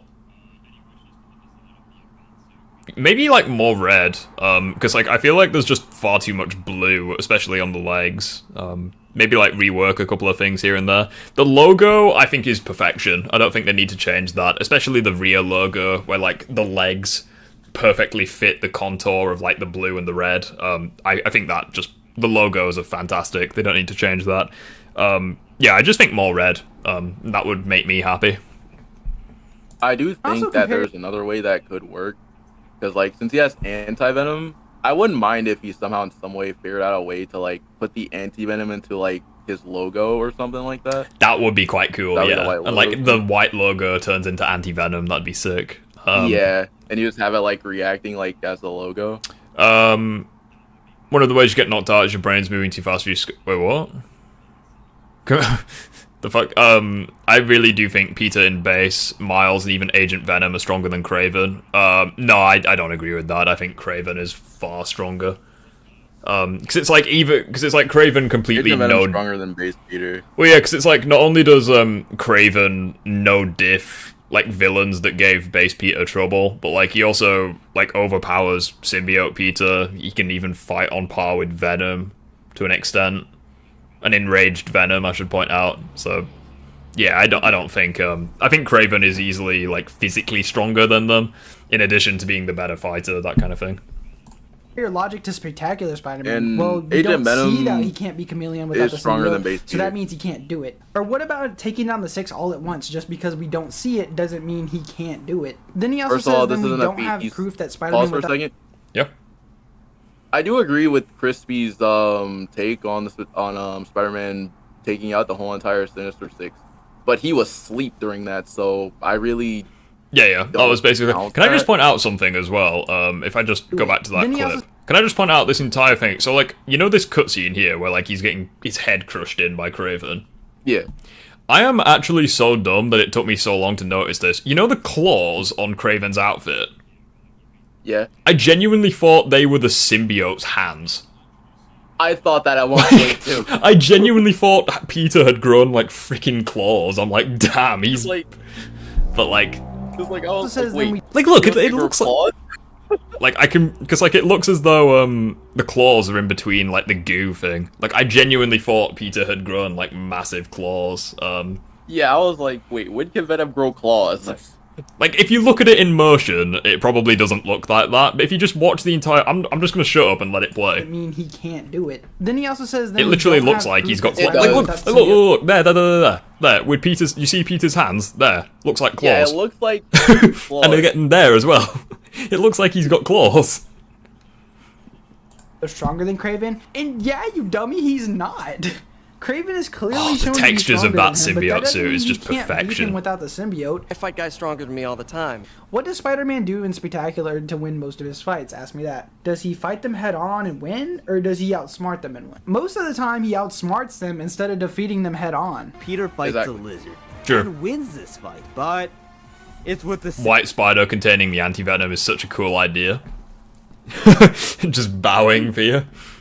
Even though it was Phoenix's idea. That would be so cool. We are literally just... I swear down, we are just the kings at predicting shit. I hope that comes true. You'd be surprised. I predicted majority of the stuff in Spider-Man 2. Yeah, same. I predicted a lot of stuff in that game. Well, the Kraven Venom fight was just so left field. The only can I just point out as well, we almost have what you were suggesting, because like you know that joke that Peter makes where he's like, stay positive, you know, like with Harry. Yeah. The suit does come out of him, and it's like it's the logo that forms first. So like we almost have what you were suggesting in the verse already. That could work. It could work, Hold on. yeah. I think it could work. For real, I think it could work. symbiote, and they make sure that you know he only wins this fight exclusively because of Okay, the symbiote. pause when for they a have second the again. symbiote heal him from a serious Even though I know it's fight broken, even and though I know the it's injury. Chris's We'll just wait for him to say everything first. I feel this is dumb. He's Oh, there we go. Hello, Charlie. It's good to have you back, my dear. Okay, so for this, at least what I think is, Base Peter would have broken his arm if he didn't have the symbiote there. Yeah, like that's exactly what I'm saying. Like, Base Peter, he would have almost certainly got fucked because the symbiote healed his arm, you know. Right. And another thing too is for the fact that Lizard was growing during this fight, because the lizard that we see, Connor's turned into, that was probably the lizard that Peter probably fought, which was on before, a yeah. smaller scale. So we're talking about You have like Godzilla in this game. right. Because the way that I pretty much look at it is like, have you played Arkham Asylum? Or Batman Arkham Asylum? Bits and pieces, but I haven't fully beaten them. Why? Do you know that boss fight with Ivy where she is amped up on the Titan drug from Joker? I think so, yeah. That's what I always compare the lizard to. Yeah. That's what I always compare this version of lizard to, because like He's beaten the lizard before in this universe, and who's to say you can't beat him with a broken arm? Wasn't he fighting the Sinister Six with 14 broken bones? And even in the comics, he actually beats Lizard with one arm like a beast. Okay, that specific point I actually did address in one of my videos. A broken arm is different to like it depends on we're not really given context as to like which bones are actually broken. So like for example, right. He could have I'm trying to give an example. Like he could have like a couple of bones broken in one of his hands. He could have had a couple of bones broken in his feet, kind of thing. That's not as severe as your entire left arm just fucked, you know? Especially when you have to fight someone. So that's basically what I would say. We're just given no context as to which bones were actually broken in the PS4 game. And we don't really Other know media which that ones were shows the broken. black suit as something that makes things easier, not something that's a crutch that he absolutely needs. Did it not make his fight easier? He does. I mean, that's bullshit, because the entire point of the symbiote is it's like a metaphor for, like, alcohol addiction or drug abuse, which Right. are And it's supposed crutches to and make that the you fight rely easier. on. Right. And there's also dialogue where Peter starts Especially to, in like, Spider-Man shoot. 3, because Sam Raimi himself literally said that was the motivation for the suit, so he's blatantly misunderstanding his own clips. Right. But anyway. Doesn't absolutely need it. He's beaten lizards before without it. Spider-Man, like a true Giga Chad, goes off to fight. Wouldn't be an all Ultimate the Joker symbiotes fight without the Black Suit, Web of Shadows. and even Sim. holds his own against a giant Venom symbiote monster. Okay, another thing Now that I'm gonna that say is about something this, to because I actually saw your Hmm, video, and keep in mind, like, I've never played Web of Shadows because I've seen gameplay of it. Venom shouldn't be able to do that. Yeah, can I just point out as well, he was complaining that Venom in the Insomniac verse was like 10 feet tall, whereas in the comics he's like 7 feet tall. Look at that fucker. Like, He shouldn't be able. Venom shouldn't be able to do this. like, look at this. He's like a bloody God of War creature. Monster. Like, Venom Now shouldn't that be is able to some do Giga shit. any of that. How do you do wonder, that? Is it that the power scaling is different for other versions of the characters? This is impossible. Also, didn't you literally just say that the power scaling for Kraven was ridiculous? What about Web of Shadows Venom? He shouldn't even be able to do this. True. In the Raven jail tournament, Miles Morales defeats the murderer of his dad and his new arch nemesis, Mr. Negative. I wish Peter could have beat a villain on his own. A complaint can be Pause made for that a second, Peter did- real quick. Yeah, go on. Mr. Negative was set up as Miles' villain in the first game. Yeah, he was set up as his villain in the first game. Like, it's mainly because That's the thing. the only reason why it was mainly developed in this game is because Mr. Negative and Miles have no screen time together in the first game. Like, not really. Exactly. So, like, that's mainly why it was developed in this game. Still not sure if the spider arms that Peter currently has is similar to Otto's arms. Are they made from the same material? It's confirmed They're by the not. it's confirmed by the developers that it's like it's similar technology, but Peter's spider arms are at the very least equal or possibly superior to Doc Ock's own arms. And I can't Ock find. also- I'm really pissed off actually because I can't find the actual source where I found it from. It could have been deleted, but like if you go on my original video of whether Peter was nerfed, when I talk about the new suit in Spider-Man 2, I do show the like the text box from like the website. Yeah. I'm just so pissed off because I can't find the website now. So it's like I just have to keep going back to that video. I really do know that most of the tech that Peter uses in this game is heavily inspired by Ock. Yeah, for real. Didn't beat a villain on his own. Yes, I'm sure that he could have beaten an enraged Sandman that was tearing up New York on his own. I'm sure that he could have beaten a guy that he doesn't know the limits of his powers. I'm sure he could have beaten Venom, by the way, a cracked version of Venom on his own. That's all sarcasm, Okay, pause by for the a way. They second. didn't nerf him. These are... I've been over this whole entire thing about Venom so many times to the point where people still don't understand it. The church scene with Because, Kraven, not gonna lie, I can't take it seriously. How was Peter got surprise attacked? Also, when Miles got KO'd in the crane. Well, it's like, Peter probably got surprised, because it's like, Kraven has shown he can consistently fight, symbiote Peter. So, like, I don't really have an issue with that specifically. Yeah. And as well, we see later on in the game just like how strong he is when like he 1v1s. Because you got to keep in mind, Peter at the church, he wasn't trying to kill or fight Kraven. He was just trying to get the cure for Dr. Connors. But like later on in the game, and Peter was still in control too. Yeah, but like later on in the game, when like the symbiote's urging Peter to kill Kraven and like they actually fight, Kraven just takes the beating and just gets right back up. So like Kraven is fucking beast in and again, as you say, he also held his own against Venom to an extent. he died, yeah, sure, but like, you know, But, like, he was one of able to- he was one of the few characters to go against a pissed off, enraged Venom. Like, the only person who slightly did that was Miles, but like, even then, Miles wasn't on Venom's level by any means. Hey Jen, how you doing, my darling? It's good to have you. What about the Miles one? What do you mean? When did Miles get KO'd in the crane? Which scene was this again? He's talking about when the hunter. He's talking about that scene where he was outside fighting the hunters while MJ was trying to get Peter to wake up.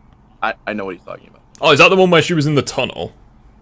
Yeah, and Miles was outside fighting the hunters and stuff, and one of the hunters disguised himself as a construction worker. Oh, that's when he got knocked out. Oh, fair enough. I don't really know about that one. I guess you could say like I'm pretty sure earlier we talked about it, but I can't remember what we said. Yeah. Now for Venom though, there's a lot of ways. Yeah, when the hunter sneaked him. Yeah, I remember what you mean now. You could just say it was like really explain it, but like. Now is everyone? Yeah, we're doing good, thanks, Joe. Do you know about the rock? Okay, so you know that the meteorite okay, so do you know? Okay, so you do know that when Venom gets the meteorite, he turns and he's overpowered, right? Yeah. I've been trying to at least see how people feel about that, and people still don't understand that this is a cracked version of the character, or it's an overpowered version of the character. Yeah. This Venom was able to lift up an entire school. True. Let's see. Bigger threats than the 6, and that's why he has more trouble beating them alone. Miles couldn't even fight those guys alone. I don't understand this because it's clear he was fighting lower level threats like this Lee, is still such a good have trailer. A chance in this game because he's dealing with bigger threats. Black Suit Spider-Man first they put it into about the game, to take too. things too far by killing Kraven, but Miles Morales somehow gets out of his cage in the short time they were fighting, despite his hurt state. We don't know how long they were fighting. It's gameplay in between, so why couldn't he have escaped his cage? There's no way of knowing how long the fight lasted. And this starts our boss fight where Symbiote Peter somehow takes... I'd also like to point out that there's noticeable gaps between the frickin' bars. Yeah. Like... hard L to Miles Morales. And another thing too is like I'm pretty sure that while Miles was out, even though I know gameplay is not canon, I do think that while Miles was out, he was watching Peter and Miles fight, and whenever he saw Peter freak out over sound, that's how he knew that sound was. Are you guys a fan of Harry surviving at the end of the game? I think surviving is a bit optimistic. He's pretty much brain dead at this point, but yeah, I don't mind it because it sets up Green Goblin, doesn't it? And I don't know, the way that it ended is kind of confusing. I think I think it was a bit I think it was a bit anticlimactic. Fuck, what was I about to say? I think it's a bit anticlimactic having him die and then like Miles immediately try res him. Like I feel like they could have maybe taken him to the hospital stretcher and then tried resing him. But like, you know. Yeah. Tis what it is, I guess. Thing Jen, if you've got a bone to pick with me, if you just message me on this Snapchat, I'll fucking talk to you in a sec. Another thing that I feel like, I feel like Harry should have probably died or something like that, but like I really don't want him to. I mean, he pretty much is dead. He's pretty much suffered a fate worse than death. Can I just point out as well something I really like about this suit? It's almost skeletal in nature. Like it almost looks like bones kind of thing. I like the way that this suit looks. Yeah, like this suit looks fantastic. Peter is amplified by the symbiote. But yeah, if you message me on Snapchat, Jen, I'll reply to you. Too much of a sweat, but Miles, who just lost to Kraven, somehow beats Spider-Man, and even out. Wait, hold on. Let him finish. I know this is the most controversial topic that Peter should have beaten Miles, and I think the Gaming Rift has a better explanation. Hey, it's me. Of how Miles won, and I'll show that now. I guess he's gonna play. I guess we're gonna see if present Rift agrees with past Rift. Miles' goal in that boss fight is to make Peter let go of the suit. At the beginning of the fight, Peter was dominating Miles. Pause. But when Miles got into his head, he started feeling internal. Yeah, and like even when he was filled with the internal conflict, he still overpowered Miles. Like, in this part right here, where he's like, I can't let this go. Like, he still overpowers Miles, even when conflicted. So it's like, I don't get it. Anyway, we'll see what Past Rift has to say. It's actually quite interesting, because I don't remember everything that I said. Nah, Jen, if it... Wait, hold on. Jen, if it's, like, private or something. Oh, yeah. Rip. Oh, I'm in so much trouble. Because he can explain it way better than I can, and he actually has some really amazing points. This then leads straight into the boss battle with Miles Morales, with this fight getting a huge amount of flack, and I'm not too sure why, as it's pretty obvious this wasn't a fair fight from the start. Hey guys, I'm psychic, I'm speaking without moving my lips. Peter had immediately just fought Kraven prior to this, and Miles had fought Mr. Negative earlier in the day, with both not being at 100%. Both were also holding back significantly, with neither one trying to beat the other necessarily, with Peter becoming progressively more conflicted as the fight goes on, as Miles starts getting through to him. Finally, Miles' bioelectric powers are established to be effective against symbiotes, with Miles also take— That's bullshit. Yeah, the bioelectricity isn't a weakness to the symbiotes, but it is highly effective against pretty much everything, so I think that's why I said it was a weakness. Although, did I say it was highly effective, or did I say it was a weakness? As Miles starts getting through to him. Finally, Miles' bioelectric powers are established to be effective against... Oh, okay, so I didn't necessarily say it was a weakness. Okay, fair enough. I'm pretty sure in another video I said that it was a weakness. Symbiotes, with Miles also taking advantage of the suit's weakness to sound waves in order to render Peter significantly weakened, resulting in a long drawn-out battle, with Peter eventually ripping himself free of the symbiote. This fight was badass, and one of the best in the game, and one of the best in the whole series, to be honest. However, this is an unreliable portrayal as to how the fight would have actually gone if both were trying to kill the other, and Miles didn't have Peter's weakness to sound at hand. Miles did not beat Peter, Miles helped Peter beat himself. After Miles Ian Dean, I agree with what you're saying. It's like, I'm pretty sure in another video, I did say it was a weakness to symbiotes, which I think Chaos Edits was the one who like pointed it out that it isn't a weakness. It is highly effective against symbiotes. I think the main reason why I thought it was a weakness was because... Wait, was it about that scene where, he's in the hive mind? Kind of, yeah. I think the reason why I thought it was a weakness was because Antivenom was created from Mr. Negative's energy, which is already very weak, very effective against symbiotes, and, Miles' bioelectricity. Like, it was like a combination of the two. So I just assumed that Miles' electricity was an inherent weakness to symbiotes, but I guess it's just effective. You know, kind of thing. Perfect nutshell. Yeah, Past Rift, you did a good job. Basically beats him. He convinces Peter to take off the black suit, which I find sort of destroys the whole beauty of how that arc usually plays out. This is something I'll actually agree with you on. I think they could have... The one thing... okay, so this is the one thing about... This is at least probably the one thing. How would that work? Like I said before, Peter was not going to go for the bell, and if Miles would have never been there, Peter would have killed Kraven and would have continued to go to the city and probably end up killing Harry or probably someone else. Yeah, it's like, I think the thing that I said when I was debunking this video, when I got to this part, was in every Spider-Man media that I'm aware of, it's like, Peter doesn't beat the symbiote by himself. Like, he needs something. Like, in the comics series and Spider-Man 3, he needs the bell. In the Ultimate Comics, he needs electricity.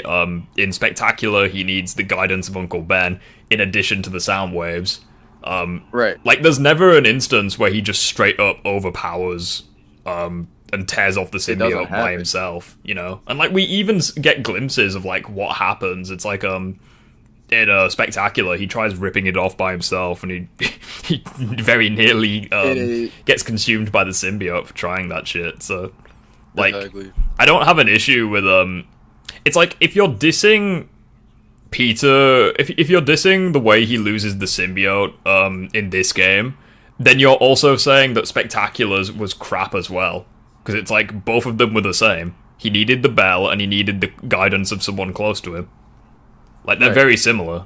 Not identical, obviously. One was Miles, one was Uncle Ben, but, you know. Right. Could have done something better with him getting the symbiote off, and he needed more... trying his best to help Peter get the symbiote off him. Because for one, Miles didn't really do anything though. Like at the end of the day, he kind of just he was ringing the bell and he was just like, Peter, just focus on my voice. Like it was pretty much down to Peter in the end. Yeah. I would say another thing that factors into this too is, say like if we remove the bell and have both Peter and Miles not holding back, I don't know who will scratch that. I think Miles would still win. But like let's say if let's take away the let's take away the fact that Kraven beat Miles before Peter fought him, or before we even get to that scene. Let's take away that, because I'm not thinking that Peter was nerfed at the end of the game. He's literally the strongest character in the verse. Ooh, that is a hot take. I think Antivenom is still below Sandman and Venom. Like he's probably in the top 3 strongest, but like I don't think he's number 1 by any means. But yeah, it's just take away the bell, and I'm trying to think. If you put them in a situation where they're going all out and Peter has the black suit going all out, and if you take a highly energized Miles, because when Kraven caught Miles, he was Miles was full energy. So like take a fully strengthened Miles and a fully I do think Black Suit Peter would still win that. It would be like high. Yeah. Because, like, I think, honestly, at that point, like, not only is he slightly stronger and, like, he would have the slight power advantage, but honestly, I think what really seals the deal is just the healing factor. Like, the healing factor is ridiculous. Especially, like, he just can heal broken limbs in seconds, like... Plus, as well, the symbiote characters, even though the electricity neutralizes them, it doesn't seem to cause damage to them necessarily. Like, even though, because like when Peter was shocked by Miles, like the first time it sends him flying, and that's what starts phase 2 of the boss fight, and then the other time it's when Peter's just, like, Peter's not really phased by it. He's mainly just ranting about how he needs the suit still. But anyways, we'll try skip ahead a little bit, just because I have food downstairs, and we're kind of pushed for time. Oh, the fucking fridge. I don't want to listen to fridge again. We've already covered the fridge. We can do Venom and Antivenom. Was holding back at all, but we still that's what I was in Spectacular, where they combine Herman Schultz with Montana, and I don't see why they would ever actually use the character scream just because the strongest fridge ever. Peter loses to regular lower tier symbiotes and gets fully infected again. I mean, yes, they are the lowest tier of symbiotes, but they are still insanely strong. Peter even says these things are brutal, I'm gonna need Miles' help. That's when he first starts fighting them. And Miles even says they're fierce when he's fighting. And he even says he needs Peter's help. Again, if you even want to count gameplay, they take a lot of damage. I'm not gonna lie, Miles is stronger than base Peter just from the edge he has with his electrical powers. True. So him dealing with the symbiotes easier doesn't really bother me. I also feel Peter getting overcrowded by... I'd also like to point out that both Miles and this weakened version of base Peter needed Mr. Negative to save them both, so... Right. Okay, currently active fighters, because Venom's in a coma and Sandman's in prison. Okay, yeah, I'd probably agree with that then. Like, if you count the fact that Venom's dead and Sandman's elsewhere, yeah, maybe Peter is the strongest then, if that's where your argument's coming from. By symbiotes is fine, because it's already shown that these guys do some serious damage, and he totally misses the part where Miles was actually going after Peter, struggling to get him because there's just too many of them. The only reason they were able to get out of that situation was because of Mr. Negative. They aren't weak in the slightest, even the lowest tier of symbiotes. Maybe he won't get folded by Venom anymore. Oh, wait, he's still getting his ass kicked. He's not even holding his own, he's just getting his ass kicked. Right here. Venom is being shown to be the strongest. I take personal offense to this statement. Bear me a second. Bear me. Okay. Bear me. Peter wasn't even holding his own, he was just getting folded. Was that what he said? Something along those lines. Yeah. Oh shit, I did that wrong. I think I've still done that wrong. Try that again.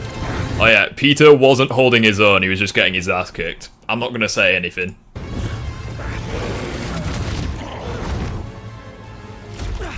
So, if that's the case... By the way, also,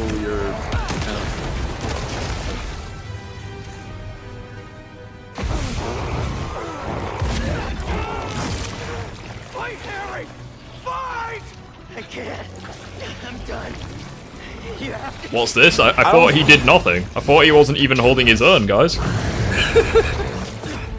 By the way, this GoPro is doing YouTube, so I'm wait for it, Phoenix. Wait for it. We got the finisher here. Not quite. Nearly. Wait for it.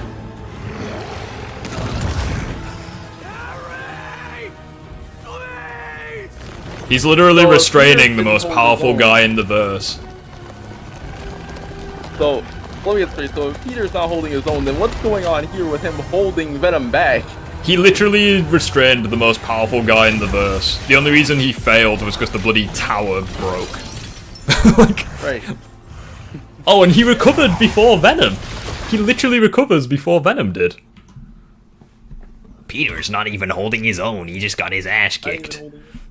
Fucking that he's ever faced. So yeah, he's getting his ass kicked, and I have no problem with this. Yeah, as said before, the way this is all being presented is making it quite clear that they don't like this character. Yes, they don't like this character. Don't forget, okay, they had a fridge fall on him for 11 seconds. Hold up, pause for a second. Another reason is because two reasons. One, if Peter wasn't holding his own, then how on earth was he able to hold back Venom? Like I said before. And another thing is, one, this is a cracked version of Venom. Like, if you like, hold up, rewind it for a second. Go back like a couple seconds. As said before, the way this is all being presented. Go right. Look at the way that Venom looks. Hold up, go back for a second. Again. Look at the way Venom looks right there. I fucked it up. Hold on. One of these days I'll get it right. Problem with this. Yeah. No. Oh, you fucker! It's like so fast. It's like a blink and you miss it. So fast. Yeah. Like, there we go. Nailed it. Right here. If you look at this version of the character, this is an evolved form of Venom who got boosted by the meteorite, and there's proof of this whenever he is literally going for the meteorite right in Emily May, because we see him glow up for like a little bit of a second, and the symbiote sprouts everywhere in the building. Yeah, but it's like, I just think that, like, Venom was easily the more powerful than Peter and Miles, like, in 1v1s. Like, he was. Like, he beat Miles as well. You would have killed him if MJ hadn't provided the sonic grenade. Right. Another That's thing such that a cool shot. I would buy a poster of that. That looks so good. Another thing, by the way, that he forgot to mention, and this is one thing. Harry is no longer in there. It's just pure Venom. Hey, Nicholas, how you doing, dude? As said before, the on him for hostage, but whatever. I'm pretty sure Venom just didn't see her as a threat, but I can see where you're coming from here. I do feel she played a more active role in this game because it was established in the first game that Peter trusted her more in these types of situations, so I do feel like there was development there. Venom being defeated is a 2v1 win, or a 3v1, which somehow includes MJ. I know Venom is as powerful as Spider-Man, if not more, but it's a part of Spider-Man's character that he usually always finds a way. They did find a way to beat him. I don't get the point you're providing. They literally do find a way of beating him. To deal with Venom. I'm not sure if they did that in the 2017 show, but still, this Venom is way more powerful, and I don't feel like that they could have beaten him on their own. And why is that a bad thing? I went through every fight with Insomniac Spider-Man 2, and unless you want to count nameless thugs, it's a fact that he loses all the time. Again, this. I would like to point out he loses. I would like to point out as well that in the concept art video, the guy who like it's a collab between him and like this artwork person. In that video, they said that the random goons who rob banks could probably fuck Peter up in this game. So, I ain't saying nothing. I'll just let that comment sizzle in the pan. I'm just gonna let that just be there. They genuinely said they used the exact same gameplay as well. They used the exact same clip, just these fuckers with guns. They were like, "Oh, these guys could probably fuck up Peter if they tried." Gameplay doesn't count. That's lunar narrative dissonance. Gameplay. No, they weren't even talking about gameplay. They literally just said, "I think the random guys like could fuck up Peter if they tried." And story to justify your shit brain rot plot that only dumbins can enjoy casually on a first playthrough at generous best. Wait, what? You heard it here, folks. Holy shit, Jen with the £5. Thank you so much. Jen with the donation. Thank you so much, my dear. I'm always really anxious whenever I hear the Sonic music, but I don't see a notification on the screen. Usually that means a donation. But honestly, thank you so much. I don't know why it doesn't pick up donations. It's the most fucking stupid system. If you're a casual and you enjoy this game, you are a dummy.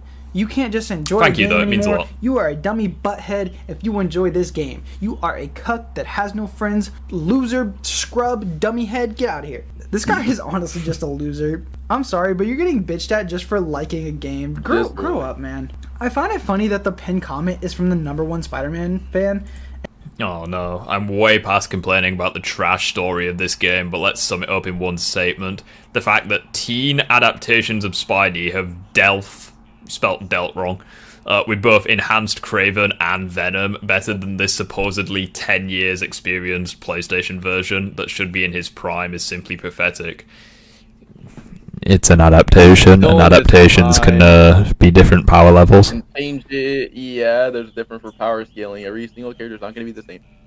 Also, I would like to point out that yes, he has 10 years of experience, but literally none of those years was him fighting Kraven.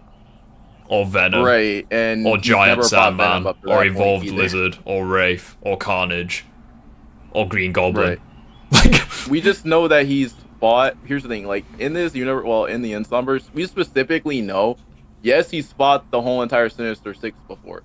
Yes, he has pretty much fought Sandman before. He hasn't even fought the Sinister Six. He fought 5 members of them. He didn't even fight all 6 of them. Exactly. Like, I'm gonna die on this hill real quick. Of the 10 years of experience he had, about 90% of it, maybe even more, was just him fighting random criminals. Like, not even superpowered members. Because it's like, think about it. Say, for example, right, in the PS4 game, he had 8 years of experience, and there's a line where he's like, how long have we done this dance, Adrian? A dozen? More? So say, for example, he's fought Vulture 12 times in 8 years. He's fought him, like, once or twice every year.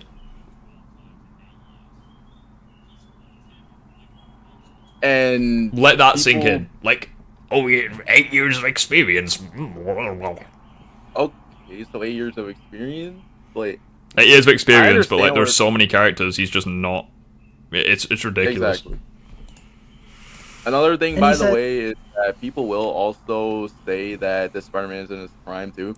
You have to understand that in some Spider-Man has never fought, and I kid you not, he's fought a lot of these villains, except for the newer villains I was seeing in Insomniac. Exactly. That's another thing. He has fought the Lizard before, but you have to know that they are all on smaller scales. He fought them when they were on a smaller scale. It always makes me smile when people are like, oh, Peter's past his physical prime. It's like, he's 25. Like, you do not know what you're on about. Like, regular humans stay in their physical prime until the early 30s. Like... Right. And he's Spider-Man. I'm way past complaining about the trash story of this game, but let's just sum it up in one statement. 6 months to prepare. So once again, that kind of goes against that. Yeah, it's like Toby Spider-Man is like 50 years old now, but like he's still stronger or as strong as Tom Spider-Man. Right. It's just fiction, but the fact he adaptations of Spidey. Another thing that Joker didn't bring up in his concept art video, whenever he showed the TASM 1 movie tie-in game, was for the fact that in that game, technically speaking, I'm surprised he didn't bring this up. Technically, isn't Peter technically nerfed in that game because he got injected with nanobots by Alistair Smythe? Yeah, he literally loses his powers temporarily and nearly dies. Yeah. So the Goblin is coming in this next game. Who do you think is going to get thrown off the bridge? My money's on Rio. Probably MJ. Either Rio or MJ, to be honest. I think, I don't think it's going to be Cindy Moon, because, like, why would they kill off a character they just introduced, sort of thing. I feel like it's going to be one of those two. It would actually be pretty interesting if it was Rio, because then we'd get a Peter-Miles rematch, but this time it would be Miles who's pissed off. I think that could be pretty cool. Yeah. Dealt with both enhanced Kraven and Venom better than the supposedly 10 years experience PlayStation version that should be in his prime is simply pathetic. This game is the worst Spidey adaptation, and I'll die on that hill. Say what you want about other versions as bad as they got. They never showcase this much misunderstanding of the character. Who's Rio? Oh, it's Miles' mum. Sorry. Yeah, it's Miles Morales' mum. Yeah, that's who Rio is. That's what DJ give it to Dev Girl. Miles wants to be a DJ with Dev. I mean... Again, different versions of characters are not going to have the same power scaling. I'm assuming he's comparing Spectacular Spider-Man, and we're not all acting like he gets his ass beat in that show too. I find it so funny that he claims this is the worst adaptation of Spidey. Imagine being called a fan and not even really giving any reasons to how they misunderstood the characters. Give me reasons and they'll be proven wrong. And I know what you're gonna say, well, the French pinned him down for 11 seconds, that's why Insomniac hates the character. Screw you, man. Give me reasons why he's the worst Spider-Man adaptation too, and I'll defend them, because I really don't see a problem with the character of Peter Parker nor Miles Morales. I'll even change my mind if you give some logical points. He also has another video saying Insomniac Spider-Man isn't comic book accurate, and I'm not even gonna bother with that video because the last thing I really want to talk about in this video is Spider-Man. I really don't want to rate it's such a toxic community. Not everyone is toxic, but the fact is, we are a horrible community. People complain about the most stupid things, and it's just embarrassing. I'll always be a Spider-Man fan, but I don't even like associating. Crispy does have a point. Yeah, we're a terrible community. But there are a couple of exceptions. Like that guy we had on earlier, he was chill. Yeah. The MJ on that thumbnail. Yeah, he thinks that MJ is like Lois Lane in like the Insomniac verse just because she's a reporter. Like, it's ridiculous. The irony being that Lois Lane is a beloved character, but anywho. Myself with toxic fanboys. Here are just some examples that I think are absolutely stupid. Someone on this movie rating website or app purposely... Imagine liking a comic book movie but purposely giving it a bad review because you hate to see a comic book movie thrive and be #1 and beat other movies for once. Also, the obvious hating, just a hate case. Wait, what? Oh, it was about Across the Spider-Verse. The rating is just my grain of the sand to bring that score down a little. You all be silly, this is not the... Yeah, so he literally gave it a bad review just to lower the score. brings down the score for Across the Spider-Verse just because they think the score is too high, and then they give their actual score in the rating. Like, seriously? We have people hating on Shamik's Miles for no reason at all. We have people complaining about adding web wings to the Raimi suit, even though it is a game mechanic. We have people even complaining about the Symbiote suit, which I guess that's just your personal opinion. We have people giving Across the Spider-Verse, again, a lower score because a 3-second line wasn't added in the final cut. It was in the theaters, but it wasn't in the final cut. I have people even hating in my comments. This person says, I wouldn't trust Sony with the Ultimate Comics. In fact, Sony never should have gotten the Spider-Man rights. And then I swear down, that was guarantee that was foreskin. Like, I know the profile picture's different, but... Wait, hold on. Then what's the whole point of the Ultimate Comics universe, then? Yeah. Then Sony should never have gotten the Spider-Man rights. I don't know how long? Bruh. Never should have gotten the Spider-Man rights. And then I say, that's an interesting opinion. Why say that? They made Insomniac Spider-Man, Spectacular Spider-Man, and even Raimi Spider-Man. And then Disney made Ultimate Spider-Man and the Marvel Spider-Man show. So I would give the rights to Sony. I really don't talk about the Marvel all Spider-Man of what you said with me. Because there was only 2 arcs in the Marvel Spider-Man show that were pretty good. Yeah. He hated all of what you said. Oh, so he hates Spectacular, Insomniac, and the Raimi verse. Gotcha. Oh dear. Wait, but isn't the Raimi verse his favorite though? Well, apparently not. Maybe it's not foreskin. Maybe it's like a random guy. It's like he hates all of those, but oh well. Personally, I wish Sony would shut down permanently. And also, I personally hate Sony ever since they only bought Spider-Man back when Marvel went bankrupt. I hate Spectacular Spider-Man, Insomniac Spider-Man, and Raimi Spider-Man. Alright, interesting take, but I respect it. Thank you. Sorry if I had nothing nice to say. And then another person asked, why do you hate them? And he's like, because back when Marvel went bankrupt, they were trying to sell all their rights to Sony, but Sony only took Spider-Man. Okay, buddy. Well, Sony... Okay. This swinging's pretty gorgeous. Hate on things just to hate on them. None of these, I feel, are valid criticisms.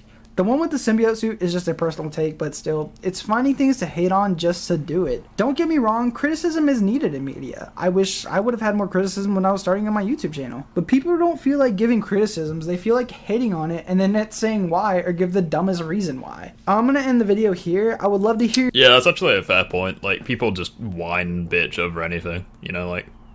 That's the thing. Finding chill and nice Spider-Man fans is like finding a needle in a giant ass haystack. Well, I mean, you found 2 of them when you clicked on this stream, so can't be that hard. Can't be that hard, surely. There's a couple more in the server, but I will admit though, I do have my moments that, like, I'm not gonna lie, but I'm mostly chill for the most part. The only thing about Spider-Man 2 that everybody has a problem with is probably the writing. Yeah, like I think the gameplay is really good, but the story is probably the worst aspect. Yeah, that's like probably where I'm at. That's one of the things that's like one of the things that like kind of gets to me is like, how are you going to write a game? Like, that's the only problem. Like, yeah, people will be mad that Venom's not the host or whatever, or like its usual host. And the only closest thing that I have, well, the only closest thing that anybody has ever told me was, and probably this is like the most probably logical one, if you remove the heal the world part from Venom, the story still plays out the exact same. Yeah, I'd agree with that. Sharktopus, how you doing, dude? We're gonna be ending the stream soon, because I've got some food waiting for me, but it's good to have you here anyways. You're gonna make an Arkham Batman versus Insomniac Spider-Man? Maybe. I mean, my take on the subject matter is, if you use Asylum to Knight, then Peter would bully, but if you use Suicide Squad Batman under the effects of the conditioning, then he would bully Spider-Man. So it kind of just depends. I wouldn't mind... Wait, hold up. Rift, I wouldn't mind this. Have you ever thought about making a Kraven video about how he would survive in Spider-Man PS4? I mean, it's pretty obvious how that video would go, but like, yeah, I'm down to do that. Because like, I have like a few ideas, because like, I randomly just thought about this for like the past like week. I would not mind doing that. But the only thing is though, like, we would probably have to have Kraven's girlfriend Calypso as Mary Jane or something like that. Yeah, possibly. Take out Mary Jane. You want a cel-shaded open world game, besides Ultimate Spider-Man? That could be pretty cool. Also, Karma Andrew, it's good to have you here, dude. It's good to catch you here. Yeah, with that being said though, guys, I'm afraid it's that time of the day again that no one likes. It is when the stream is going to end, so I am sorry for the people who just got here. That being said though, I just want to say a massive thank you for everyone who's dropped by. This has easily been my most viewed stream of all time. I love streaming with Rift, bro. Like, there was literally like 30 of you in here at one point, which was insane. Yeah, I'm completely humbled. It really does mean a lot. As always, before you all leave, if you haven't already, feel free to subscribe to the channel. Feel free to go into the description and drop Phoenix a quick sub. It really does mean a lot, because the Spider-Man community gets a bad rap. Let's try be the good little eggs in the community. Again, thank you for subscribing if you haven't already. Feel free to share the stream with your friends. We're trying to reach 5,000 by the end of the year. If you have any disagreements, or if you just want to chat to us, feel free to join the Discord. Again, I'm relatively active in there, so you can always at me and I'll try to chat to you guys. That being said though, have a great rest of your weekend. We will be doing another one next week. So this has been Rift and Phoenix. Oh, and by the way, Rift, I do have a question though. So, what are we gonna do next week for this agreement though? Next week we'll find some other things. We'll have to do we'll probably do the Synthetic Man, and we may also do like the Amazing Lucas as well, because I've heard that those are pretty bad. those will probably piss us off. Hour. So. Yeah. Synthetic Man is gonna be an hour. That's gonna be. Oh, I have not seen it either, so that's gonna be annoying. Yeah, it's gonna be bad. But yeah, thank you guys so much as always. Feel free to share the video with your friends. Have a good rest of your weekend. I'll see you all next week. Take care.